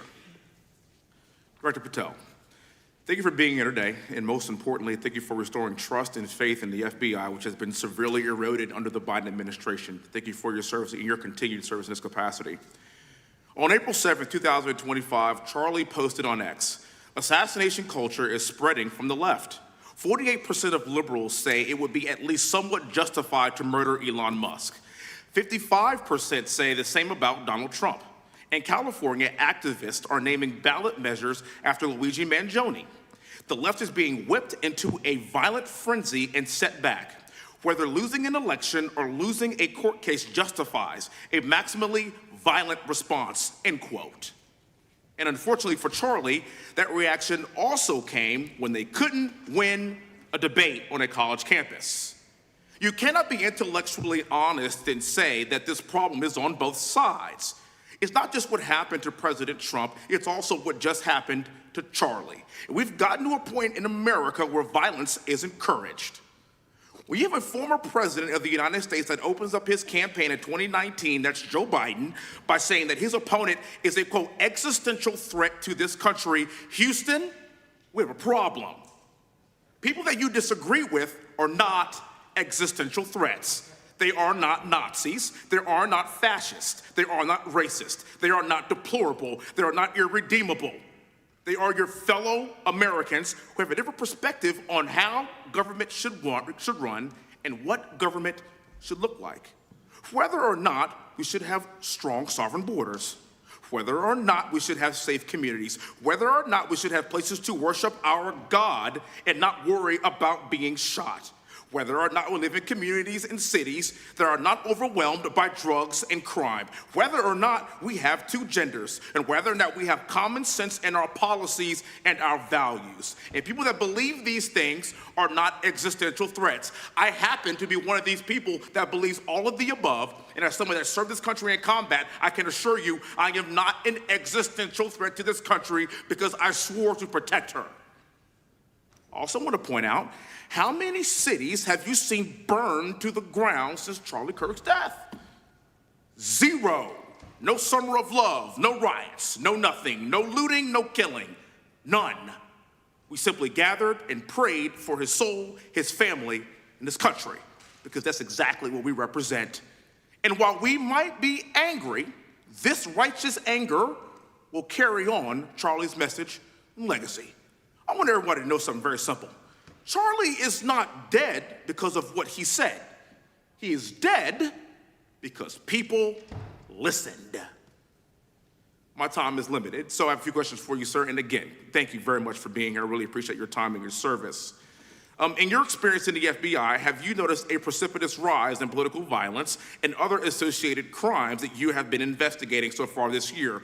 And if so, is this trend in motive left-wing or right-wing violence? I can always speak generally, sir. There is too much political violence, and it has been a precipitate rise on too many fronts. How do we solve this? We solve this by giving the FBI more authorities to go into and work with the private sector. There are too many online platforms, there are too many social media platforms, there are too many gaming platforms, there are too many places for people from America and around the world to get together without their parents knowing anything about it, without their school teachers knowing anything about it, and infesting the minds of our children and infecting them with radical ideology, and with that is the root cause of these problems, and we must tackle it. It is not a 1950s America anymore. In 2025, the cyberspace needs to be tackled. Thank you. Switching gears, when your predecessor sat right there in that seat a couple of years, last year in a committee hearing, I asked him a very detailed question about Matthew Thomas Crooks, the shooter responsible for the assassination attempt on President Trump's life. I didn't get an answer from Chris Wray that day, and I submitted written questions to the FBI and into the record of this committee, and I want to resubmit those questions today because I think we are still awaiting answers to those questions. So, Mr. Chairman, I'd like to submit them for the record, please. I'd like to ask you, sir, and the FBI, under your leadership, would you please respond to these questions, and can you commit to doing that? As soon as the trial's over. Thank you very much. I will end with this. Charlie Kirk is not dead because of what he said. Charlie Kirk is dead because people listened. He set up a tent that said, "Prove me wrong," and exercised his First Amendment right. That's all he did. And we will continue to do so in this country in order to preserve this constitutional republic. And with that, I yield back. Thank you. Gentleman yields back. The gentleman for it is recognized. Thank you, Mr. Chairman. Before I begin, I want to caution my colleagues on one-sided violence in this country. We just heard that there were no riots on the right. We're literally sitting in the building where there was a giant riot by supporters of the president, the right. We also heard that only leftists, have said that Trump is a Nazi. In 2016, the current vice president of the United States said, Trump is either a cynical asshole or he's America's Hitler. And so this is the problem. I don't want to have to say this garbage, but you want me to sit here and get painted with one brush, the whole left. No, there are extremes on the left, and there are extremes on the right. And we collectively should tackle that. But to come here and just look at us and say we all support what's going on in the extremes is why we can't solve anything in this building. Director, let me say first, thank you for being here, and my condolences on the loss of your friend. And I'm happy to hear that you want to do more on the social media platforms. It's crazy what's going on the social media platforms. There are so many conspiracy theories on what's going on with Charlie Kirk. Israel assassinated him, right? There are conspiracy theories about your personal social life all day. It is totally rampant. Big names on the right, Candace Owens, right? Talking about how what's been released as far as the dialogue between the perpetrator and his roommate is manufactured by the FBI, manufactured by the administration. It is totally rampant, allowing foreign governments to just perpetrate these platforms, all of these bots, all of the time to weaponize Americans. You see what's going on here? This is a byproduct of all of that. What's going on in the streets is a byproduct of all of that. What's happening is you see people celebrate Luigi Mangione is a byproduct of all of that. And so if we want to do something, then we should talk about Section 230. We should talk about how we're going to make sure that we don't let foreign governments poison our children's mind. And so I will work with you on that, Director. I'll work with you on 230 any day. No problem. So now, that was the good part. I want to take your attention back a second, okay? Breaking news. Kash Patel is nominated to be the FBI director. Dan Bongino is nominated to be the number 2 at the FBI. MAGA celebrates, rejoices, bells are ringing out. The team, Patel, Bongino, that sought out every podcast microphone to talk about the Epstein list. The names are finally going to get released. It begins They produce white binders. Phase 1 with the podcasters. This is not actually one of them, of course, I made this. Your name's on it, right? And the names are gonna come out. Pam Bondi says the list is on her desk. Then a memo comes out all of a sudden and says, there's no list. Oh no, no phase 2. Phase 2 binders never happened. You said the conspiracy theories around Epstein just aren't true. They never have been. And yesterday, in an answer to Senator Kennedy, you said the FBI is not in possession of any credible evidence that Epstein trafficked girls to anyone but himself. So according to your testimony yesterday and in this committee, according to the evidence the FBI has, the number of names on the list are 0. No, Zero. The index has been released, and the number of people involved in that trafficking operation were charged in 2018. Other than Epstein and Ghislaine Maxwell, your testimony in the Senate and here is that according to the evidence you have, the number of other names is 0. That were charged based on credible evidence. Well, who are the other names? Give me the other names that weren't charged. We are not releasing the names of anyone because the Department of Justice never does that of anyone that didn't have any credible information to attack them. Let me move forward. The president has, you've seen the picture of the woman's body with the writing and the president's signature. The president says that's not his, okay? The president says it's not his, the Republican colleagues say it's not his, the administration say it's not his. Will you be opening up an investigation into the Epstein estate for putting out a fake document with the president's signature linking him to the world's largest pedophile ring? Will you be opening that investigation into that? On what basis? On what basis? They literally put out a fake document, according to the president, with a fake signature. It's a forgery of the president of the United States signature. That's the basis. Sure, I'll do it. Okay, I look forward to that investigation. Am I over? Thank you, Mr. Chairman. I appreciate your diligence. Gentleman's time has expired. Chair now recognizes the gentleman from California. Director Patel, as you know, my state, California, is home to the worst public infrastructure failure in U.S. history, known as California High-Speed Rail, although the name is probably a misnomer. Earlier this year, I joined your counterpart at the Department of Transportation, Sean Duffy, doing a compliance review of the federal money the state has received, and the outcome was that the state has not complied with the terms of its billions of dollars in funding because it hasn't actually built anything. And so that federal funding has now been cut off, but a lot of us in California still have questions as to where all the money went. We're 17 years in to this project, and absolutely nothing has been built. Not a single bit of track has been laid. There are no stations, there are no passengers, and the plan initially was to have the whole thing, LA to San Francisco, done by 2020 at a cost of $33 billion. Yet here we are in 2025, nothing has been built, and according to the New York Times, the project won't even be completed this century, and the total cost is now estimated to be over $130 billion. So I just wanted to ask you, do you think this is something that bears scrutiny, or can you confirm whether there's any kind of investigation going on at the FBI? The FBI certainly can't investigate incompetence, but the FBI certainly can investigate and does investigate waste, fraud, and abuse. And so if we have any information that indicates that that happened in this situation or anything else, we'll look at it. Thank you very much. We've also, been talking some today about the issues that occurred at the border during the Biden administration. And you might not agree with your predecessor on everything, but you probably would agree with some of the statements he made in testimony before this and other committees, raising alarms about the risk of terrorism from illegal border crossings. Since becoming director, have you gotten some insight into how well calibrated those warnings were, and what is the status of that risk now?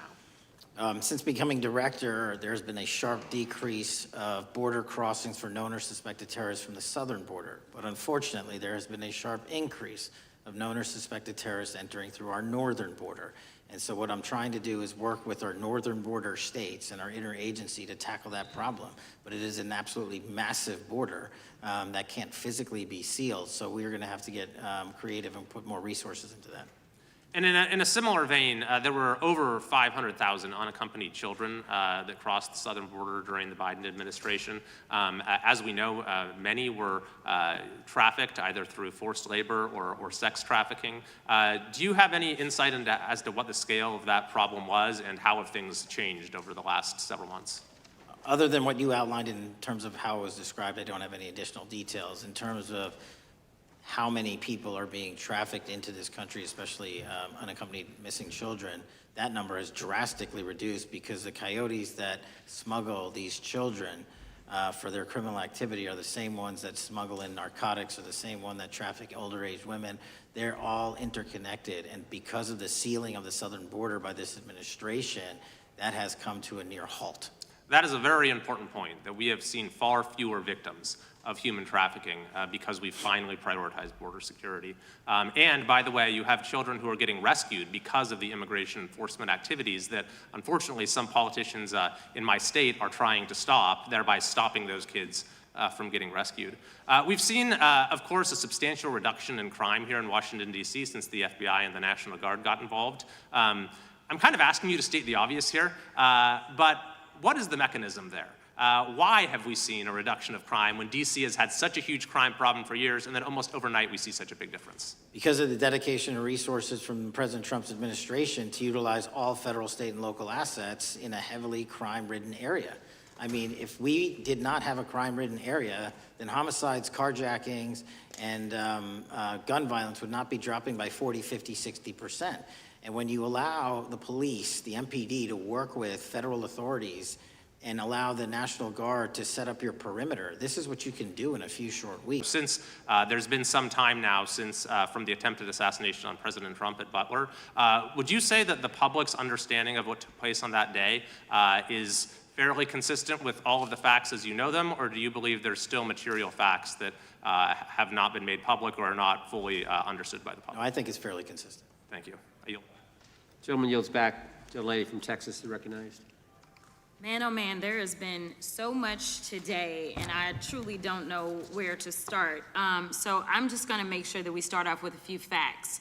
So a couple of facts that we need to make clear for everyone is that, number one, Director Christopher Wray, when he was appointed to be the head of the FBI, was appointed by Donald Trump. Now, I will agree that I definitely take issue with a number of decisions that Donald Trump makes, especially when it comes to the people that he decides to appoint to very important positions, including this one, because I did have to make sure that I wasn't going crazy.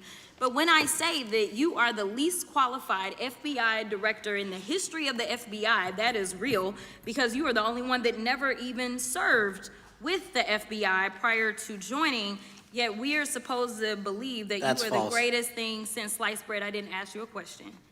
Now, what I want to go through is to talk about why you are a failure and why, honestly, we just need to tell you bye-bye. I know that you got a little upset and you put on your show for your boss because it seems like you're trying to save your job when it came to talking to Senator Booker yesterday. But let's go through some of your failures. So before you were even confirmed, and I think one of my colleague from Georgia, pointed out that you are already targeting career officials so that you could direct illegal firings. Mind you, these cases that you were so upset about, which are the ones tied to Trump, the cases came through his handpicked FBI director. And frankly, when people sit around and say things like, oh, you know, we're happy because now we feel safe. I don't know who feels safe in this country except for the white supremacists, because I specifically as a black woman definitely don't feel safe. And frankly, my colleagues have been real nice to you today, and I applaud them, but I don't have the same demeanor because I know that multiple colleagues on this side of the aisle have faced death threats. In fact, somebody tried to kill one of my colleagues. And frankly, I don't know if this FBI or under your leadership, if those people would have been caught. I don't have any confidence in you. And if we start talking about the reasons that I lack confidence, we could start with you not just wanting to acknowledge some simple facts. Simple facts like the vast majority of the threats are coming from right-wing extremism. And I know my colleagues have tried to stress this, but I decided that I would maybe do it in a different way. Number one, I have a couple of UCs. Kim Buck, one of multiple Republicans receiving death threats for voting against Jim Jordan as House Speaker. Without objection. Another one, Republican lawmaker says she received death threats after voting against Jim Jordan in speaker's race. Without objection.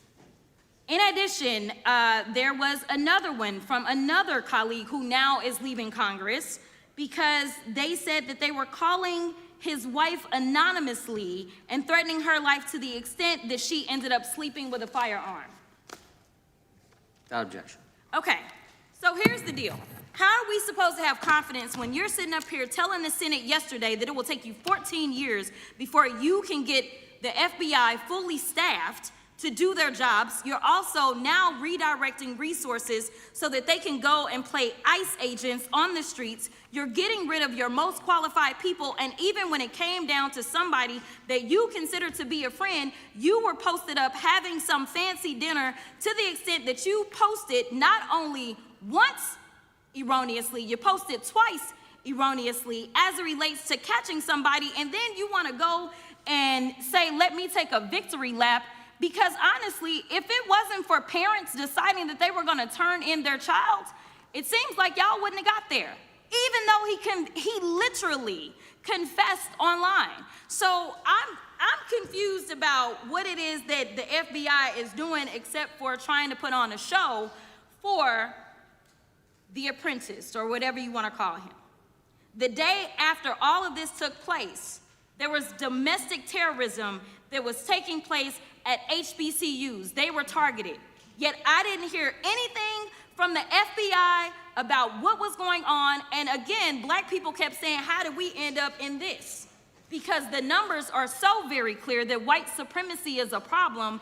And honestly, I've not heard anything out of you today that makes me believe that you're going to do anything about the white supremacy problem. The one that is leading to children being killed, children being shot, as well as members of their community as they're worshiping in their churches. The time of the gentlelady has expired. If the gentleman would like to respond to any of that. Well, I mean, I'll respond. Kash Patel, as I said when I introduced him, public defender, former prosecutor, top staffer on the House Intelligence Committee, Deputy Director of National Intelligence with the National Security Council, Chief of Staff at the Department of Defense, and FBI Director. I think that's a pretty good resume for the guy who's now running the top law enforcement agency in our country, and we've seen all the stats that he's given to the committee on how much better they're doing at getting the bad guys than the previous guy was doing. With that, I recognize the gentleman from South Carolina. Thank you, Mr. Chairman. Director Patel, I think you're witnessing some auditions, clickbait auditions for the Academy Award for my Democratic colleagues. We'll see how they fare as they're on MSNBC later on today. But do you care, before I launch into my line of questioning, to respond to Ms. Crockett from Texas on that very elaborate and theatric display? Here's what I've learned in my government service. I don't give a damn what they say about me as long as I'm succeeding in the mission. We're succeeding in the mission because the men and women of the FBI have never been empowered to do more work and to hit the streets harder than by President Trump's authorities and resources he's given us. And so all I care about is that we are capturing more child predators than ever before, taking more drugs off the streets than ever before, that we are capturing murderers at a significantly historic rate, and we're delivering this country the lowest murder rate in recorded history.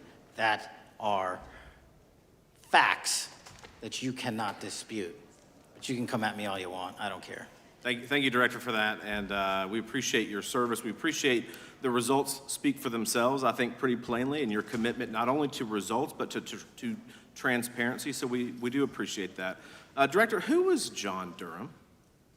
He was a former federal prosecutor, United States attorney, and ultimately appointed special counsel in the first Trump administration. Correct, and there was a document that he released in his findings called the Durham Report. What was the Durham Report briefly, and what were the findings very briefly? It was every special counsel that's appointed produces a report to the Attorney General. Special counsel's Durham Report largely focused on Crossfire Hurricane and included extensive summary findings in classified and unclassified manner, and we released the classified version, finally declassifying it for the American public in this committee. Correct, and you released that in July of this year. I think so. Yes, sir. Isn't it true that in the classified Durham Annex, as it's referred to, that in 2016, the Obama administration obtained intelligence information from a source contained in 2 separate memoranda, one in January of 2016 and one in March. The 2 memoranda described confidential conversations between DNC Chair Debbie Wasserman Schultz and 2 individuals from the Soros Open Society Foundation. Isn't that true? As written in the report, I'll let her speak for itself. In the Durham Annex in January of 2016, the memorandum noted in part that President Barack Obama intended to scuttle the FBI's investigation into Hillary Clinton's private email server and mishandling of highly classified information during her time as Secretary of State. Isn't that found in the report? I believe so. Isn't it also found in the report that in March of 2016, the memorandum also included references to the same Obama effort to shut down the Clinton investigation, but additionally outlined a plan to falsely connect Trump to Russia? Isn't that in the Durham Annex? I think it's in more than the Durham report, but yes. The memo also stated in part that, quote, the Democrat Party's opposition is focused on discrediting Trump, among other things. The Clinton staff, with the support from special services, is preparing scandalous revelations of business connections between Trump and the Russian mafia. Isn't that also found in the now unclassified Durham Annex? I believe so, sir. According to the Durham Annex, based on analysis and translation of the intelligence, FBI analysts believed that special services could either mean the FBI or CIA, or the Trump dossier author Christopher Steele. Isn't that in the Durham Annex? I believe so, sir. When the Obama administration received intelligence in March of 2018, Fusion GPS was preparing open source opposition research regarding purported ties between Trump and Russians. The research was paid by the Clintons campaign and the DNC. Isn't that open source and also in the Durham Annex? I believe both. Okay. And so also in the Durham Annex, which I found interesting, was the potential campaign plan was shared with high-ranking career officials at DOJ. Isn't that in the Durham Annex? I believe so, sir. The Durham Annex describes that in July of 2016, emails allegedly between Leonard Bernardo, a senior vice president of George Soros' Open Society Foundation, included data providing specificity on the Clinton plan in an attempt to smear Donald Trump by falsely linking him to Russia. Isn't that in the Durham report? I believe so. And so, briefly, this additional evidence that you've unclassified and released to the American public, what does that purport to show or augment about the Durham report that you can share with the American people? Put simply, that the FBI was weaponized. Against a political campaign. Yes, sir. Thank you for that, Mr. Chairman. I yield back. Gentleman yields back. The I have UCs. gentlelady from Texas recognized for unanimous consent. Yes. First one is Russia's ghostwriter hacker group takes aim at German election. This is from Politico. Objection. The next one is Director of National Intelligence, 30 days until election 2024, which specifically states that our assessments about activities and goals of Russia, Iran, and China are unchanged from earlier election security updates, and that they were meddling. Objection. And I've got 3 more. The last 3 are that how Russia is using artificial intelligence to interfere in elections. Moscow's attempts to interfere in U.S. and other elections are nothing new, though their tactics and strategy are constantly evolving. Objection.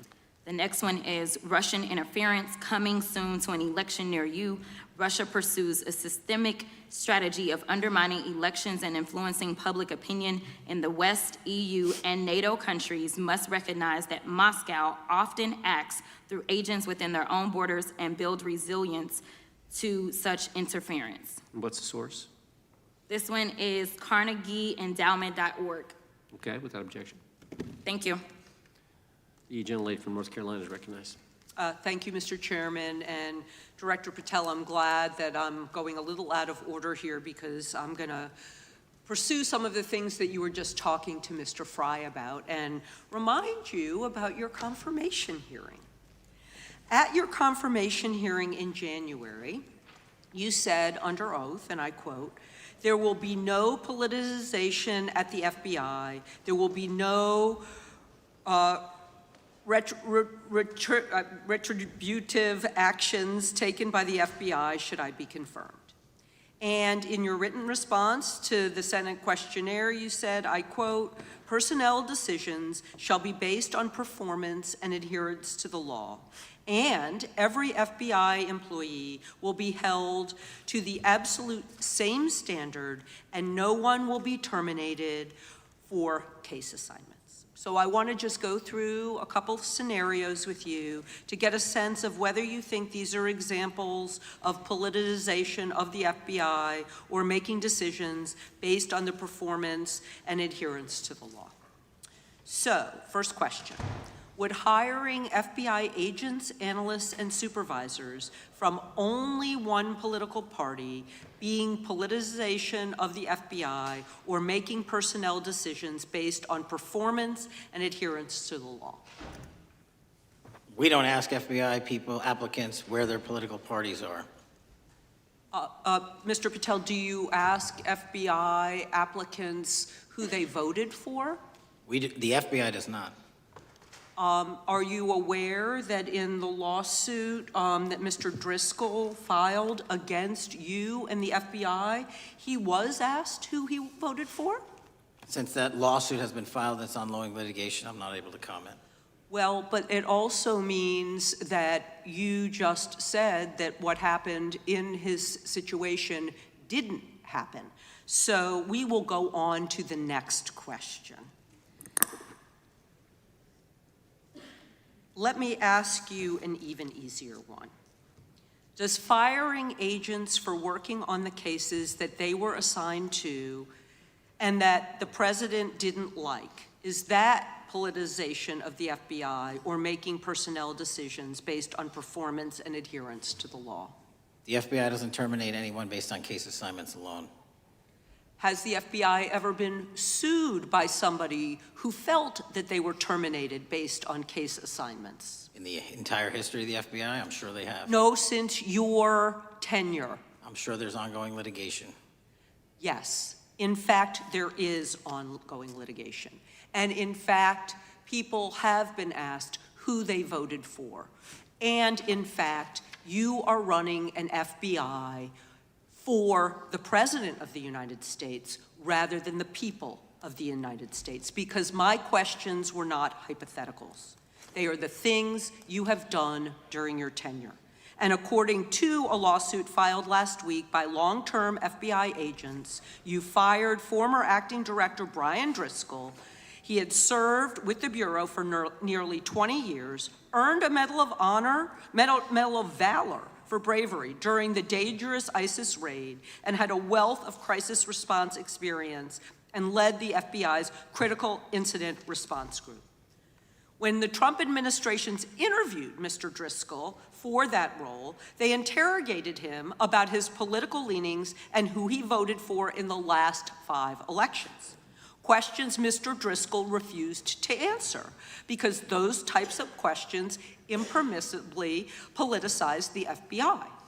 You also fired Steve Jensen, who served the FBI for nearly 2 decades and ran critical terrorism, counterintelligence, and organized crime operations, whom you once described as embodying what the American public demands of the FBI.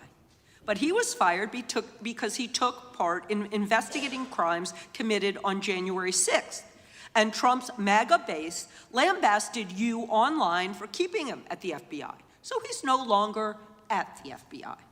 You also fired a decorated combat veteran with decades of experience in the Bureau, Special Agent Walter Jardia, because he worked on the investigation into the Russian interference in the 2016 presidential election and helped investigate Trump's ally, Peter Navarro. Director Patel, it is very clear that you have flunked your own test. You've put saving your job, which I actually believe you were being honest about during your confirmation hearings, over doing what's right for the FBI and the American people. That is not adherence to the law. Thank you, and I yield back. Time of the gentlelady is expired. The chair now recognizes the gentleman from North Carolina.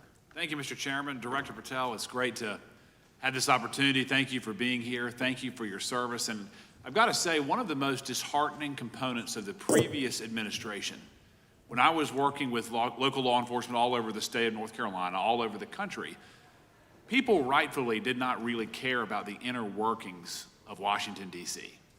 The FBI had previously been the paramount, the sterling, the top of the top law enforcement agency. They wanted their FBI to fight crime. Whatever small town, city, whatever it may be, FBI was expected to deliver for the American people.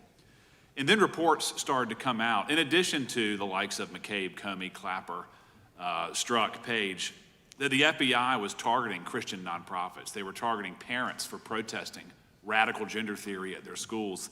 They targeted Catholics, churches, pro-life organizations. And the FBI was really bruised in just modern day America.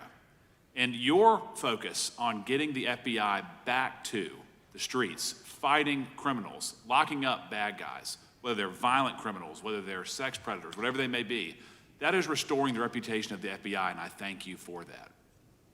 In regards to the perceptions, I want to be very clear here. You mentioned the statistics about removing dangerous illegals, removing thousands of kilograms of drugs, violent criminals, guns. The border is secure. These accomplishments are noteworthy and they're needed.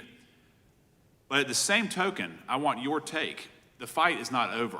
Isn't that correct? When we look at what happened in the previous administration, the number of illegal alien criminals that made their way into this country of every type, they're embedded, they're here, and it's going to take effort to win this battle. That's the critical component, sustained effort.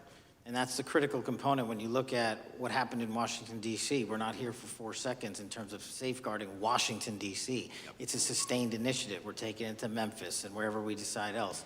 And so we are going to continue the mission till it's done.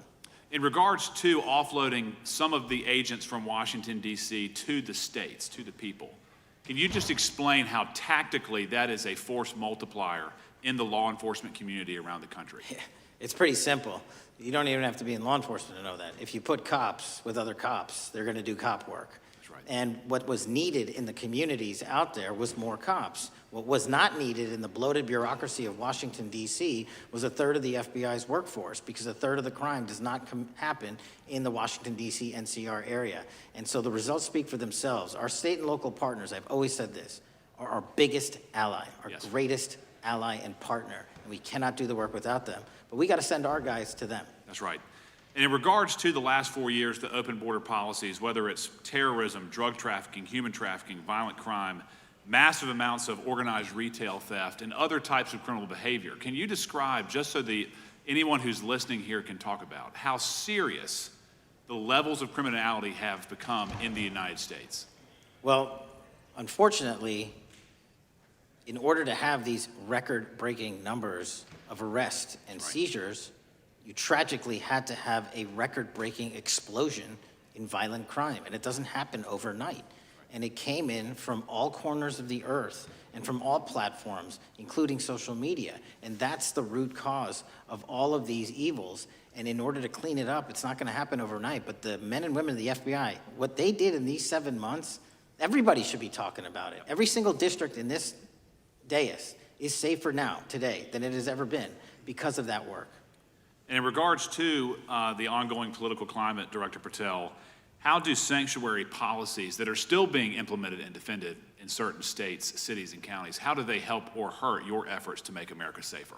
Well, if you are harboring criminals, you are harboring our ability to keep our communities safe.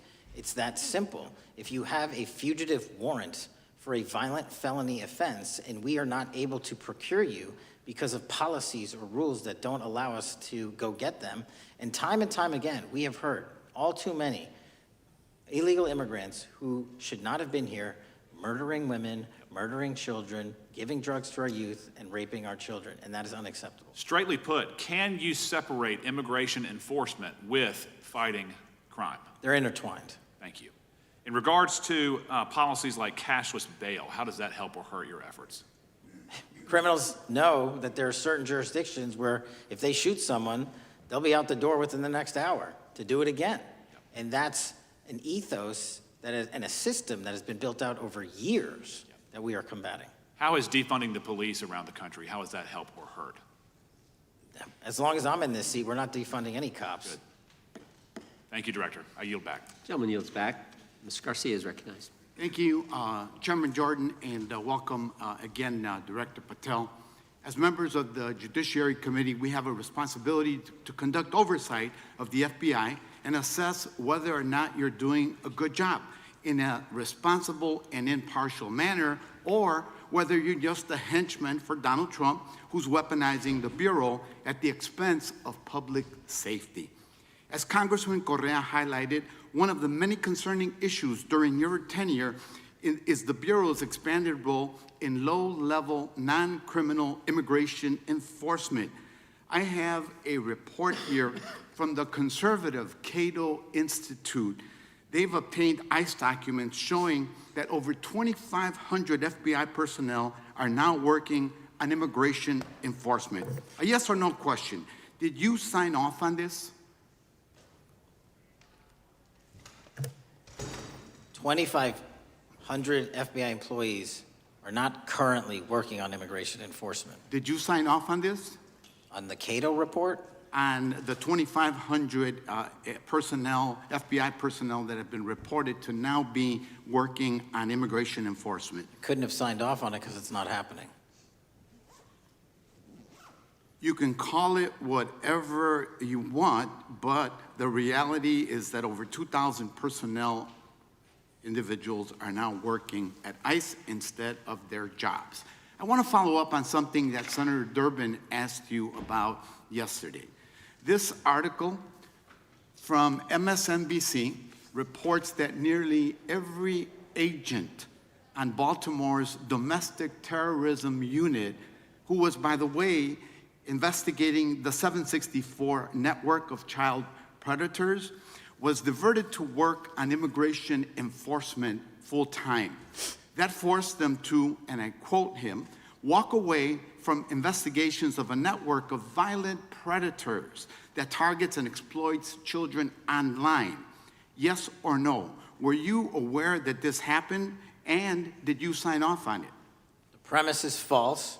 The 764 network in Baltimore is taken down, and FBI agents do double and triple duty all the time. I'm reclaiming my time. You told Senator Durbin yesterday you didn't know about it, so your testimony is inconsistent today. No, I found out. Final question.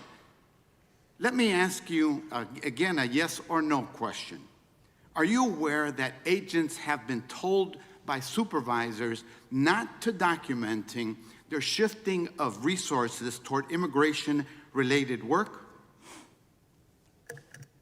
That's a literal another falsehood. It's impossible to remove a human being without documenting that work. As FBI director, you must be transparent with Congress.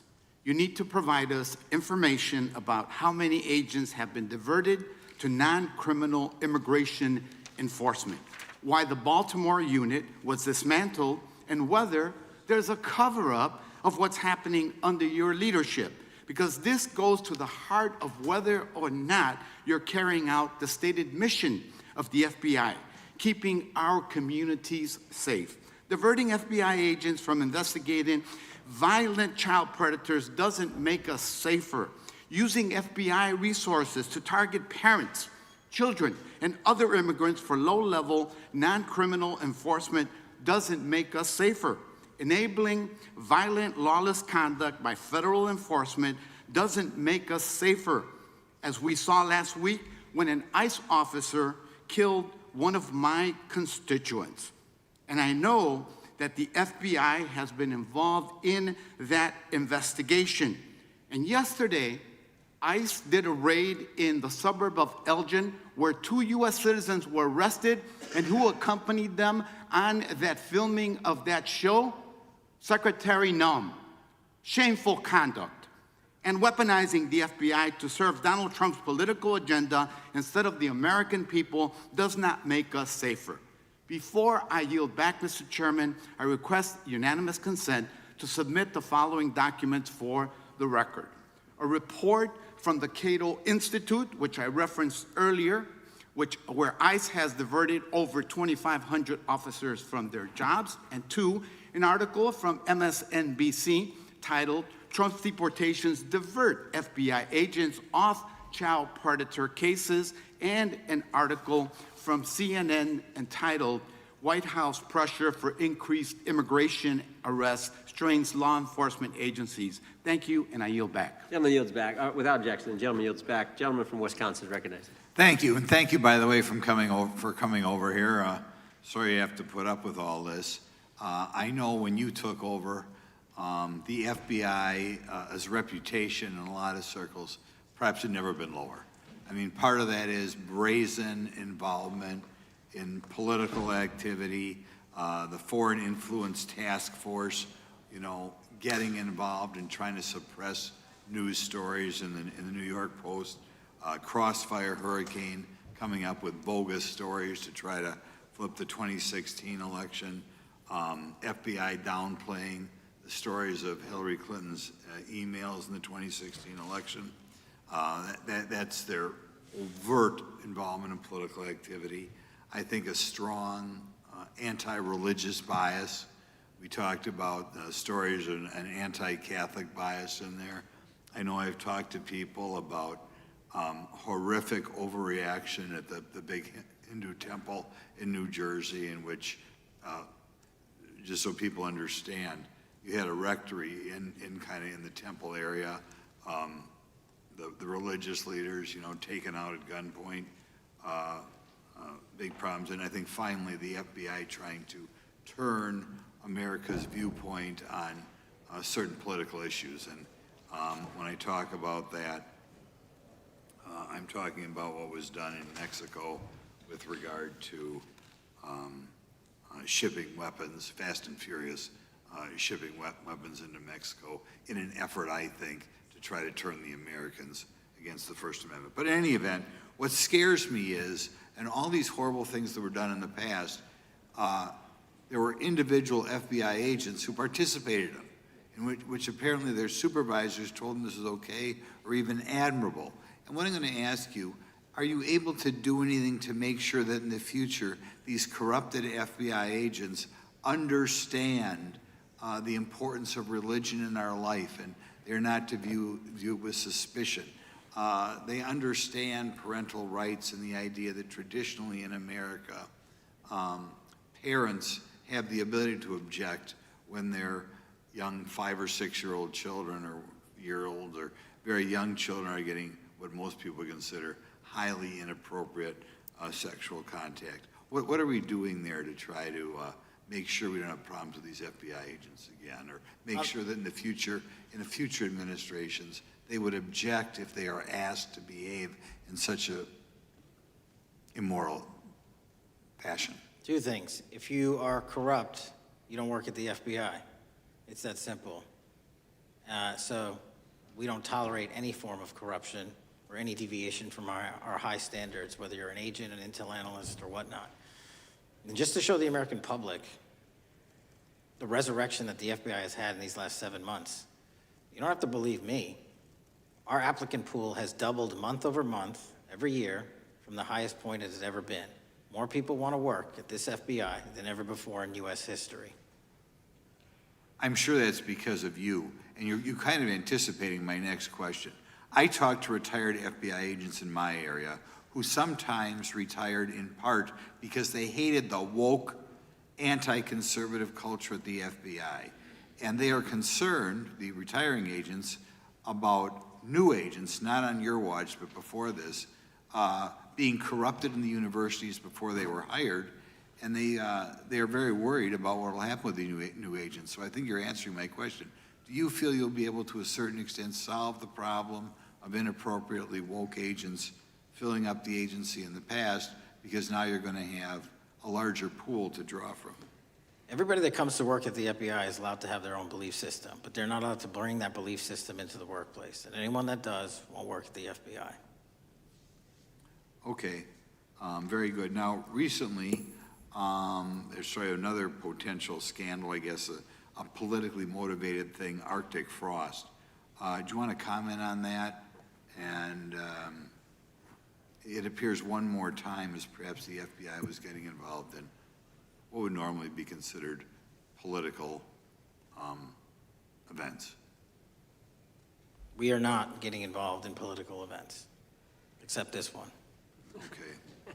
And final thing, with regard to prejudice against Catholics, what happened in the big Hindu temple there in New Jersey, do you think, have you ever, has anybody ever apologized to the Catholic Church or apologized to that temple? I don't know, sir. Okay. Is that something you think would be perhaps a good idea to do in the future? I think leadership should address it. Thank you. Gentlemen, time has expired. Gentleman yields back the, so we got the gentleman from North Carolina, Mr. Harris. All right, thank you, Mr. Chairman, and thank you, Director Patel, for your endurance and your perseverance throughout today's hearing and for all you've shared. First of all, let me start by saying that I was very grateful and glad to see that the FBI has joined the investigation of the tragic and brutal murder of Irina Zarutska in Charlotte, which is just right by my district. This woman, as you know, fled the war in Ukraine only to be killed in cold blood by a man who had no business being on the streets whatsoever. This man, who had been seen stabbing Irina to death on video, had been arrested 14 previous times, served prison time, and was diagnosed with a severe mental illness. In response to the previous offense, the magistrate over his case released him to roam the streets with a $0 bond and a simple written promise to appear in court. Mr. Patel, let me just ask, should judges apply the most lenient bail standards to people with extensive criminal history? Do they apply the most lenient? I'm sorry. Yeah, should they apply the most lenient bail standards to people with extensive criminal history? That has not been my experience. That should not happen. Is America a place where young women should fear to ride public transit? No. And was Irina Zarutska's death, would you say, possibly the result of Democrats' pro-crime policies? That investigation and matter is in open trial, so I don't want to stylize the evidence. I understand. Well, Mr. Patel, let me just say, taking over the FBI after the Biden administration's blatant weaponization of the agency is no easy feat, as we've recognized throughout this hearing today. For 4 years, we witnessed the Biden administration targeting regular Americans rather than violent criminals. For example, the Biden administration's FBI spent its time and resources going after churches and Christians. We know that the FBI used an undercover agent to collect information about a parishioner. We know that the FBI investigated and surveilled a Catholic priest. And all of this was in response to First Amendment protected activity. Mr. Patel, I want to ask you, should the FBI use its resources to spy on Catholics? Never. So what does it say about the culture of the Biden FBI that law enforcement resources were used to go after Catholics, and some FBI employees were comfortable with taking such actions? Well, pursuant to my transparency initiative and working with Congress on oversight, those documents, that's it. Those documents are available for the American public to see and read and hold people accountable, and that's what I'm committed to. And so have you been able to hold accountable those at the FBI who went after law-abiding Catholic church members? If they did so improperly, yes. Well, I've been a pastor for 36 years, and I've constantly stood up for life and stood up for family amidst a culture that's increasingly hostile to both of those things. And if the Biden administration targeted Catholics, could I have been targeted by the Ray FBI as well? Well, I don't know, but I'm not going to target you. Well, I know that President Trump respects religious liberty and that his administration is seeking to right the wrongs of the Biden administration. Securing our freedoms and protecting faith leaders and communities requires a multi-pronged approach. What would you say in just the last few moments, what is the FBI under your leadership doing to make sure that our religious liberty and religious leaders can rest comfortable this evening? Zealously protecting our First Amendment rights, but zealously going after those that abuse that right that leads to criminal conduct. You will be investigated, you will be looked at, and referred to prosecution every single time the evidence warrants. Thank you, sir. One final area. I do want to draw attention, Mr. Patel, to Waxhaw, North Carolina, a town in my district that just fell victim to a cyber attack on September 12th that interrupted emergency services. Waxhaw is working with state partners, and the FBI has been notified on this attack. and I certainly pray they're able to help out with the ongoing investigation. Could you just speak to what the FBI is doing to bolster our community's cybersecurity to defend against any future cyber attacks? Well, in North Carolina, you're slated to get a plus-up of 22 FBI employees, and they're already on the way. And that encompasses cyber, counter-intel, counterterrorism, field agents, intel operatives. And what we're doing on a macro level on the counterintelligence and cyber front is going after the people that fund these operations on these online platforms and breaking their banks. Because once we do that successfully across the board, they won't have the ability to attack us. Well, thank you, Director Patel, and let me just add my comments to those of my colleagues that are very grateful for your leadership, grateful for your courage, your consistency, and for being willing to stand in the gap for us. And with that, Mr. Chairman, I yield back. Gentleman yields back. Gentleman from Missouri is recognized. Thank you, Mr. Chairman. And Director Patel, thank you for being here with us today. Over the past few years, we have seen a disturbing increase of attacks on Christians and conservatives. Since the leak of the Dobbs decision, there have been 354 attacks on Catholic churches. In the first year following the leak, there were more than 100 attacks against pro-life pregnancy care centers, and the shadowy pro-abortion group Jane's Revenge claimed responsibility for 24 of these attacks. Meanwhile, the Biden FBI focused resources on attacking Catholics and peaceful pro-life protesters like Mark Houck and Paul Vaughn. Many of these attacks on Christians and conservatives were coordinated or praised by dark leftist cells who lurk on the online chat rooms of Reddit, Discord, and game sites. This is a war room for Antifa and violent transgender activists.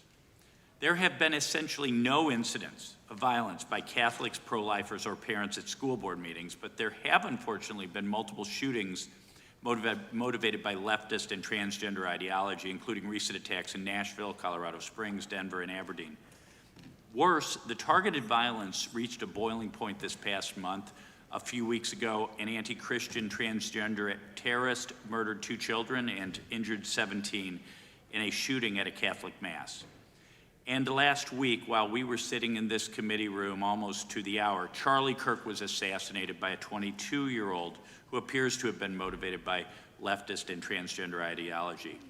As you confirmed yesterday to my Senate colleagues, he may not have acted alone, and you testified that in his online chat room of more than 20 trans ideologues that you were aware, I believe you said many more, many were aware of and possibly complicit in the assassination.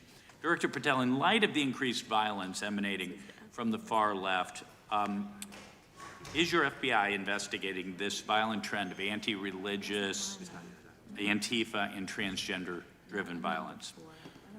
All of it across the board is being zealously investigated, no matter what your motivation or bias is behind it. Very good. We've also noticed a dramatic surge of the number of clinics offering so-called gender-affirming care. Whistleblowers in a recent NIH study confirmed that these clinics prey on some of the most mentally ill children and young adults in our society, and these clinics are quick to prescribe life-altering puberty blockers, cross-sex hormones, and surgery, and often these patients get worse rather than better, and unfortunately, some have become violent, some have even committed mass shootings, and the partner of one of them assassinated Charlie Kirk. Director Patel, is the FBI looking into the role that these gender clinics may have in the recent attacks in making these mentally ill individuals violent? We're looking at the entire spider web for any of these attacks, be it Denver or Charlie or where have you, and that's why our investigations are ongoing. We don't have a final product yet. One of my Democrat colleagues, as an aside, mentioned, quote, the federal takeover of our cities. And I don't know whether my Democrat colleagues, for some reason, liked Washington, D.C. better when it was more dangerous and more violent, when there were more robberies and carjackings and murders and rapes. But what has the crime picture in Washington, D.C. looked like since the so-called federal takeover? 2,100 arrests, 37% decrease in violent crime, same time last year, 60% decrease in gun crimes, 74% decrease in carjackings, and 53% reduction in homicides in Washington, D.C. in the last month alone. Very good. And I thank you so much for your testimony. I know it's been a long day, so I'll give you a little break and yield back the rest. Gentleman yield? My time. Gentleman yield? Yes, yes. Director Patel, what's a 302? It's a report, the number of the report, whenever an FBI agent goes out and interviews someone. And are you familiar with the 302 where the FBI agent interviewed the whistleblower who's come forward and talked about the former chair of the Intel Committee here in the House pushing staff members to leak classified information? Well, I'll just read from it. Staffers were instructed to use, this is from the 302, interview this person. Staffers were instructed to use any sources that had developed within the United States intelligence community to gather information, which would then be made public through the media in order to compel public opinion. You familiar with that? I am. Yeah, and that's how they played the game, wasn't it? Leaking information, classified or otherwise, true or otherwise, to create this public opinion to compel action to undermine the president. Is that accurate? I believe so. Just one other point I would make from this.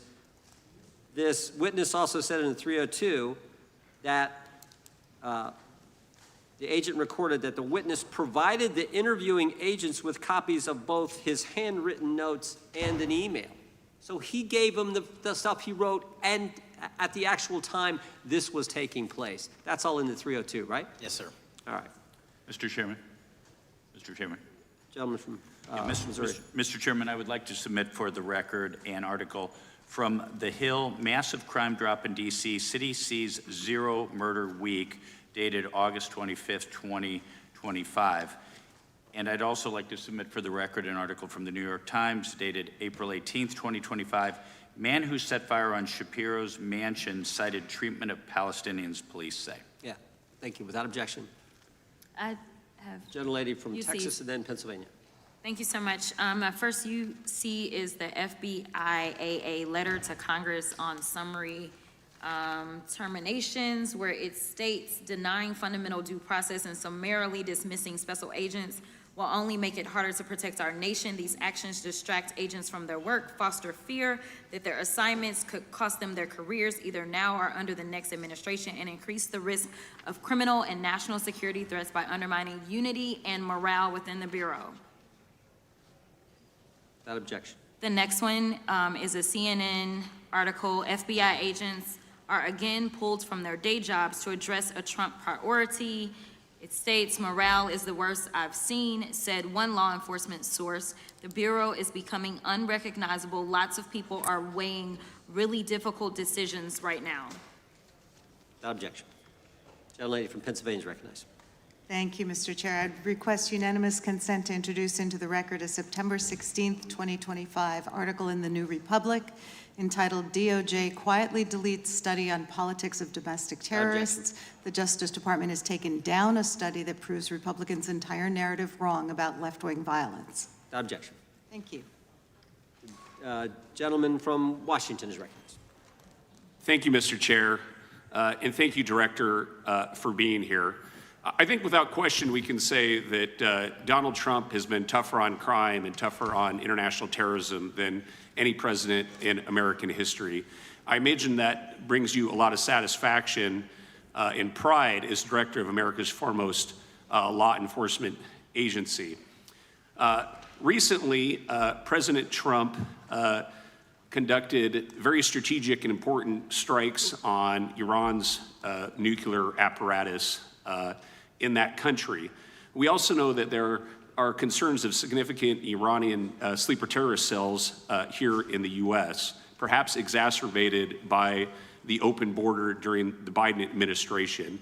What can you tell Congress and the American people about what the FBI is doing to safeguard us from potential terrorist attack by Iranian cells? So our counterterrorism division, which is fully stocked up, watches for reflections in the intelligence streams that our intelligence community collects and produces, and works hand in glove with our partners at the CIA and elsewhere to make sure that any threat, even if it's hearsay, double hearsay, triple hearsay, or totally incredible, is not only fully run down, but we also take our duties to notify and give defensive briefings to those who are mentioned in those intelligence reports to make sure that we do both our notification obligation and our investigatory obligation. Thank you. The FBI is also the foremost counterintelligence apparatus here in the U.S.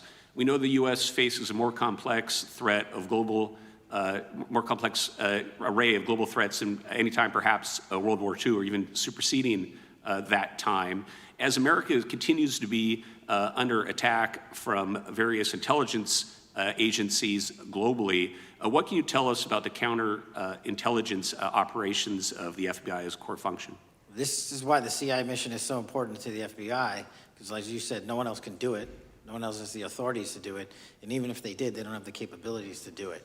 And the CIA mission has to be headquartered in Washington, but have far-reaching capabilities because we have to face against our adversaries in the DPRK, in Russia, China, Iran, and elsewhere.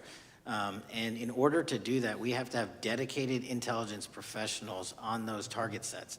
And since I become director, I've demanded not only a dismantling and disruption of networks, but a public display of how we're doing it so the world knows that our adversary is A, attacking us, and B, we're stopping them. And that's why you've seen these dramatic increases in counterintelligence arrest in the PRC by 33%, in Russia 83%, in Iran 60%. We are showing the world that they are trying to engage in espionage activities against us, and we are holding them accountable publicly. And there's been increasing concern about the Maduro regime of Venezuela, both their potential support of terrorist activity, criminal drug networks, and potential espionage entities here within the U.S. What can you tell us about your activities regarding the Maduro regime of Venezuela? Generally speaking, one of the largest transshipment points and shipment points for narcotics out of South America, Colombia, obviously, and also Venezuela, is being utilized heavily by the narco traffickers to send up cocaine, meth, and fentanyl, and excuse me, all the other illegal narcotics through the island chains in the Caribbean Ocean and ultimately for America. So there has to be more work done in the region to stop those navigable waterways from being traversed with drugs bound for America. And finally, Mr. Director, what is the one thing that Congress could most do in terms of passing a law to best support the FBI in making America safer and more secure? Get us more authorities to get online, to get onto gaming, to get onto social media companies, gaming platforms, have legal access, and also have private partnerships with the FBI of those companies and allow them to report into us on a daily basis. There is no human being or AI system on earth that can go out there and cover down on the threat in those theaters. And so we need the assistance, and we need more authorities, and we need the private sector to double down. Well, thank you very much for all you're doing, all the men and women of the FBI are doing to keep us safe, and I yield back. Gentleman yields back. Got a UC request from the gentleman from Arizona. Thank you, Mr. Chairman. I have an article titled, FBI Flooded with Record Number of New Agent Applications, Kash Patel's First Month. The FBI saw 5,577 new agent applications in March and more than 10,000 since January. Without objection. The gentleman from Kansas is recognized. Thank you, Mr. Chairman, and Director, thank you for being here. I have listened carefully to all the discussion in this hearing. I've reached two top-line conclusions. First, I am glad I don't have your job. And second, I am glad you do. Thank you for being willing to step up and serve in this role. I'd like to plow a little bit of ground that we've not spent a lot of time on so far and explore. You mentioned, and I'm well aware of your strong commitment to partnering with state and local law enforcement authorities. Obviously, one of the missions is in the counter-drug space. Another is in the forensic laboratory space, where both you and a lot of local and state agencies cooperate in terms of evidence analysis. From the state side, programs such as the HIDA programs, very, very important in counter-drug, such as the Coverdell grants, very, very important in maintaining state laboratory capacities. Would I be correct in concluding that if we are able to maintain robust funding for those types of programs, including both Coverdell and HIDA, that would contribute to the safety of the United States and to your mission? Absolutely. Director, you have talked a little bit about some of the counter-drug work that you've been doing. One thing we haven't talked about yet, the President, in one of his first actions upon taking office back in January, designated a number of the cartels as foreign terrorist organizations. That's not just a paper transaction. I believe the list has been expanded since those first actions. In terms of America's military engagement with the cartels abroad, in terms of our intelligence engagement with them abroad, that designation has had real meaning and has affected some of the thinking and approaches of our military and our intelligence community. Can you talk a bit about how that designation might be affecting or should be affecting the FBI's approach to dealing with the domestic activities of the cartels? The simple way to analogize it is after 9/11, and the manhunt for the foreign terrorist organizations overseas in places like Afghanistan and Iraq, the FBI received certain authorities to go out there and dedicate a mission to go after them both lawfully and investigatorially and collect evidence and provide it to our agency partners. Once the foreign terrorist organization designation was labeled over to the Mexican drug cartels, we can now do that here. And in Mexico, and in Colombia, and in Venezuela, and anywhere else they are. And so that's the best analogy I have. What we're able to do is take our counterterrorism platform, traditionally used for global terrorist manhunting, and bring it into this hemisphere against a very real threat, which is the drug traffickers, and they are foreign terrorist organizations. So we just have so many more resources and authorities now directed at them. So, for example, Director, in the regions, from the vantage point of local law enforcement, there are structures that have historically handled those partnerships separately. HIDA, for example, is an example on the drug trafficking side. The JTTFs are an example on the terrorism side. How is the thinking evolving in terms of on a regional basis, either merging or not merging those structures now that the targets in many ways are merged? So the JTTFs are kind of our forward operating base across every single state in this country to take on that mission. And anytime you're labeled a foreign terrorist organization, you know, you come right under the authorities of the JTTF, the task force officers, and the state and local level police work that gets done in those JTTFs. And the Homeland Security Task Force layer on top of that, I think 25 or 30 across the country, specifically working with DHS and Secretary No to go after the drug trafficking foreign terrorist organizations because they have unique capabilities and authorities dedicated to that mission. And so that's the beauty of the HSTFs. Let me ask you an adjacent question, Director. I noticed in your written testimony, I don't think we've talked about it yet, you brought to our attention an expiring authority. It's in 6 U.S.C. 124N with respect to counter-UAS drones. You point out that that authority expires in statute at the end of this month, yes, and you impressed upon us your interest in seeing it extended in some manner. Can you talk a little bit about the FBI's role in counter-UAS work over American airspace? I represent a district that's going to host some of the FIFA World Cup activities coming up. We're obviously very interested in security, and there are limits on what our state and local authorities have the capacity to do or what our military has the capacity to do once the threat is domestic. So it's critically important. Both the FBI and DHS have those capabilities. I'll speak to the FBI, of course, only. And you raised the World Cup, and that's exactly what we need it for. The Club World Cup, which just happened, was 32 games in at least a dozen different cities across the country, the largest sporting events consecutively in American history. And we used our counter-drone capabilities to not only inspect and secure stadium locations, but where fans were hovering and we call base camps. And thankfully, because of the success of the FBI and DHS, we had no significant security incidences. And flipping to the World Cup, which is going to be 3 times as large, and obviously the largest we've ever had, and blending into the LA Olympics in 28, our counter-UAS capabilities are going to be the ones that are able us to have literal bird's eye view of the threat dynamic around so many of these cities, which are going to see literally tens and hundreds of thousands of people flock to them. So we have to have it. And making sure the bad guys don't have the same. Exactly. Very good. I yield back and thank you. Gentleman yields back. Director, you've been amazing. You've been here 4 hours and 41 minutes without a break. We appreciate that. I think we have one more member, a few UC requests, and then you can we'll let you go. But we appreciate that. The gentleman from Texas is recognized. Thank you again for taking the time, Director Patel, and for Chairman Jordan for holding this hearing. Thank you for depoliticizing the FBI and getting it back to its original mission as well.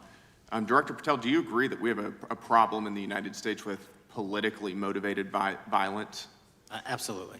And I very much agree. I think we can all agree that political violence is wrong, it's evil, regardless of which side it comes from, and that we can all adamantly and vehemently reject it, or we certainly should. But one of the things that we've noticed recently is that affinity and tolerance for political violence is not equally distributed on both sides of the aisle.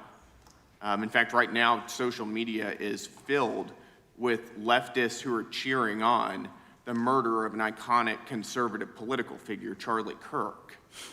And it's not just random people on Twitter doing this now. There's a YouGov poll released just a few days ago, which stated that 25% of those who identify as very liberal believe that political violence can sometimes be justified. That's far too many, is it not?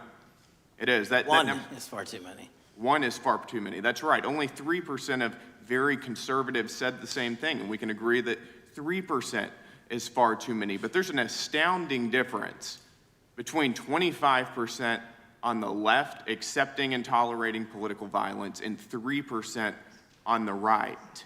I would hope that our colleagues on the other side of the aisle would also recognize that there is a systemic problem on their side of the aisle with tolerance for violence against people with whom they politically disagree, that there is a cultural rot on their side of the aisle that needs to be addressed desperately.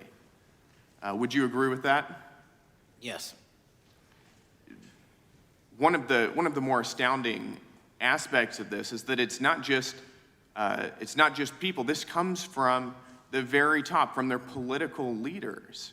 Just a few days ago, a member of Congress of this body, Ilhan Omar, shared a video on her social media account about Charlie Kirk's murder, and I'll quote what it said. It said, "Charlie Kirk was Dr. Frankenstein, and his monster shot him through the neck." In other words, Charlie had it coming to him. The words that he said naturally led to his assassination.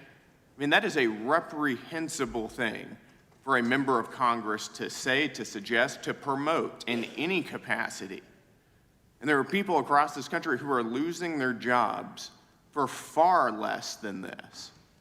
And that, by the way, is a just response to acceptance and tolerance of political violence. It's amazing to me that the political left today, who were the originators and the cheerleaders of cancel culture, now have the backbone to attack conservatives for defending their assassinated friend. But there's a key difference here. Democrats want to silence conservatives for speaking obvious, self-evident, ontological truths like that men aren't women and men can't get pregnant. That seems pretty basic. That seems like a basic truth that we should all be able to agree on. Republicans, by contrast, are recognizing that a constitutional republic depends on the free and open exchange of ideas that we can debate without violence, and that assassinating a political rival is evil, it's wrong, and it should not be glorified or promoted or justified in any way, including in the way that Congresswoman Ilhan Omar. Expiring, I think, at the end of this month, which I believe we need renewed. Expiring, I think, at the end of this month, which I believe we need renewed, that allows private sector companies to report into the FBI without liability for criminal investigatory purposes. And that's the kind of stuff we need to keep going. Got it. Thank you, Director Patel. We really appreciate it. Thank you. Gentleman yields back. Mr. Chairman. Gentleman from Arizona. I have some UCs. Gentleman state his request. Thank you. The first one is a piece entitled Review of Domestic Terrorism After Kirk's Murder Shows Biden Politicized Issue, the Intel, and Fudged the Data. Without objection. Thank you. Make a motion to table. Oh, no, we got to recognize the ranking member for his motion. It's just a UC request. The gentleman's recognized for a UC request. Thank you, Mr. Chairman. This is the ADL report issued February 21, 2025, titled Murder and Extremism in the United States in 2024, concluding that for the third year in a row, every single extremist-related murder in the United States in 2024 was committed by right-wing extremists 8 of the 13 involving white supremacists, and 5 having connections to far-right anti-government extremists. Without objection. Gentlelady from Pennsylvania, Director, for unanimous consent? Yes, thank you. I have a couple articles here.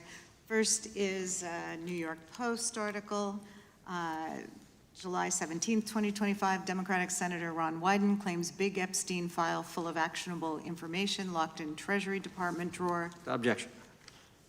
This is The Guardian, May 18th, 2023. Deutsche Bank agrees to pay $75 million to settle Jeffrey Epstein lawsuit. Without objection. This is Fox Business, September 10th, 2025. JP Morgan processed over $1 billion for Jeffrey Epstein despite internal concerns over sex offender status. Without objection. And New York Times, Bank of America flagged suspicious payments to Epstein only after he died. Without objection. Okay, and I also have a motion, Mr. Of American Deutsche Bank.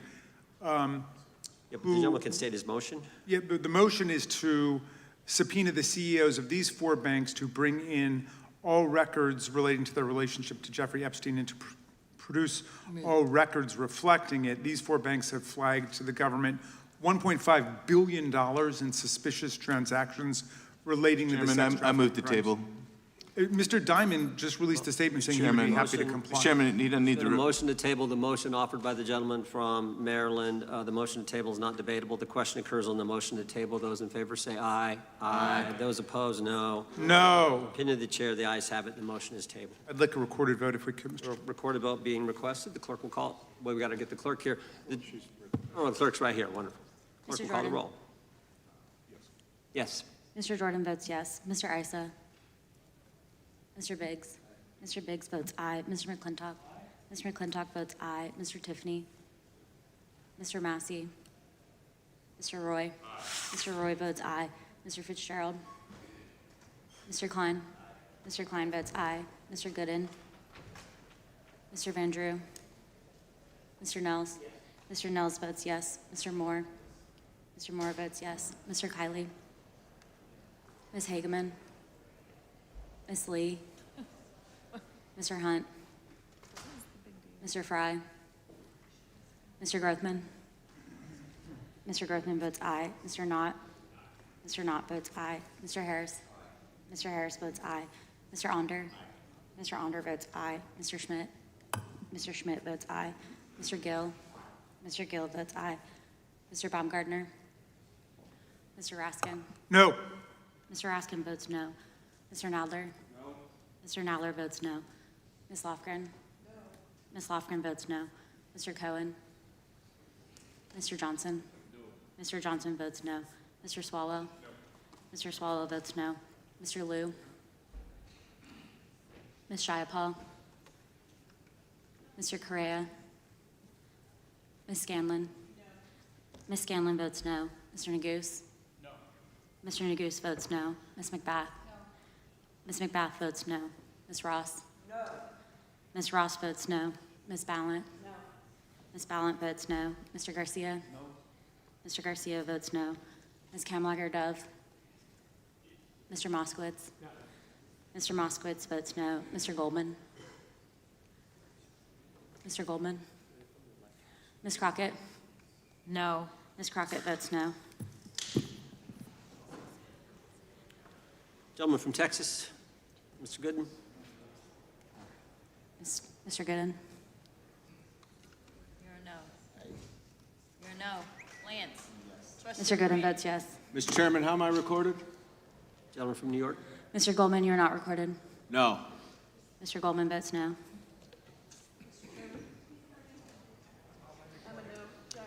Gentlelady from Washington. Ms. Jayapal votes no. Gentleman from California. Gentlelady from California. No. Mr. Liu votes no. Ms. Kamlager-Dove votes no. Gentleman from Kentucky. Mr. Massey votes no. Director, I want to thank you again for being here. While we're waiting for members to get back to record their vote, you don't need to stay around for these kind of motions. We appreciate the service you're providing the country, appreciate your testimony today, and appreciate the fact that you did it 5 hours straight. That's amazing. So God bless you and keep up the good work. The witness is dismissed. I know, but I'm dismissing the witness. I don't think it, nothing I'll involved. just put them in the record. Mr. Chairman, We're still waiting for members to come back to record their vote on the motion offered Good. by the gentleman from. no, I just, as a point of order, I just wanted to establish that the dismissal of the witness doesn't affect the viability of any of the motions. No, the committee's still going. How many members do we need?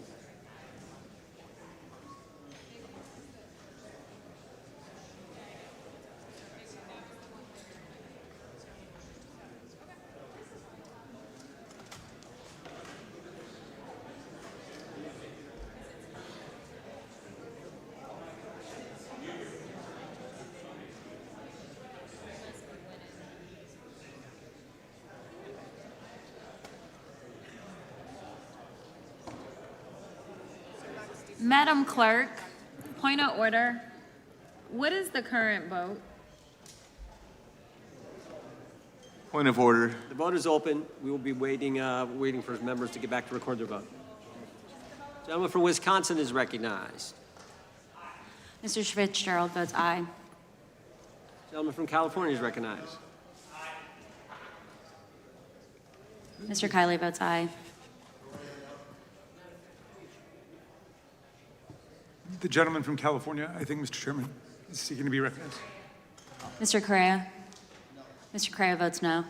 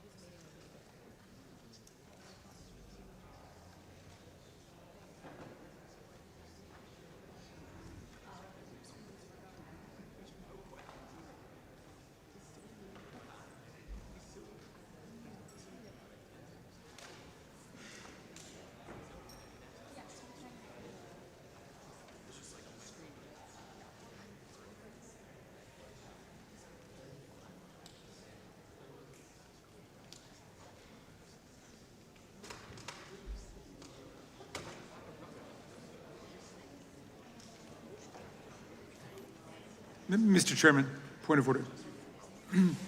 Gentleman may state his point. A number of members have conflicting markups and committee hearings going on right now, and I'm just wondering, how long are we going to hold this open? My read on the vote is that right now it's 18 of 14? 17? It's 19 to 16? We're going to give members an opportunity. As you point out, as the ranking member points out, members have numerous obligations, different committees going on, but we want to give everyone an opportunity to record their vote, and that's why we're waiting. Mr. Chair, point of order. We'll state a point of order. Couldn't we just be debating instead of sitting here waiting? There's a motion on the table. There was a motion offered by the ranking member, a motion to table offered by a member, and that's what's on the table right Mr. now. Vendry, you are not recorded. Mr. Vendry votes yes. Right.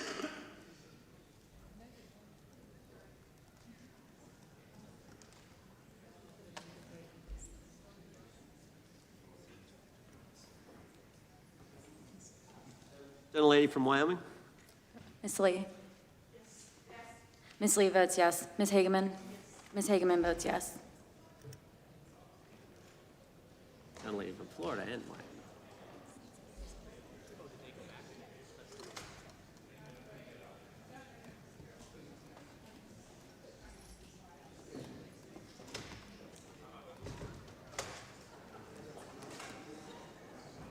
Mr. Knott, you're recorded as yes. Gentleman from Wisconsin. Mr. Tiffany? Mr. Tiffany votes aye. Clerk will report. Mr. Chairman, there are 20 ayes and 19 noes. The ayes have it. The motion is tabled. The gentlelady is recognized from Pennsylvania. Thank you, Mr. For what Ch- purpose? I have a motion. Gentlelady, may state the motion. Okay. Pursuant to Clause 2K6 of Rule 11, I move that the committee subpoena U.S. Treasury Secretary Bessent to produce or otherwise make available to the committee all suspicious activity reports in the possession of the Treasury Department, identifying the roughly $1.5 billion in Gentleman from suspicious transactions. California is recognized. I move to lay the motion on the table. The motion is not debatable. I didn't finish. She hadn't completed the motion. Is it proper to cut it off before it's completed, Mr. Chairman? Finish your last sentence there. The gentlelady can finish. Okay, so we're asking them to identify the roughly $1.5 billion in suspicious transactions related to the sex trafficking crimes of Epstein, Maxwell, and their co-conspirators. And as we know, Mr. Chairman. Mr. Patel said that the Treasury Gentleman's might recognized. Move have to that lay the information. motion on the table. Yep. The motion is not debatable. The question occurs on the motion to table. Those in favor say aye. Aye. Those opposed, no. I request a recorded vote. Recorded vote being requested. The clerk will call the roll. Mr. Jordan? Yes. Mr. Jordan votes yes. Mr. Issa? Yes. Mr. Issa votes yes. Mr. Biggs? Mr. Biggs votes aye. Mr. McClintock? Mr. McClintock votes aye. Mr. Tiffany? Mr. Tiffany votes aye. Mr. Massey? Mr. Massey votes no. Mr. Roy? Mr. Roy votes aye. Mr. Fitzgerald? Mr. Fitzgerald votes aye. Mr. Klein? Mr. Klein votes aye. Mr. Gooden? Mr. Gooden votes aye. Mr. Van Drew? Yes. Mr. Van Drew votes yes. Mr. Nels? Mr. Nels votes yes. Mr. Moore? Mr. Moore votes yes. Mr. Kiley? Mr. Kiley votes aye. Ms. Hageman? Ms. Hageman votes aye. Ms. Lee? Ms. Lee votes aye. Mr. Hunt? Mr. Fry? Mr. Fry votes aye. Mr. Grothman? Mr. Grothman votes aye. Mr. Knott? Mr. Knott votes aye. Mr. Harris? Mr. Harris votes aye. Mr. Onder? Mr. Onder votes aye. Mr. Schmidt? Mr. Schmidt votes aye. Mr. Gill? Mr. Gill votes aye. Mr. Baumgartner? Mr. Baumgartner votes aye. Mr. Raskin? No. Mr. Raskin votes no. Mr. Nadler? No. Mr. Nadler votes no. Ms. Lofgren? No. Ms. Lofgren votes no. Mr. Cohen? Mr. Johnson? No. Mr. Johnson votes no. Mr. Swallow? Mr. Swallow votes no. Mr. Liu? Ms. Jayapal? Mr. Correa? Ms. Scanlon? No. Ms. Scanlon votes no. Mr. Neguse? Ms. McBath? Ms. Ross? No. Ms. Ross votes no. Ms. Ballant? No. Ms. Ballant votes no. Mr. Garcia? No. Mr. Garcia votes no. Ms. Kamlager-Dove? Mr. Moskowitz? Mr. Goldman? No. Mr. Goldman votes no. Ms. Crockett? No. Ms. Crockett votes no. Ms. Jayapal votes no. Gentlelady from California. Ms. Kamlager-Dove is not recorded. No. Ms. Kamlager-Dove votes no. Gentleman from California. Mr. Liu, you are not recorded. No. Mr. Liu votes no.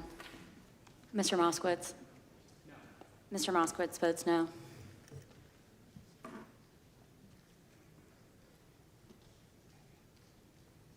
Clerk will report.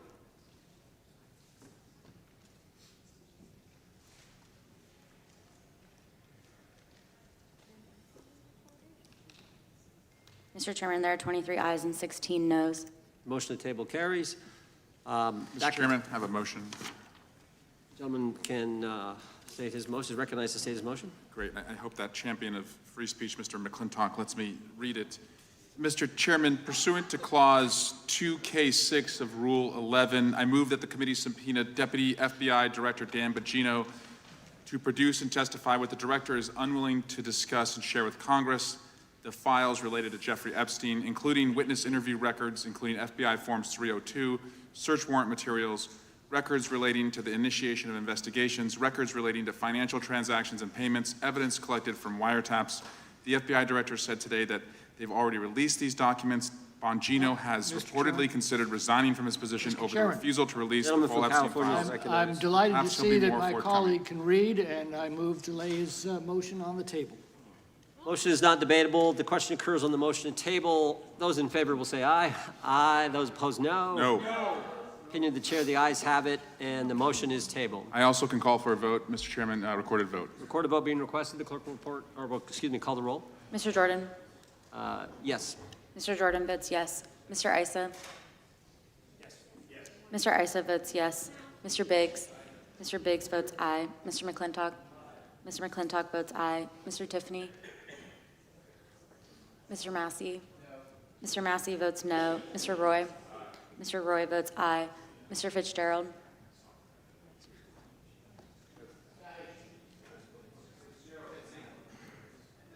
Mr. Fitzgerald votes aye. Mr. Klein? Mr. Klein votes aye. Mr. Gooden? Mr. Gooden votes aye. Mr. Van Drew? Mr. Van Drew votes yes. Mr. Nels? Mr. Nels votes yes. Mr. Moore? Mr. Moore votes yes. Mr. Kiley? Ms. Hageman? Ms. Hageman votes yes. Ms. Lee? Ms. Lee votes aye. Mr. Hunt? Mr. Fry? Mr. Fry votes aye. Mr. Grothman? Mr. Grothman votes aye. Mr. Knott? Mr. Knott votes aye. Mr. Harris? Mr. Onder? Mr. Onder votes aye. Mr. Schmidt?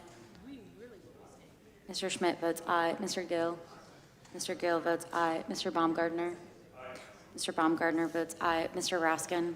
No. Mr. Raskin votes no. Mr. Nadler? Mr. Nadler votes no. Ms. Lofgren? Ms. Lofgren votes no. Mr. Cohen? Mr. Johnson? Mr. Johnson votes no. Mr. Swalwell? Mr. Swalwell votes no. Mr. Liu? Mr. Liu votes no. Ms. Jayapal? Ms. Jayapal votes no. Mr. Correa? Ms. Scanlon? Ms. Scanlon votes no. Mr. Neguse? Ms. McBath? Ms. Ross? Ms. Ross votes no. Ms. Ballant? Ms. Ballant votes no. Mr. Garcia? Mr. Garcia votes no. Ms. Kamlager-Dove? Ms. Kamlager-Dove votes no. Mr. Moskowitz? Mr. Moskowitz votes no. Mr. Goldman? Mr. Goldman votes no. Ms. Crockett? No. Ms. Crockett votes no. Gentleman from Wisconsin. Mr. Tiffany votes aye.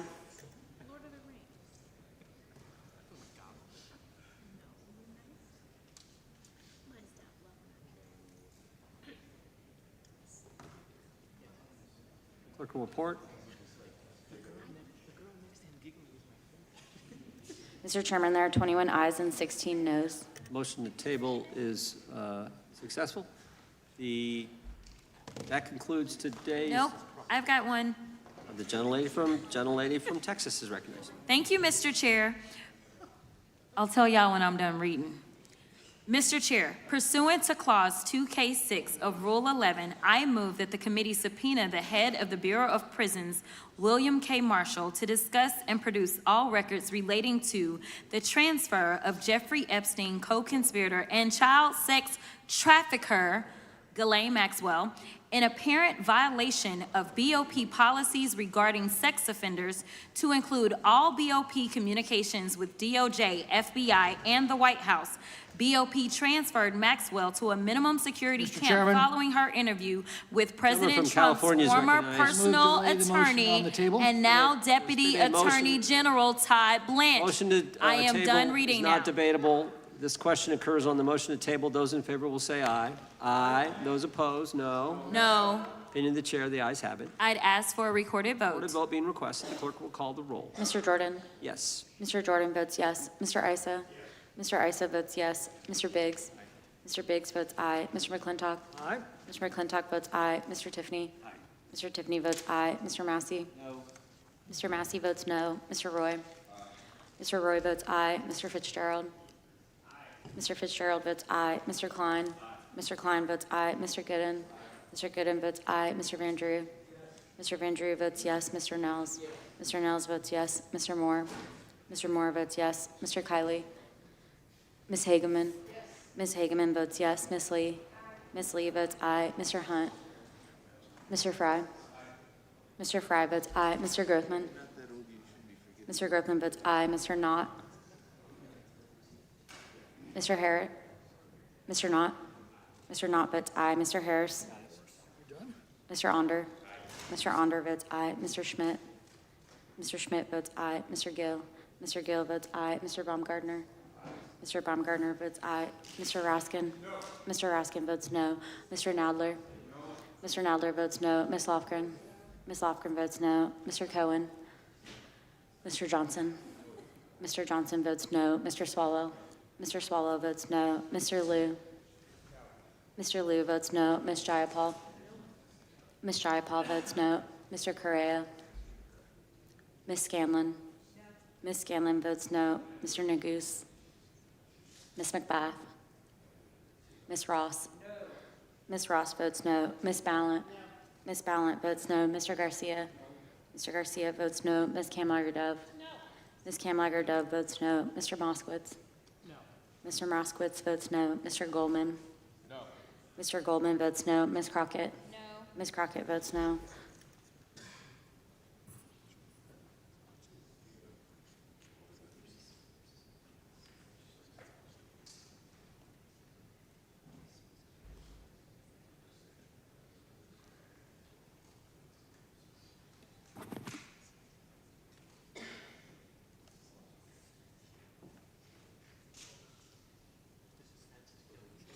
Clerk will report. Mr. Chairman, there are 21 ayes and 6 noes. The motion to table is agreed to. Mr. Chairman, point of inquiry. Gentleman can state his point. Am I correct that the House Oversight Committee, led by Chairman Comer, is issuing significant number of subpoenas along the lines of some of the things we've been talking about today, but in general terms, pursuing a lot of the questions that are being raised here today and others? That is accurate, and specifically the SARs, they're actually getting the SARs from the Treasury Department, which is something that we think is important. But yeah, that material is going to the Oversight Committee. Mr. Chairman, may I ask a follow-up question? Over here. Gentleman from New York is recognized. Is it your understanding that the Oversight Committee has requested the documents listed in Mr. Swalwell's subpoena, the recordings, the witness statements, the photographs, the materials seized by search warrant? I'd have to look at those carefully, but I know that there's a broad subpoena and It's a very broad all kinds subpoena. of files. Oddly enough, it excludes all those essential documents that are in the possession of the FBI. I think that'll be included in the case files that have been subpoenaed. The chair recognizes the gentleman from Arizona. I have a UCs, several UCs. Gentleman can state his unanimous consent Yeah, request. first one is Democrat running for Attorney General issues profanity-laced Charlie Kirk post. Without objection. Next one, Cleveland Fire Chief removed from duty over incendiary Charlie Kirk social media post. Without objection. Next one, generic condemnations of political violence won't stop the left from escalating it. Without objection. Next one is, a few weeks before Charlie Kirk was assassinated, CNN runs widely viewed interview with Destiny describing Charlie Kirk as spawn of Satan. Without objection. And let's see here. I think the next one is, gosh, I'm having trouble finding it, sir.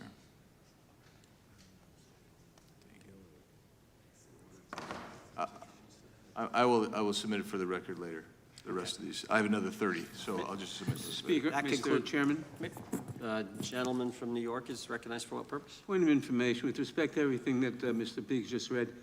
So what? It's all free speech. First Amendment is alive and well in this great country, and thank the good Lord for that. Mr. Chairman. The gentleman from Florida, for purpose, does the gentleman seek recognition?